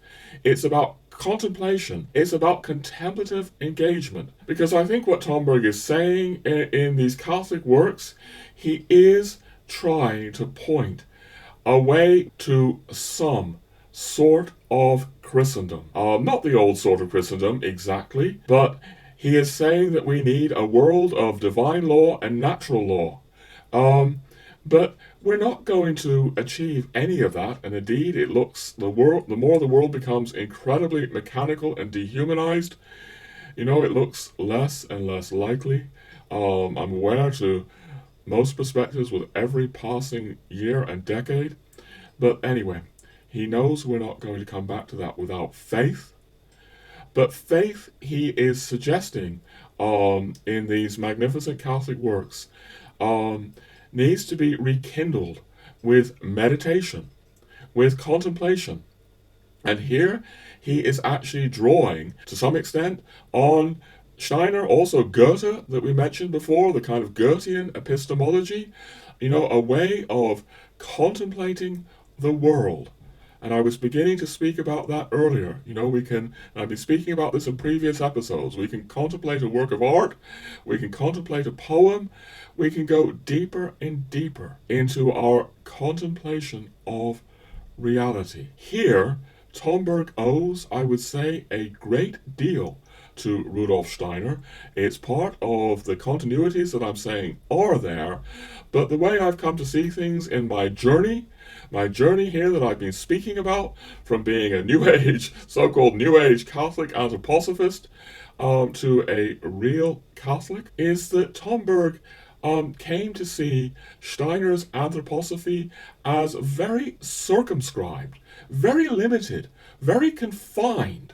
It wasn't open to all kinds of other essential parts of the answer to the world. We've been indicating parts of that in this episode, also the very big previous 3-hour episode where we went into the pathology of anthroposophy in a way that I fear was perhaps a little bit too harsh, particularly in the last hour of that big 3-hour episode. But without becoming too harsh, I want to say that Steiner was closed to certain things. In terms of the fifth epoch, what he called the fifth epoch, the age since the Renaissance, he was closed to the Catholic Church, closed to the Jesuits, and what they did in this so-called fifth epoch. I've mentioned earlier in this episode that my life changed at Paray-le-Monial, where the revelation of the Sacred Heart of Jesus occurred in a way that, I don't know, may have some small analogy to Tomberg, speaking about how his life changed at the Chapel of the Holy Blood in Bruges. I certainly can't say that I have had anything like the unsettling experience of the Holy Blood. But I can say that Tomberg is encouraging all kinds of things that Steiner is not encouraging. Steiner is not encouraging pilgrimages to relics in Catholic chapels of the Holy Blood of Christ. Steiner is not encouraging devotion to the Sacred Heart of Jesus, although, as we mentioned earlier, the Catholic Tomberg sees this in terms of an intervention from heaven to save the soul of humanity. But right now, without going further into that, my point is that this is just another thing that Steiner would not take seriously. The devotion to the Sacred Heart of Jesus becomes a major part of Jesuitism. And for Steiner, as we've said, Jesuitism is, in his view, the enemy of true Christianity. Again, the Catholic Tomberg clearly rejects such notions. Not only does he highly esteem Saint Ignatius of Loyola, not only does he stand for the things Loyola stood for, things like papal infallibility, hierarchy, and obedience to the hierarchy, obedience which Tomberg says is indispensable. These are some of the reasons that, the Anthroposophists are accusing Tomberg of Jesuitism, because he stands for these things. And he points to the revelation of the Sacred Heart as heaven intervening to save the soul of humanity. So all of this is very different from Rudolf Steiner. We won't be going into that heavenly intervention more in this episode. It deserves an entire episode to itself. So I'd like to do that at some point. I will just mention that we did say a bit more about it in the Valentin Tomberg and the Fate of the West episode. But I would like to offer a bit more of my own journey to Paray-le-Monial, where the revelation of the Sacred Heart occurred. Because, as I've said, Paray changed me. I experienced there an extraordinary silence, an extraordinary presence in the chapels, both the chapel of the Jesuit, St. Claude la Colombière, and the chapel where the revelation of the Sacred Heart of Jesus occurred. I spent many, many hours of prayer in that silence, and what emerged from me there was finally throwing off my New Age stuff, also my Anthroposophy, and seeing what Tomberg meant when he said that hierarchy and obedience to the hierarchy are indispensable. Now, we've gone into this in other episodes, such as episode 4. The thumbnail for this episode, incidentally, is a mural in Paray-le-Monial. But I also did a radio interview with EWTN in Ireland with this lovely Irish guy called Paul McAree, where I spoke about how Paray changed me. Although actually the change started in Ireland, we're going to feature a small portion of that interview now, which also features in episode 14 on this channel. Anyway, this is me talking with Paul. I was Catholic, but I wasn't fully Catholic in a way. I was still struggling, still holding on to all this stuff that is just very, very hard to dislodge it when you've been with it that long. And Ireland really began to speak to me and to make me really think about the sacraments and really make me think about the power of the sacraments and what the people here had had. But I think really what happened is that I needed to spend some time with my family in Spain, and I ended up going on pilgrimage numerous times to a little town in the east of France called Paray-le-Monial. And the significance of that town is that in 1673, St. Margaret Mary Alacoque saw the Sacred Heart of Jesus. And it's out of her visions of the Sacred Heart of Jesus that the whole devotion, the modern devotion to the Sacred Heart, has been born. And this place for me is one of the most incredible places I have, well, maybe it's an astonishing place for me. Kim and I went there something like 20 times. We had the grace to really visit it again and again and again and again. And you can pray in the chapel there, where our Lord appeared, and it's an astonishing, astonishing place. And in my whole process of prayer there, that's where I really began to see that in some way, even though I had been confirmed a Catholic 8 years ago, I was still resisting being a Catholic. I was still hanging on to my kind of liberal, progressive views. I was hanging on to the New Age stuff. And I actually found myself feeling that what I need to do is I need to go and confess this. I just need to find this, fortunately I could speak a bit of French by then, and find this priest and really say, Father, I've been a Catholic for 8 years, but I'm still not fully submitting myself to the church. So that's a remarkable 8 years before you came to a point where you saw, I have to confess this. Yeah. Was your mind, were you a bit of a battleground going on, or what was going on? Oh yeah.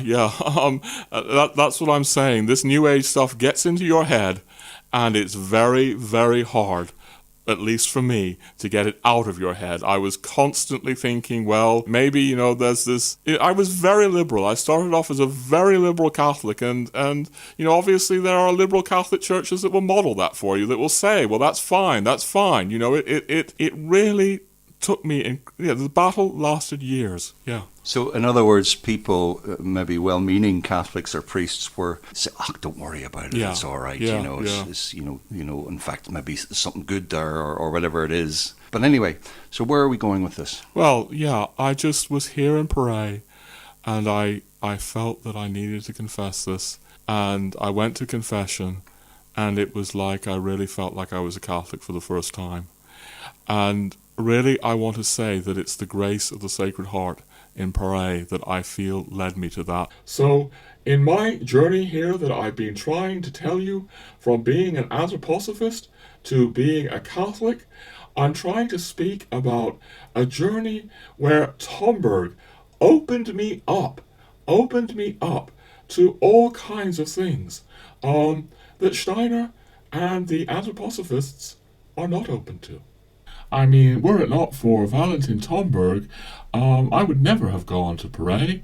I almost certainly would not have known what Paray was, but if I had known, I would simply have assumed that it was a place of dubious, atavistic, Jesuit inspiration, and I would have completely missed the incredible power, beauty, and mystery there. I would have been completely close to it. Alright, friends, I'm now approaching a rather thorny, difficult, and delicate task that I've deliberately left to the end of this episode because it may not interest my regular viewers, and I've hoped, or I've tried to create an episode here that would maybe be appreciated by some of my main Catholic viewers, as well as this different audience of people interested in Tomberg. Very difficult to speak to two audiences, but I think now I'm mainly going to be speaking to the latter audience. And we may have to do episodes in the future where I'm only really speaking to this latter audience. People who care about Tomberg's legacy in the world. There's obviously, this is the thorny subject I'm coming to, ladies and gentlemen. There's obviously a subtext to this episode, and the big 3-hour episode on Tomberg last year, also the Valentin Tomberg Cared article at my website, and we've been alluding to that subtext throughout this episode, where I say that I am really gravely concerned with how Tomberg's legacy is being received in the world, particularly in the Anglo-American world. And I need to speak to that subtext now. You know, this subtext will bring up, like, the question, well, Roger, who are you speaking about here? And I'm reluctant to go into too many names because this isn't really about personalities. I will make a general comment just to kick off with, and that is that in this time in living in Europe, I have encountered people working with Tomberg's legacy from continental Europe, you know, from Spain, from France, from Italy, from Poland, from Ireland. And in my experience, those people are working with Tomberg's legacy in a very different way than certain quarters I see, above all, in the American world. And we've been getting at that, and we're going to go further into that in this difficult passage here. But I want to say something else, ladies and gentlemen, that, truth to tell, I wouldn't necessarily even know who all the personalities involved here that I'm pointing at. Because, you know, I don't pay that much attention to the Anglosphere web about Tomberg. I don't read a lot of secondary material about Tomberg anymore. You know, I prefer to just contemplate Tomberg himself. Now, I am reading people that seem to me to have very profound insight into Tomberg. I've benefited immensely from Dr. Michael Frensch, both from reading his books and also from the enormous input that he gave me for something like a year and a half, you know, when I was living in the same little village as him on the Swiss-German border. You know, I was in frequent contact with Michael Frensch and gained a great deal. And there are other authors that, you know, Martin Creela, studied him, and in terms of the American world, I have gained a very great deal from Michael Martin. I've already opined that, you know, the people writing in the Anglosphere, nobody impresses me more about Tomberg than Michael Martin. And maybe I could just kick off with one quote from Michael Martin that is important to what I want to say here. That quote is this: Tomberg's Catholic works were clearly written by a different man, one transformed in the blood of the Lamb. That quote says a lot about where I'm going to in these last few minutes, because Michael Martin over there in America is very aware that the Catholic Tomberg is a different man. He's been transformed in the blood of the Lamb. He's no longer the Anthroposophist that he was. And that is my real concern, that a lot of people in the American sphere do not, to my limited knowledge, seem to be aware of that. I say my limited knowledge again, ladies and gentlemen, because, you know, I don't spend a lot of time looking at this material on the web. You know, I do read secondary material. I'm going to give a little plug here for Michael Martin's book, Transfiguration. I've read this book, which is about Steiner and Tomberg's legacy, maybe 4 times. I've studied it very deeply. I have deep respect for what Michael Martin is doing. Doesn't mean that I don't have disagreements with him, and in a couple of cases, maybe quite serious disagreements. But you can have serious disagreements with someone and still deeply respect them.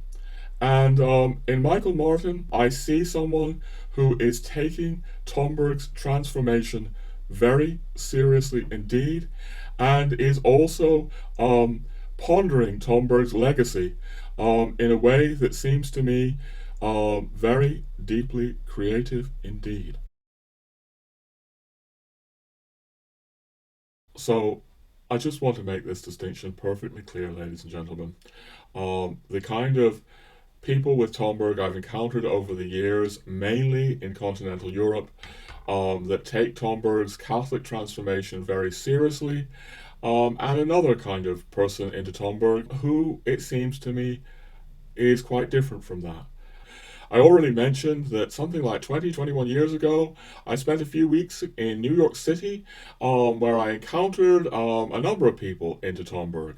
And one of them was an Anthroposophist who was suggesting that Tomberg's Catholicism maybe amounted to his being a Trojan horse. That he had a project of infiltrating the Vatican. And it was because this was a man who could not take Catholicism seriously.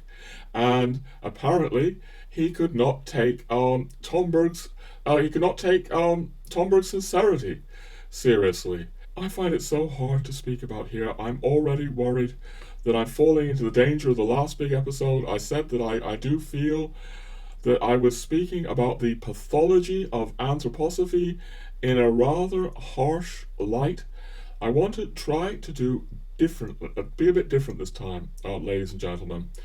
But anyway, a key point here is that although I have met some of these people over the years and read bits and pieces on the web over the years, I tend to focus on the people who really understand and take seriously the Catholic Tomberg.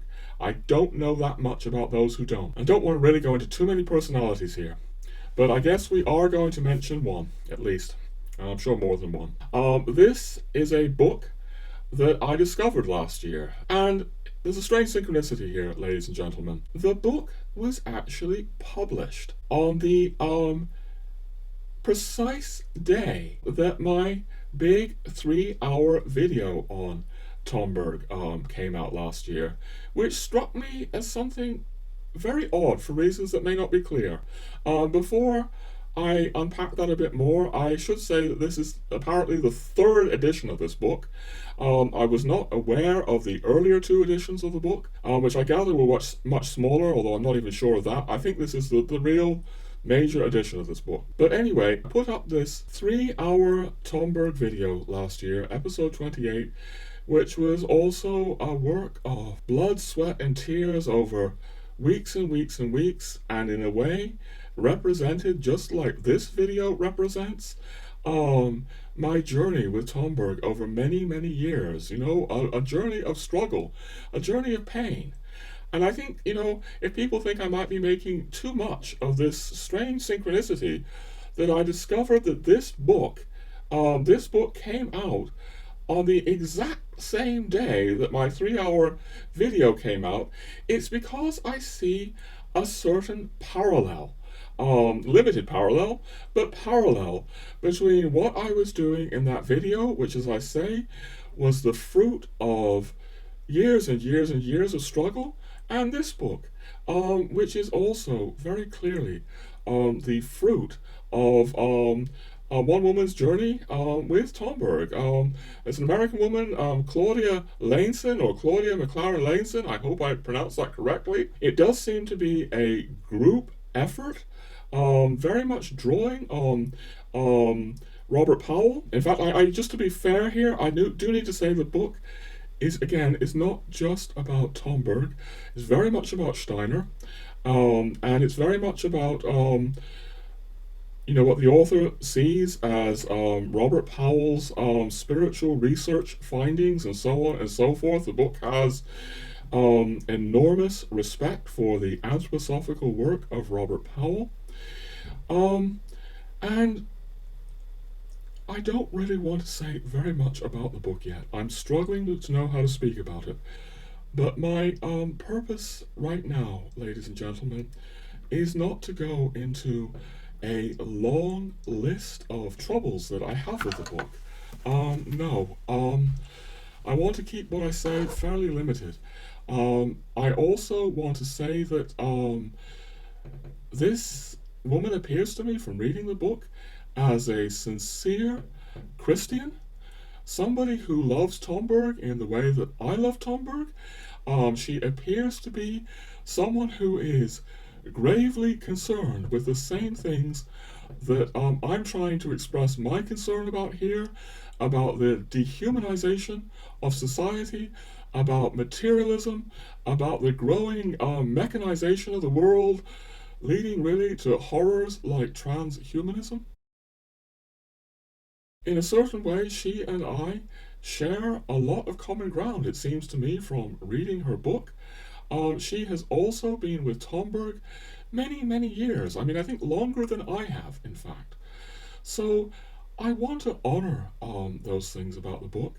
And as I said, I'm already concerned that I was too harsh about the pathology of anthroposophy in the last big episode. So I am going to be very restrained in what I say here.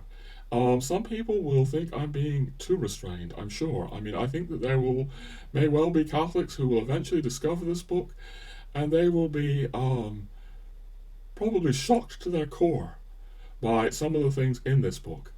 I'm not shocked to my core because, I have paid some limited attention to this kind of largely American scene, over the last 21 years, since I was in New York City and I, met the man speaking about Tomberg as a Trojan horse. I have paid limited attention to it, so I can't say I was shocked to my core. I need more time, ladies and gentlemen. I'm really struggling and praying with this book. There is, I know, a lot of sincere, good intention here. What I really want to mainly do now, maybe not entirely do, but mainly do, is focus on what I would see as the root problem here, the root of the problem from which all the other problems proceed. And the root problem, as I see it, is that after reading this book, I see no indication that the author is aware of Tomberg's conversion or transformation after 1944. Not in a real way. Not in the way that not in a deep way is she aware of this. So we quoted Michael Martin speaking about Tomberg being transformed in the blood of the Lamb. In my view, you will search in vain in this book for any deep understanding of Tomberg's Catholic transformation. Now, this is not to say that there's no reference to the Catholic Tomberg, that there's no discussion of his great Catholic works like Meditations on the Tarot or Lazarus Come Forth. No, there are copious references to his Catholic works, but they're all treated as though there was, it seems to me, a complete or perfect continuity between the Anthroposophical Tomberg before 1944 and the post-converted Catholic Tomberg. And this, for me, is where the root of all the problems lie, as I say. I don't want to rehash my huge, big, 3-hour episode on Tomberg, episode 28, but let me just say a couple of brief things there. There, I really go into how Tomberg is saying things that aren't at all compatible with anthroposophy. He's actually saying that the whole idea of esoteric Christianity separated from the church is actually impossible. You can't have this ladies and gentlemen, and if you try to have it, you're in danger of massive inflation or even megalomania. He's calling, and we went into this, he's calling Hermeticists and Anthroposophists to be faithful servants of the church. The true Hermeticist, the true Christian Hermeticist, he says, is one who applies to himself the discipline of the church. He speaks at one point about a double discipline of the church and academia, without which he says that Hermeticism is just this poor substitute. And he says, if you apply yourself to the church in this way, yes, also the academy, you will be a sage and a mage. If you do not do this, you will be a charlatan. These are things that the anthroposophical Tomberg would never say. I mean, quite the opposite in many cases, because the view that I'm putting forward here is that this is a Tomberg who is, as Michael Martin says, he's been transformed in the blood of the Lamb. He's open to the Catholic mystery in a way that he was not open to the Catholic mystery as an anthroposophist. What can I say, ladies and gentlemen? There is, in all my long experience of anthroposophy, a tremendous closedness to the Catholic mystery because it is taken so seriously. What Rudolf Steiner said about Catholicism having absolutely no merit in the fifth epoch and actually being a retrograde, destructive force in the fifth epoch. And so, I've spoken about, this kind of head-clutching bewilderment that I've encountered. Like, how can Tomberg be a Catholic? This is what I felt with, Mr. Trojan Horse, I'll call him, in New York City. It cannot be. I mean, I'm speaking about now my 25-year journey through Anthroposophy and Tomberg, and I've met these different kinds of Catholics, so I'm speaking of, Anthroposophists. I'm speaking about, mainly Anthroposophists that I met in continental Europe, who really saw Tomberg's Catholic transformation and indeed tried to emulate it, submitting themselves to the church, obeying the church. And then, yes, I've met other kinds of people who love Tomberg, but really seem to me to be, sometimes it even seems to me to be working hard to construct ideas around Tomberg's conversion that have no implication for them. And I do, wonder if I catch, many echoes, at very least, and that's probably an understatement, but many echoes of this kind of attitude in this book.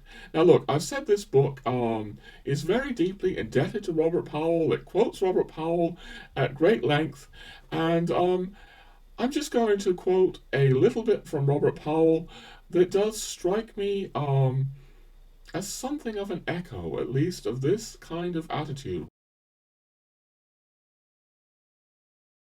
So anyway, I'm here on page 64 of this book, and here we have Robert Powell quoted as saying, "When I heard about Tomberg joining the Catholic Church, I too was puzzled and could not put it all together."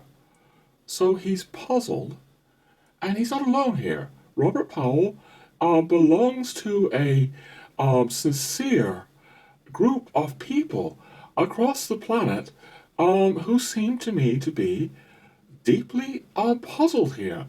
They can't put it together. But he goes on to say, "I refrained from making any judgments. I lived with the question, what is this speaking? It was a tremendous riddle for me. Gradually, I received an answer."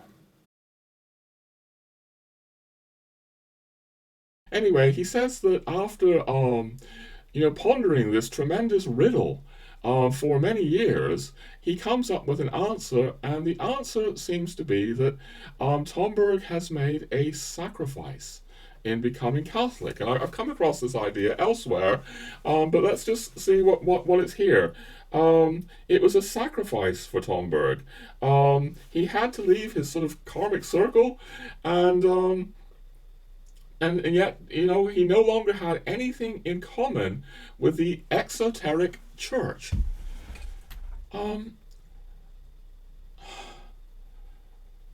This kind of thinking about an esoteric and an exoteric church, along with plenty of other sort of anthroposophical things, is through and through and through this book. And there doesn't seem to be a recognition that Tomberg is no longer thinking in these categories. He doesn't want people to be thinking of an esoteric Christianity separated from a so-called exoteric church. I don't know. I feel a weight of people that I know love Valentin Tomberg, feel deeply indebted to him, but confine, or in my view, overly confine themselves to Tomberg's pre-1944 writings, and read all of his post-1944 writings like through the lens that he's still in conformity with these anthroposophical ideas. And if you believe he's still in conformity with these anthroposophical ideas, then of course it's a tremendous riddle as to why he would become a Catholic. Or he would sacrifice himself to, join the exoteric church, with which he has nothing in common.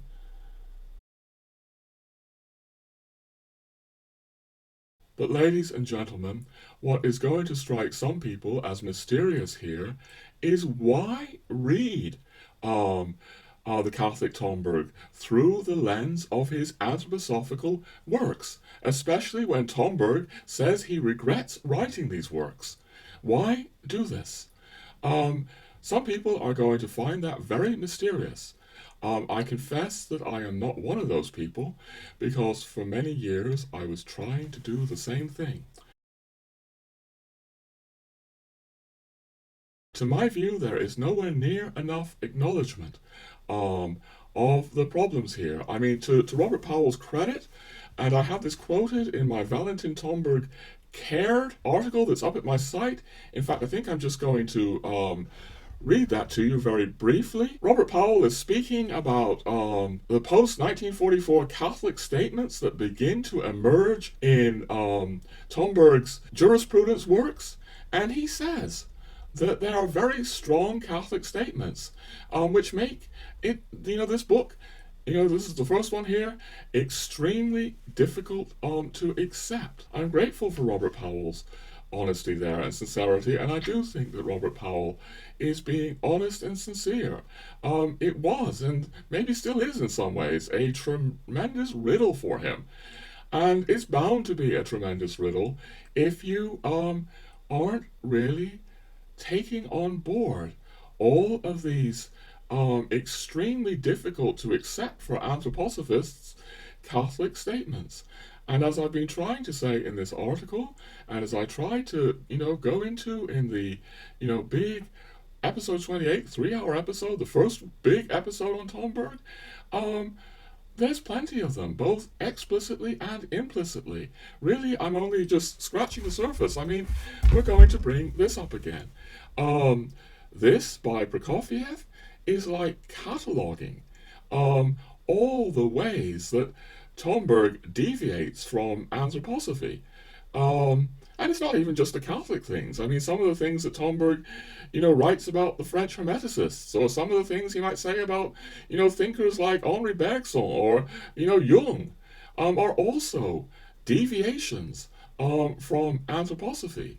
So there's a whole set of things in Tomberg's late Catholic work, not just the Catholicism, but the French Hermeticists, Henri Bergson, Jung, all these kinds of people. These things don't factor in this book at all. There's no mention of all these different things that Tomberg has opened out to.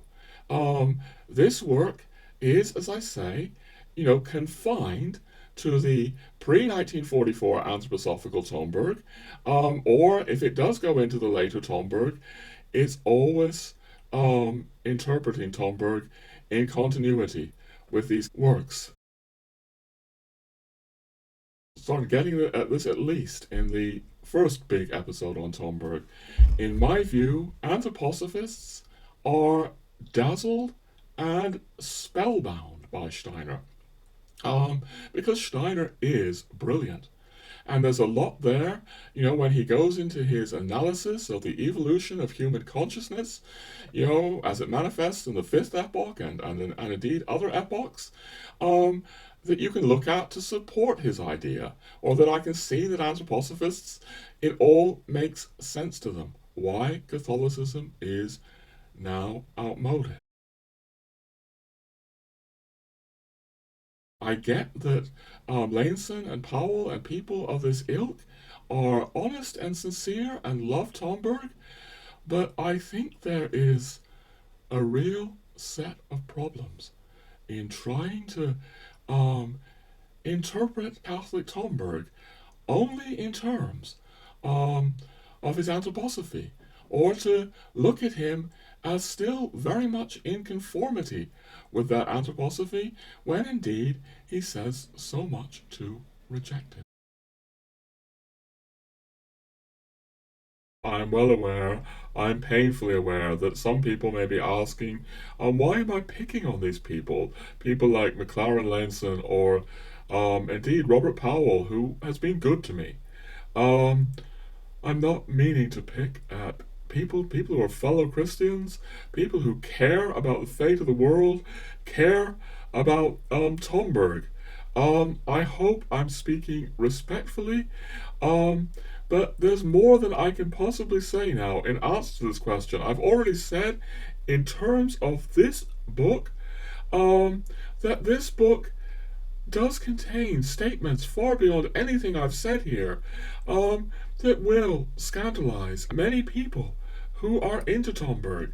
But really, I'm not so concerned about this book, which I know is very well meant, as I'm concerned with a phenomenon that it represents, and that phenomenon, I'm concerned with the root of the problem that I see here.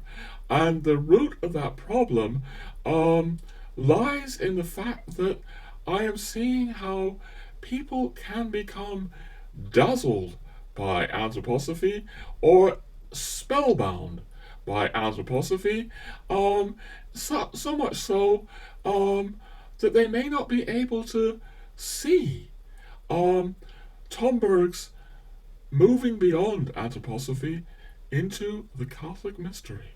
And yet I'm glad to say that people like Robert Powell have acknowledged that Tomberg's first post-anthroposophical work, the 1944 Art of the Good, contains these strong Catholic statements. They're extremely strong, and they're seemingly out of nowhere. I actually spoke about this in the big episode I did on Steiner and Tomberg, and here's just a little section from that. I mean, Tomberg is saying sentences that, seemingly, must have shocked the anthroposophists, like coming out of nowhere.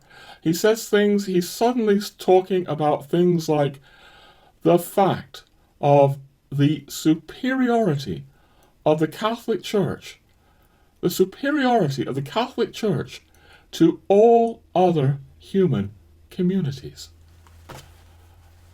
I mean, friends, I first read this something like 12 years ago, and it's like my jaw dropped open. So right there in 1944, we have these statements suggesting that Tomberg has been through this massive change, this massive transformation, and moreover, from 1944 onwards, he never stops making statements like this. I mean, in Meditations on the Tarot, for example, 20 years later, he's saying things like, the Catholic Church, being Catholic or universal, cannot consider itself as a particular church among other particular churches, nor consider its dogmas as religious opinions among other religious opinions.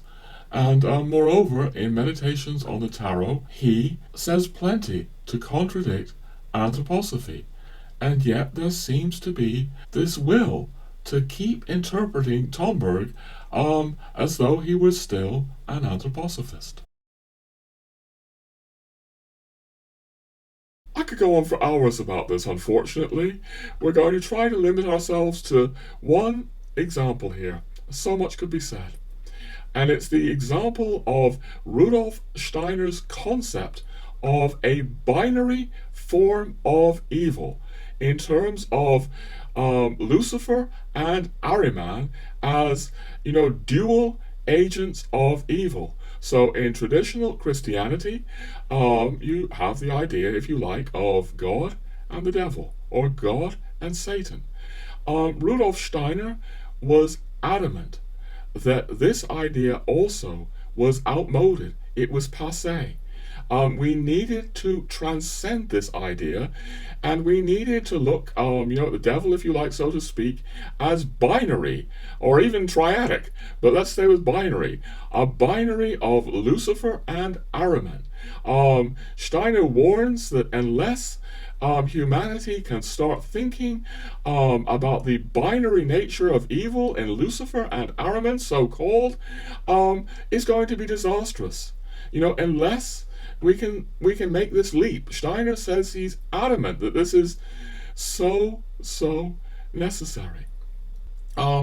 We can't go into all of this right now, but what we can observe is that very clearly in the 15th letter of Meditations on the Tarot, Tomberg really dissects this idea of Lucifer and Ahriman, really suggesting that there is something deeply unhealthy about the way that Anthroposophists are thinking about this.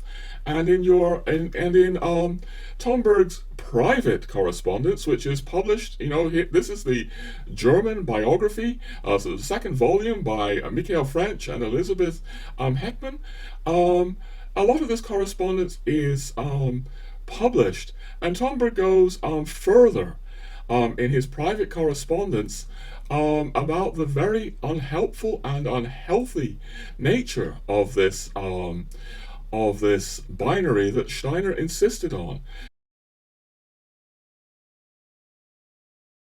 Tomberg, this is on page 278, is quoted as this binary creating a kosmische, forgive my German pronunciation, eine kosmisch begründet oder metaphysisch Angstneurose. And we're going to give you this quote from 278 now in English, a cosmically founded metaphysical anxiety neurosis. That's the translation. Tomberg is saying a metaphysical anxiety neurosis can be generated if this teaching about the Ahrimanic is taken seriously. And the message, both here and in Meditations on the Tarot, would seem to be, don't take it seriously. It's not healthy. It's dangerous. Tomberg actually says that it's very unhealthy thinking in terms of this binary, and he actually goes on in the course of his letters to link this to the complex of megalomania that he sees in Anthroposophy. And I have some of that quoted in my big article on the web on Tomberg, on Valentin Tomberg Cared, that Anthroposophy is leading to megalomania, and he actually says that this binary teaching of evil is part of what's leading to that megalomania. Alright, ladies and gentlemen, we can't go on too much longer. This episode is far too long already, but that is really just meant to be an example of a much bigger problem that I see, because I ask myself anyway, if Tomberg is no longer on board with the anthroposophical idea of the necessity of seeing evil in binary terms, Lucifer and Ahriman, and is even suggesting that this is dangerous. If Tomberg is no longer on board with Steiner's views about Catholicism, if Tomberg is no longer on board about all the things that Prokofiev is pointing out, and I'm no supporter of Prokofiev, I think this book by Prokofiev is quite a poisonous book, to be honest, but he is pointing out that Tomberg is not on board with Anthroposophy in all kinds of ways, then why should we assume, and some people do seem to be assuming, that Tomberg is on board with other core anthroposophical ideas? So it's too much to go into now, but Steiner has something of a binary Christology in certain ways. You could think of what he says about the Matthew and Luke Gospels. Too much to go into now. But I read some of this literature that is interpreting Tomberg through the lens of his pre-1944 writings, and the assumption seems to be made that Tomberg still believes all these other things. And I ask myself, why should we assume that Tomberg is on board with all of these ideas that, he no longer speaks about? I'm troubled and puzzled, ladies and gentlemen. Because Tomberg also says so much to implicitly actually criticize Anthroposophy throughout Meditations on the Tarot. One final note on this, because we need to wrap up, but I'm going to just mention that at one point Tomberg is speaking about one of Steiner's main texts, an outline of esoteric science, but also out of the Akashic Chronicle as well. This is on page 568 of the Tarot book, if anyone wants to follow me through here. And if you read it carefully, he really seems to be suggesting that Steiner is making some of this stuff up. Read it carefully. Yes, he's honoring, certain profound insights that Steiner has as well. No doubt about that. But in terms of these esoteric historians that he's speaking about, he's saying they couldn't possibly have the crushing weight of insight and intuition into history that they have. In some way, he's speaking about them all having a pretended account of this, esoteric history, and he's saying that, uses the words, this is equally applicable to Steiner. Tomberg is more frank and direct about the problems of Anthroposophy in his private correspondence. He tries to be very gentle, I think, in Meditations on the Tarot, but if you look through Meditations on the Tarot carefully, and you will find these things. Unfortunately, I think people are not looking through it carefully, are not listening to it carefully, and I fear that in some cases at least, there's maybe a rather desperate need to preserve Tomberg the Anthroposophist. Alright, ladies and gentlemen, it's time for some sort of conclusion, at least conclusion in inverted commas, because there's no way for me to wrap up everything that I've brought up here. That is hopefully going to continue in future episodes as and when I can find the time. But maybe in conclusion, I will say that this episode has been, close to 4 months in the making. It's now Eastertide, we have the statue isn't shrouded anymore, as you see behind me. And this started back in Christmastide, during insights that began emerging for me during Christmastide, where I felt like I needed to say much more about Tomberg, but also speak about my journey through Europe and Christendom. That I dare to believe, has helped me see certain aspects of Tomberg that aren't necessarily evident to everyone. I dare to believe that. I think at the core of this episode, though, is obviously my profound belief in Tomberg's response to the immense tragedy of the West. This vast, overarching, comprehensive response spread out across his Catholic works, above all Meditations on the Tarot, but also Lazarus Come Forth, and the other legal and political works that are now starting to see print in English. In other words, the set of works that he was happy to have republished, as opposed to the anthroposophical works that he was not happy to have republished. These works contain a response to the world horror that seems to me can offer so much. There is so much in this Catholic body of writings, and yet can it fully achieve what it could achieve if it's continually being misinterpreted? And I'm standing up here daring to say, alas, I do think it's being misinterpreted. I think that Tomberg is not being seen in many ways. I say that as someone who was once very theosophical and New Age. I was initially even interpreting, and as I think many people do, Tomberg through a kind of New Agey lens.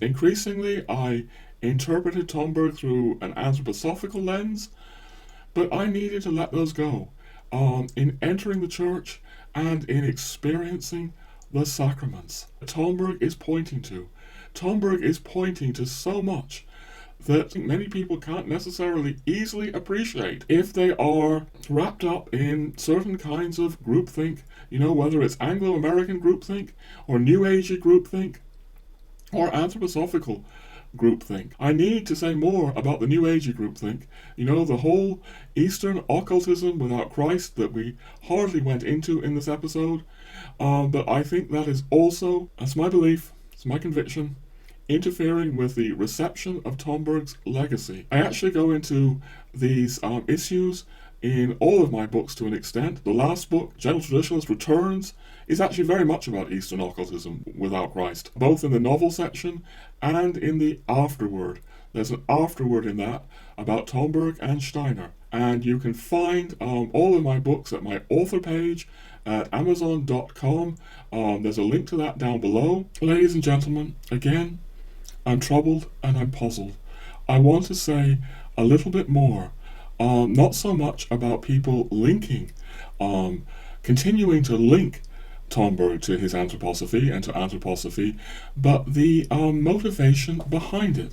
So, I don't really enjoy, I haven't actually said, if you've watched this episode, I've actually said very little about this book compared to what I might say. One last thing here, though, that I will note, is that there is a chapter in here called Valentin Tomberg and Anthroposophy, a perfect relationship.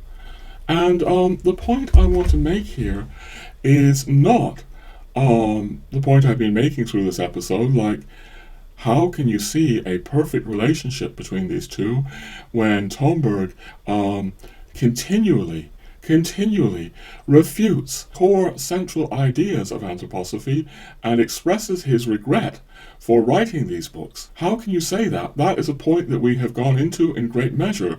But the real point I'd like to go into is, what is the motivation here? And I do think that people are desperate to preserve Tomberg, the Anthroposophist.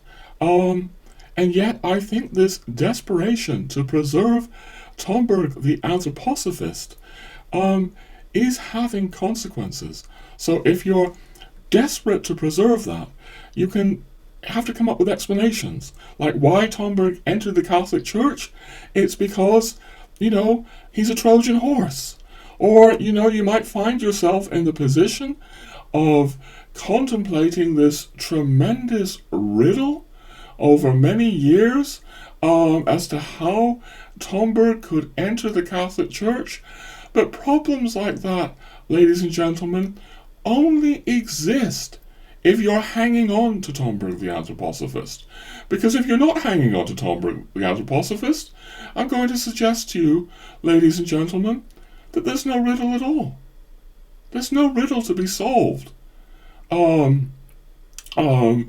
If you're not hanging on to these anthroposophical dogmas that Catholicism is unthinkable, in the fifth epoch. We've seen in this episode, we quoted, Christopher Bamford speaking about Tomberg's deep attraction to the sacraments in his youth, his mother taking him to the Orthodox liturgy, also Catholic liturgy. We mentioned this in the big episode, but Tomberg, in the French, biography, he's quoted as saying that after he became a Catholic, the sacraments shattered him in the innermost core of his being.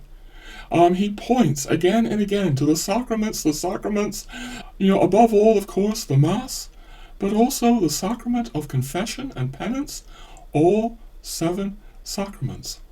I followed Tomberg into the church, into the Catholic Church, and I found a mystery and a beauty and a power, a life-transforming power to the sacraments that I never found in all my years as a New Ager and all the many years that I spent absorbed in Anthroposophy.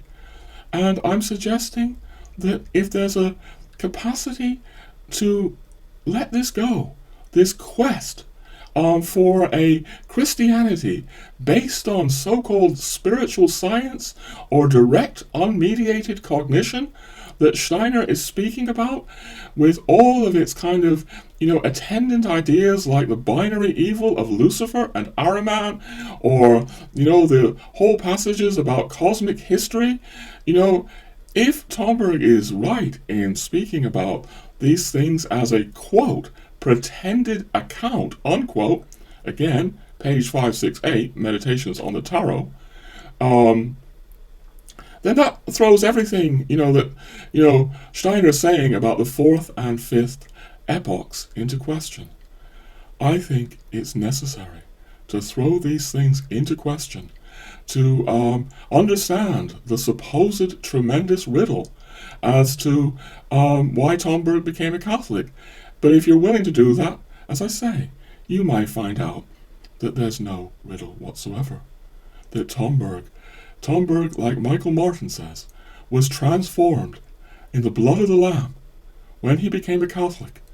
That there is this new Tomberg who emerges after 1944, speaking in completely different ways, embracing different ideas for the future of the West, including, as we've been pointing out, political ideas that would be absolutely abhorrent to Rudolf Steiner.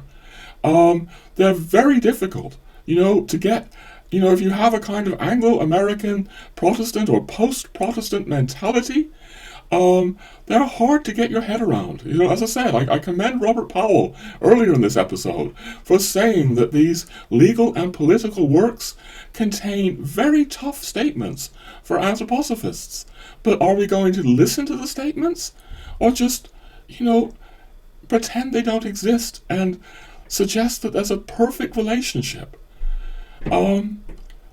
I think I've said my piece, ladies and gentlemen. There's many threads that I hope to pick up in future episodes, but right now, if you want more, there's the big piece that I've been repeatedly pointing to, Valentin Tomberg Cared. I also have many more articles about Tomberg at my website.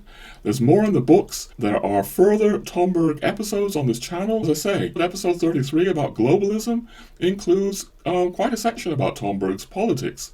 Towards the end of the episode, I've got a playlist, so that those of you who aren't so interested in the other things I'm speaking about on this channel, go to the playlist and find the episodes, where I go into Tomberg. That's just about it, friends. Except to say, I'm closing with a ringing call. A call that Valentin Tomberg in Meditations on the Tarot is clearly making to Hermeticists, including Anthroposophists.